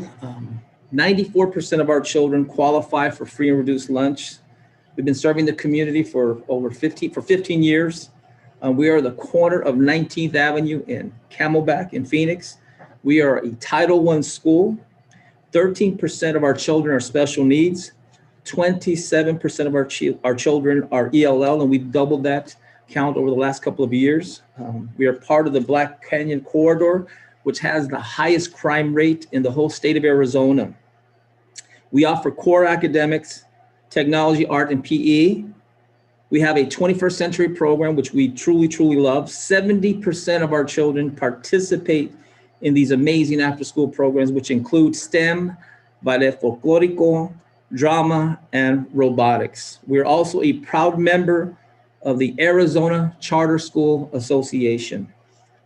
Our school culture, we have an amazing partnership with Grand Canyon University, and they provide one-on-one tutors for our children that attend Saturday school programs, and we love that. Our Saturday school programs is there for those children that need some extra assistance in reading and mathematics, and we love doing that for the kids. We also have a tremendous partnership with Operation School Bell, national nonprofit organization that supplies uniforms and supplies for our children, our most needy families, and we love that partnership as well. We also have a partnership with the St. Mary's Food Bank, and they provide dinner for our children. So we have those children that stay after school for our after school programs with 21st Century, and we feed them some nutritious meals as well, and we love that. We also have a proud partnership with Kitchen on the Streets, and we've had this partnership for over the last 10 years, and they provide weekend meals for our children so they can have a nutritious meal and able to function and focus on doing their weekend assignments at home in a safe place. So we also enjoy and love that partnership. During the pandemic, it hasn't been easy for us. We're a C school, and we're striving and fighting hard to get to that A status. This year, we focused on building relationships with our children and helping them to build that social and emotional needs that they have. The majority of our year this year has been spent remotely. 111 days were spent remotely. As of right now, we have 55 days that are in-person instruction. And we love having our kids back. 30% of our middle school children participated in our ASSIST program, and that's been up and running since August 17th, 2020. We provided the children with a safe place, and every child that requested, every family that requested a safe place at our school was given that opportunity to take part of a safe place where they would be fed, taken care, provided with learning support that they needed, and just making sure that the kids were in a safe place where they could focus on learning. It was not uncommon. It's not uncommon to see our teachers, our dedicated teachers, giving up their lunch so that they can connect and meet and develop those social relationships that our children so desperately need every day. Some of our successes at Imagine Camelback includes that our AZ merit scores have increased over the last couple of years. We've gone from a D to a C ranking in our letter grades, and we're only 6 points from a B status, and we're proud of that fact. Our Galileo scores have increased over the last couple of years, specifically for our ELL children. According to our stability proficiency model, 71% of our 3-year FAYs are proficient in math, and we are so proud of that accomplishment. Our overall FAY 3-year growth average for ELA and math has been 19 percentage points growth, and we're also proud of that accomplishment. We successfully tested and have tested 98% of our children during this pandemic on the AZ merit. And it hasn't been easy, but we were able to test 98% of our children on the state assessment this year. Our 8th graders for the last 3 years in a row, that's like a trifecta for us, have been above the state average in mathematics. And that's an amazing accomplishment for our children, for our families, and for our teachers and our community, because that shows that our children are capable for success. And we're so proud of that accomplishment. In closing, I'd just like to say that during the pandemic, it's been difficult. It's been a challenge. 40% infection rate in many parts of our community, but we love our children, and we're here for them, and we're gonna stay strong. And we lost family members, we lost friends during this pandemic, but we're here for our children, for our families, for our community. At Imagine Camelback, we truly believe that one teacher, one educator can shape a child. And we truly believe that one child can change the world. So please help us and join us to help change the world one child at a time. Thank you for your time, and God bless you all. Thank you. President. Awesome. Thank you so much for that. Board members, are there any questions for Imagine Camelback?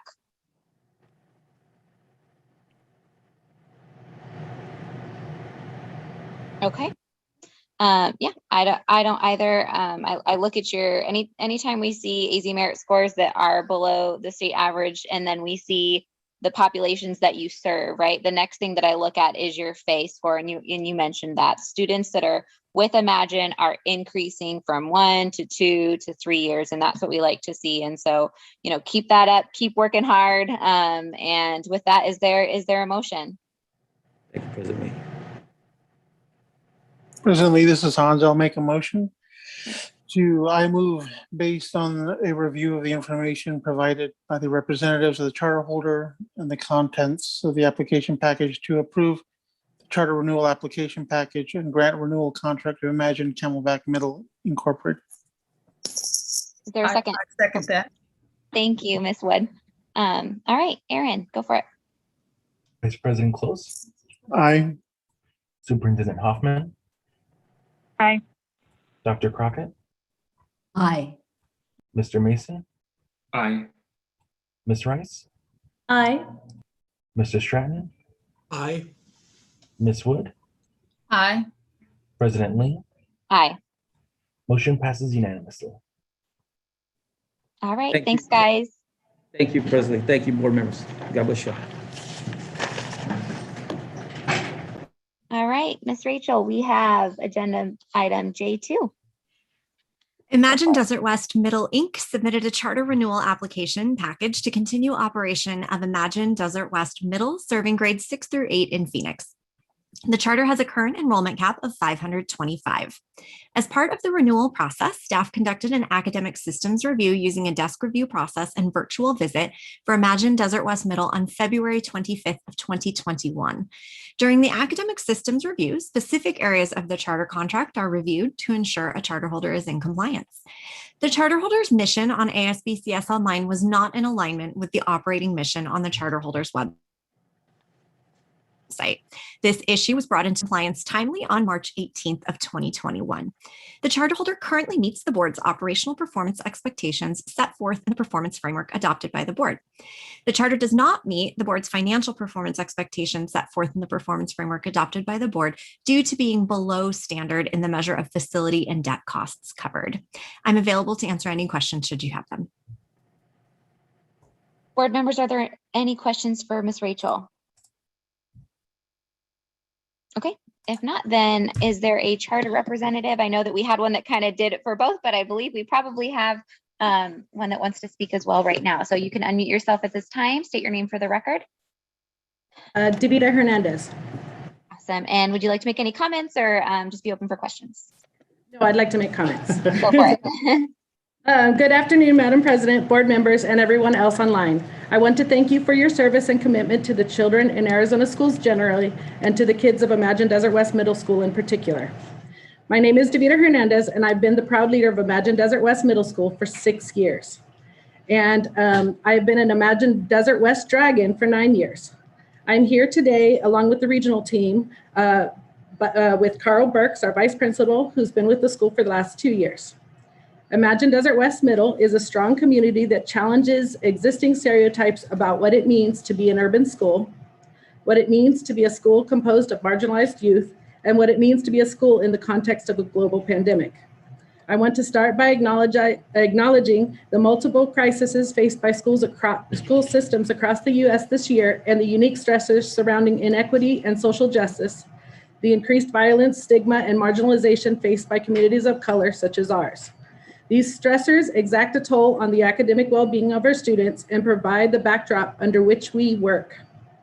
Imagine Desert West Middle is a Title I 6th through 8th grade middle school located in West Phoenix, between 75th and 67th Avenues on McDowell. Imagine Desert West was opened in 2007. It was added to our K-5 elementary, and we became a standalone middle school in our new building in 2018. We currently service a population of approximately 500 students, with just under 90% of those students identifying as Hispanic, 8% as Black, and 3% as other. The majority of our students are from first-generation immigrant families. Yet these statistics do not do justice to our students, nor do they adequately tell the story of our school. The words urban high-risk middle school serving marginalized youth mostly conjure images of struggle, disproportionality, disengagement, turnover, and low achievement. I want to say in no uncertain terms that these words do not describe Imagine Desert West Middle. We are a community that is vibrant, committed, involved, and proud. Every community partner, job applicant, or visitor to our school comments on the warmth and positivity and unity felt on our campus. People are always surprised that we offer a wide range of electives, from yoga to the arts to coding and robotics, that have been intentionally curated to offer our students exposure to multiple future selves. We have been intentional in aligning academic and course offerings to the developmental needs of the middle school student. We recognize evidence-based research documenting strong ties between students' socio-emotional well-being and their academic achievement, by including purposeful daily time that we call Dragon's Den, in which students engage in personal and community growth, mindfulness, and well-being exercises. We also offer programs to our parents like the American Dream Academy through ASU and academic parent-teacher teams. This type of programming challenges educational practices that create inequities and opportunity, counters disproportionality through engagement and relationship building, and by viewing our students through this lens of strength rather than deficit, we provide opportunities to our students. Through our academic and extracurricular programming, we attempt to capitalize on inherent strengths of our community. I would like to provide a bit more specifics about our academic programming. Prior to the pandemic, our local and state level data indicated as we grew that we were experiencing some downward trend. We moved from a B to a C based on state achievement measures. In the 2018-2019 school year, we opened our new building and increased our student body by just over 80 students. We doubled our staff, adding many first-year teachers that had to readjust to being a self-standing middle school. Of course, the slight downward trend was a red flag for us. As a result, our team regrouped and began implementing a series of systematic changes in instructional delivery, curricular enhancements, and targeted intervention. Specifically, we enhanced our EL programming by adding additional experienced teachers and training all staff on how to focus on strategies that increase language acquisition. We strengthened academic curricular expectations in electives courses to link to vocabulary acquisition, reading and writing, and core content standards. We increased intervention services within the ELA and math classrooms. Just as we were approaching our first benchmark to evaluate these enhancements, Azella and AZ Merit for the 2019-2020 school year, the COVID-19 pandemic hit. The pandemic required us to reimagine the ways in which we engaged with our community. The pandemic highlighted the inequities in digital access and connectivity present among communities of color that we immediately saw as a huge hurdle that we had to overcome. To address these issues, we applied and were awarded 2 large grants. First, via a partnership with First Book, CDW, and Lego, we became a one-to-one school receiving 350 additional Chromebooks. Second, in partnership with AT&T, we secured 300 hotspots for use with our community. Across this year, we transitioned from virtual delivery of instruction to hybrid delivery, returned to virtual, and now we're back into a hybrid response for the safety of our community. But unlike many of the schools in the area, through these transitions, we have been able to retain the vast majority of our students. Our enrollment remains robust. This ability, we believe, comes from where I started this story, that our community sees us as a resource and that we in turn see them as one as well. Our families know where we are here for them to help out, not just with academics, but with computers, with internet, with meals, with talking to their kids about grief and loss, and to be their partner. This is our core strength and belief, and it is what makes us successful, and it is what makes us imagine dragons. I look forward to your questions. Great, thank you so much for that. Board members, are there any questions? Okay, I just have one, and I believe you touched on this, but I think you commented on just kind of the declining AZ merit data, just that you had a couple of years of it, right? Like, and so what exactly have you put in place since FY19 that was different, you know, or that you put in place, I guess, in FY20, which isn't fully fair because of COVID, or maybe what you had planned to put in place or are putting in place now, you know, to increase that data. Because I will say, just really fast, I do see your FACE scores. Your FACE scores, just like the other Imagine schools, as students are with you, they are they are increasing. So I do see that. So but can you talk to me a little bit about what you guys are doing to kind of reverse that trend specifically? So we've had an increase in both our special education students and EL students over the last couple of years. So we increased our staffing for those. We strengthened our mentoring program for our new teachers because we had a lot of new teachers as we grew. So we strengthened that, and we added academic coaches, 2 of them for our middle school, so they work directly with the teachers. We have a series of PLC meetings throughout the week where teachers are looking specifically at lesson planning all the way down to data and looking at how to increase what they're getting from the kids in class. So sort of looking at our staffing differently and setting up some opportunities to make our class sizes smaller with our groups that we're struggling the most. We also had some newer teachers in math. For the couple of years when our data was going down, we've actually trained some teachers and have some new teachers in those positions as well. Okay, great, thank you. Board members, are there any other questions?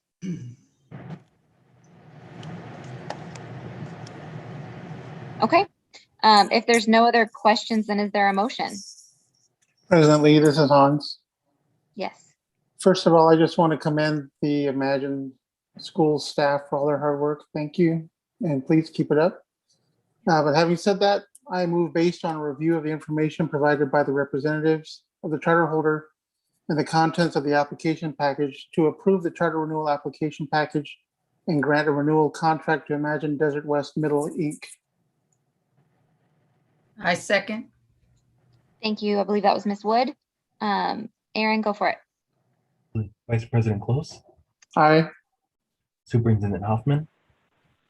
Aye. Dr. Crockett. Aye. Mr. Mason. Aye. Ms. Rice. Aye. Mr. Stratton. Aye. Ms. Wood. Aye. President Lee. Aye. Motion passes unanimously. Thanks, guys, for being here. Thank you.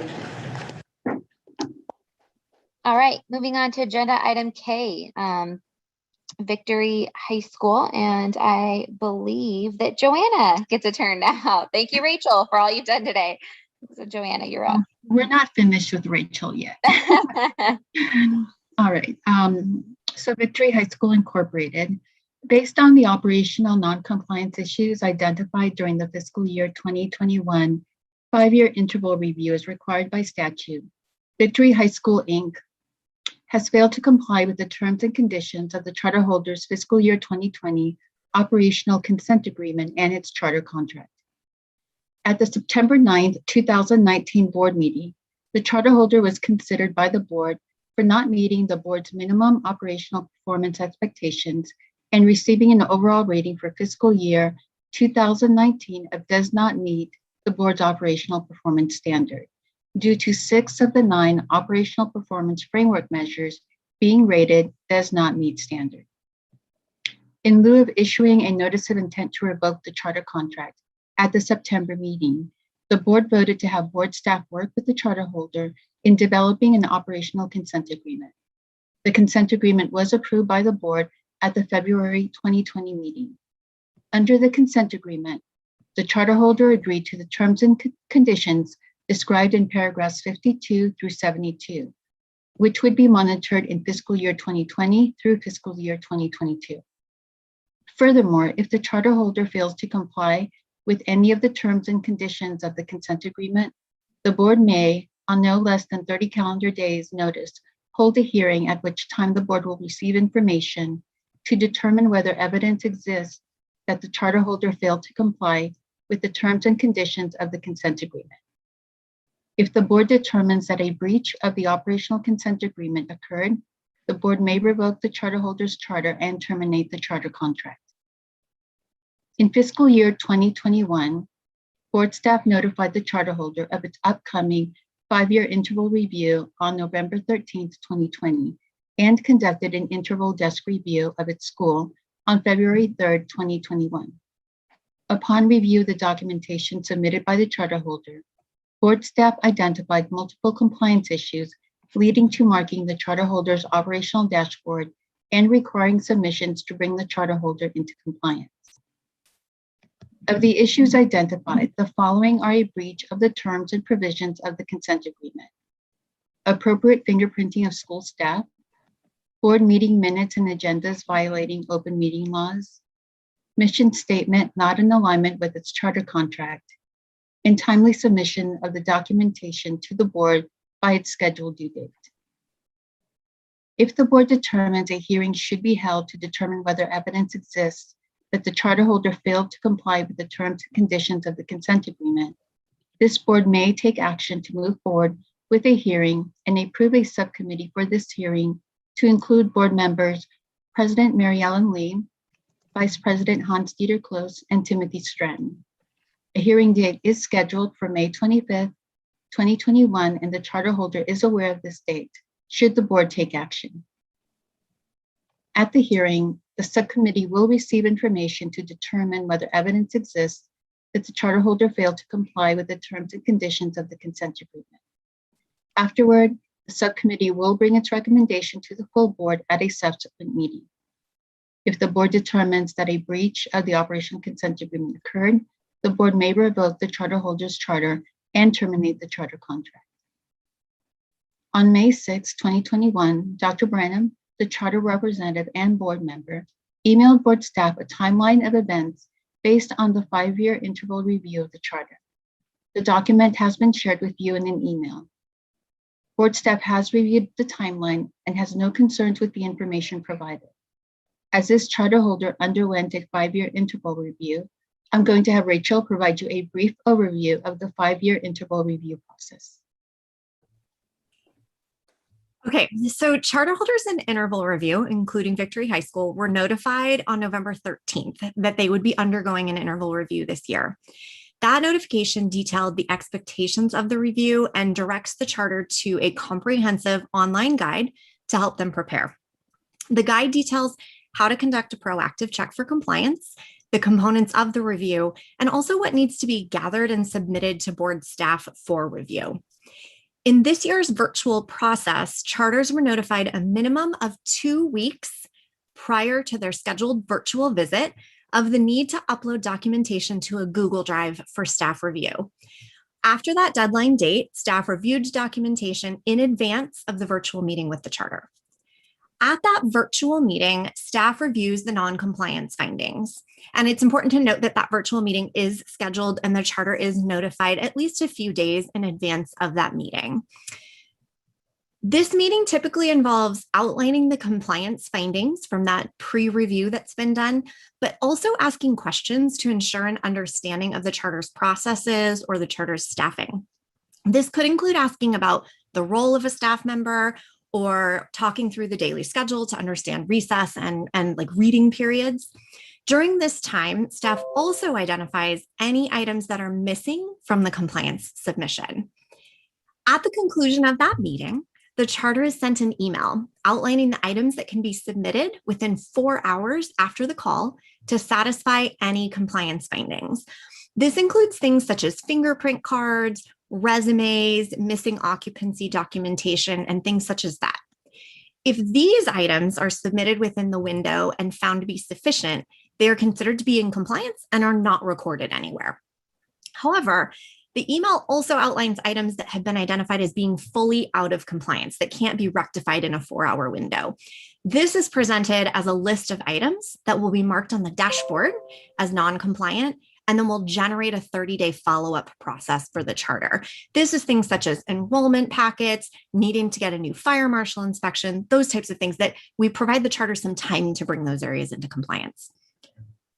Once all of the 4-hour window submissions have been reviewed, board staff issues a full compliance report to the charter within 10 business days that identifies the complete findings and outlines the required submissions that must be provided to board staff within 30 days of the report to bring those issues into compliance on the dashboard.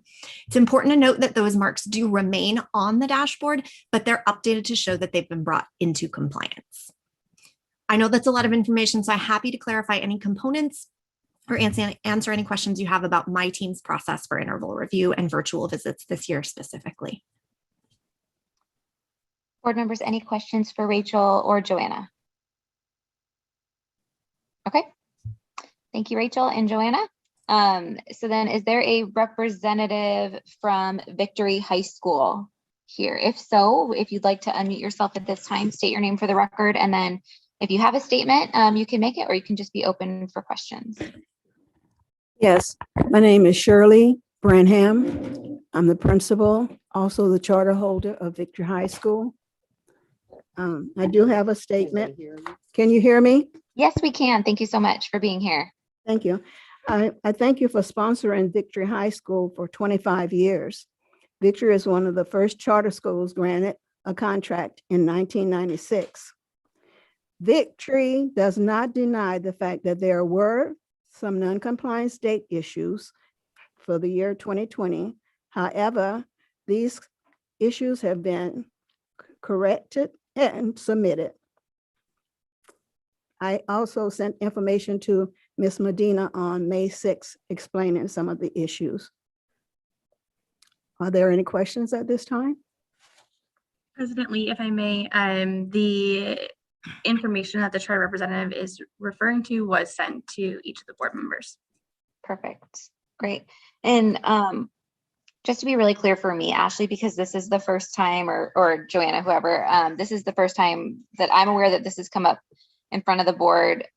Really all we're motioning on is whether or not to have a hearing for them to be motion on whether or not we should have a hearing if there's been a breach, and then right to have the hearing. So we're not here today to determine whether or not they've actually breached it, but just to have the hearing.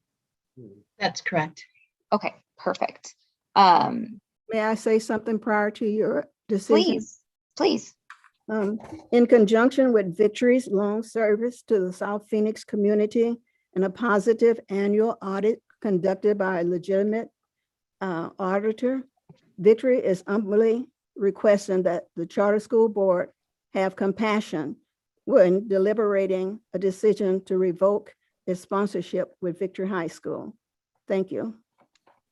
Thank you so much.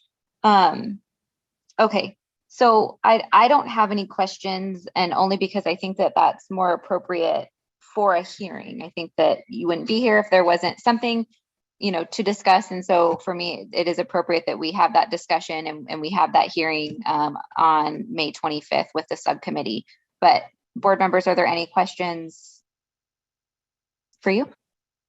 Oh, President Lee, this is Board Member Stratton. I agree. I think on the question of whether or not we should proceed with a hearing, I think there's sufficient evidence to show that there has been a breach and we're of some kind. We're here. We've got concerns, and I think I want to hear more. So I'll be voting to have the hearing.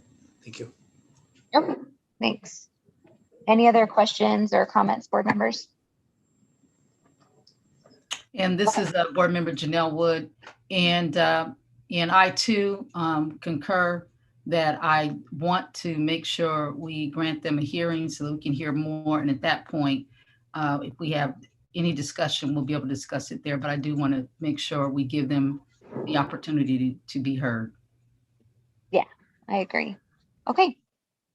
Any other comments or questions? Okay, then with that, is there a motion to go ahead and proceed with the hearing? Okay, President Lee, this is Hans. Go for it. I move under the terms of the February 2020 consent agreement that a hearing be held before a subcommittee of the board to determine whether evidence exists that Victory High School, Inc. failed to comply with the terms and conditions of its February 2020 consent agreement. Pursuant to the consent agreement and prior notice given to the charter holder, the hearing is scheduled for May 25th, 2021. All right. And is there a second? Board Member Wood, and I second it. Okay, I think I heard Miss Wood first, so we'll go with that. Okay.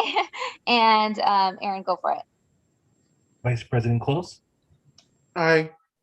Superintendent Hoffman, Aye. Dr. Crockett, Aye. Mr. Mason, Aye. Ms. Rice, Aye. Mr. Stratton, Aye. Ms. Wood, Aye. President Lee. Aye. Motion passes unanimously. Okay. All right. Thank you guys so much for being here. And then we'll see you guys on the 25th. Obviously, if you have any questions, you can reach out to board staff. Prior to that, Ashley, will you also be in contact with them prior to that? Yes, we will be. Okay, perfect. Well, thank you very much for your time. Yep, thank you.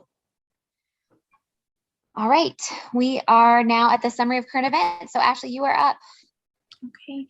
Presently, and board members, at our last meeting, you did vote to give the executive director the authority to approve AOI amendment requests. I wanted to provide you an update as to how many AOI amendment requests have been approved since that meeting.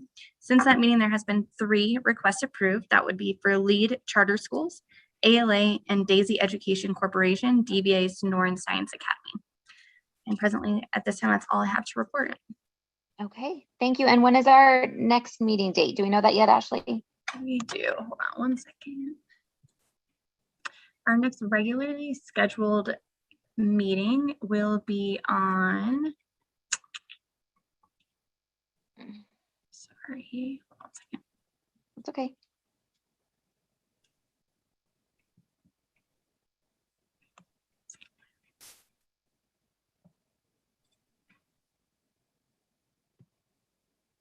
August 9th, 2021.